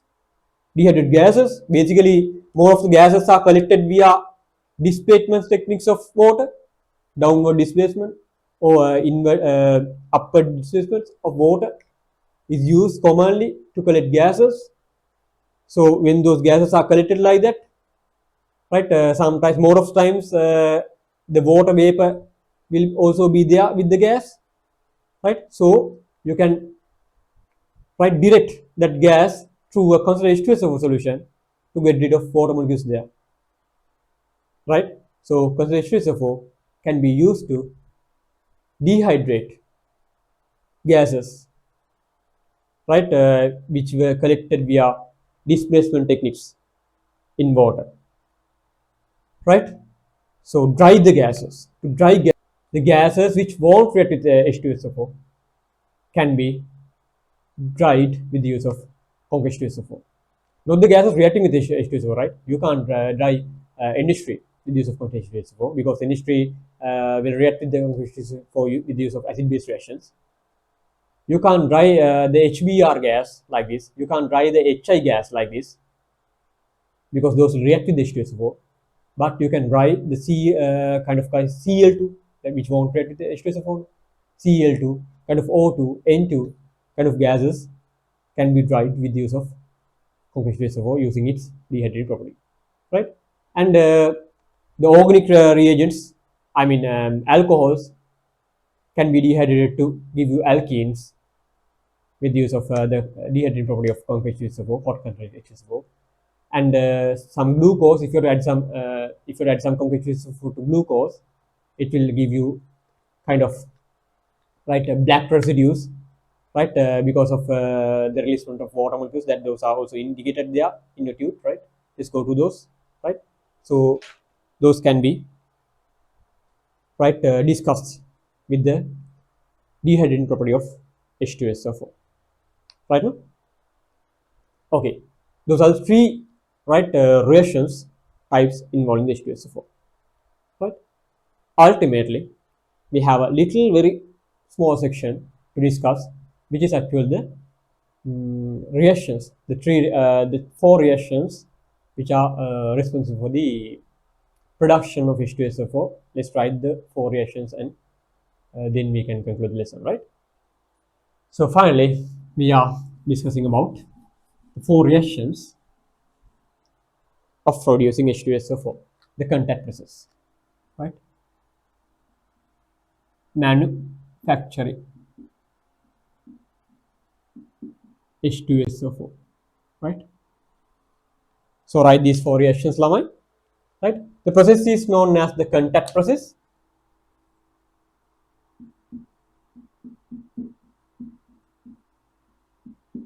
This is known as the contact process. I write the four reactions there. This something like this. You are actually starting with the sulfur. You are starting with sulfur, and you are gradually oxidizing that thing towards +6, right? That is what you are doing, right? First, the zero oxidation state oxidized to +4. Then that +4 with the use of O2 will oxidize to +6. Gradual oxidation towards +6 with the use of O2, right? Balancing is not that much hard, Laman. Then you are doing some kind of special thing, Lama, here. So you are not adding directly the water to this one, but instead of that, you are directing this SO3 gas to a concentrated H2SO4 prepared early. Right? ඒ කියන්නේ ළමයි SO3 එකට කෙලින්ම වතුර දැම්මොත් ඔයාලට හිතෙන්න පුළුවන් ඔයාලට එයි කියලා H2SO4. හැබැයි එහෙම කරන්නේ නැහැ ළමයි, because that reaction is highly exothermic. You need some extreme conditions, some extreme vessels to stand for that high heat released by the SO3H2O reaction. So that is very costly. So that what they are doing is they just mix this SO3 so produced with some conc H2SO4 produced earlier. So that will give you something called as H2S2O7 H2S2O7, which is known as the oleum. Remember that name, oleum. That is frequently asking as questions. Ultimately, after producing oleum, to that oleum they are adding H2O. To that oleum they are adding H2O. So that is just like these two things cancel off. Right? That is just like reacting SO3 with water. Right? That ultimately will produce 2 of H2SO4 acids molecules. Right? So that is how the concentrated H2SO4 is produced. Right? Through oleum. So we need to use this reaction because reacting the SO3 directly with the water is highly exothermic. Reacting the SO3 directly with water is highly exothermic. To stand for that heat, we need some more advanced vessels, reaction vessels. Those are highly costly. So that they use this kind of a scheme there. Not reacting the SO3 directly with water, but going through the oleum. Right? Oleum. Right? So that is the production of H2SO4, which is known as the contact process. There also what we have done was just gradually oxidizing the sulfur towards +6 oxygen state. Right now, so that's it with H2SO chemistry. So just go through the note, right, and remember this one as the oleum, right? Right. That will end our session from here. Right? පොඩ රායලා අදින්න කවන්න එහෙනම් අපි මෙතනින් නවතිමු. Goodbye then. See you tomorrow.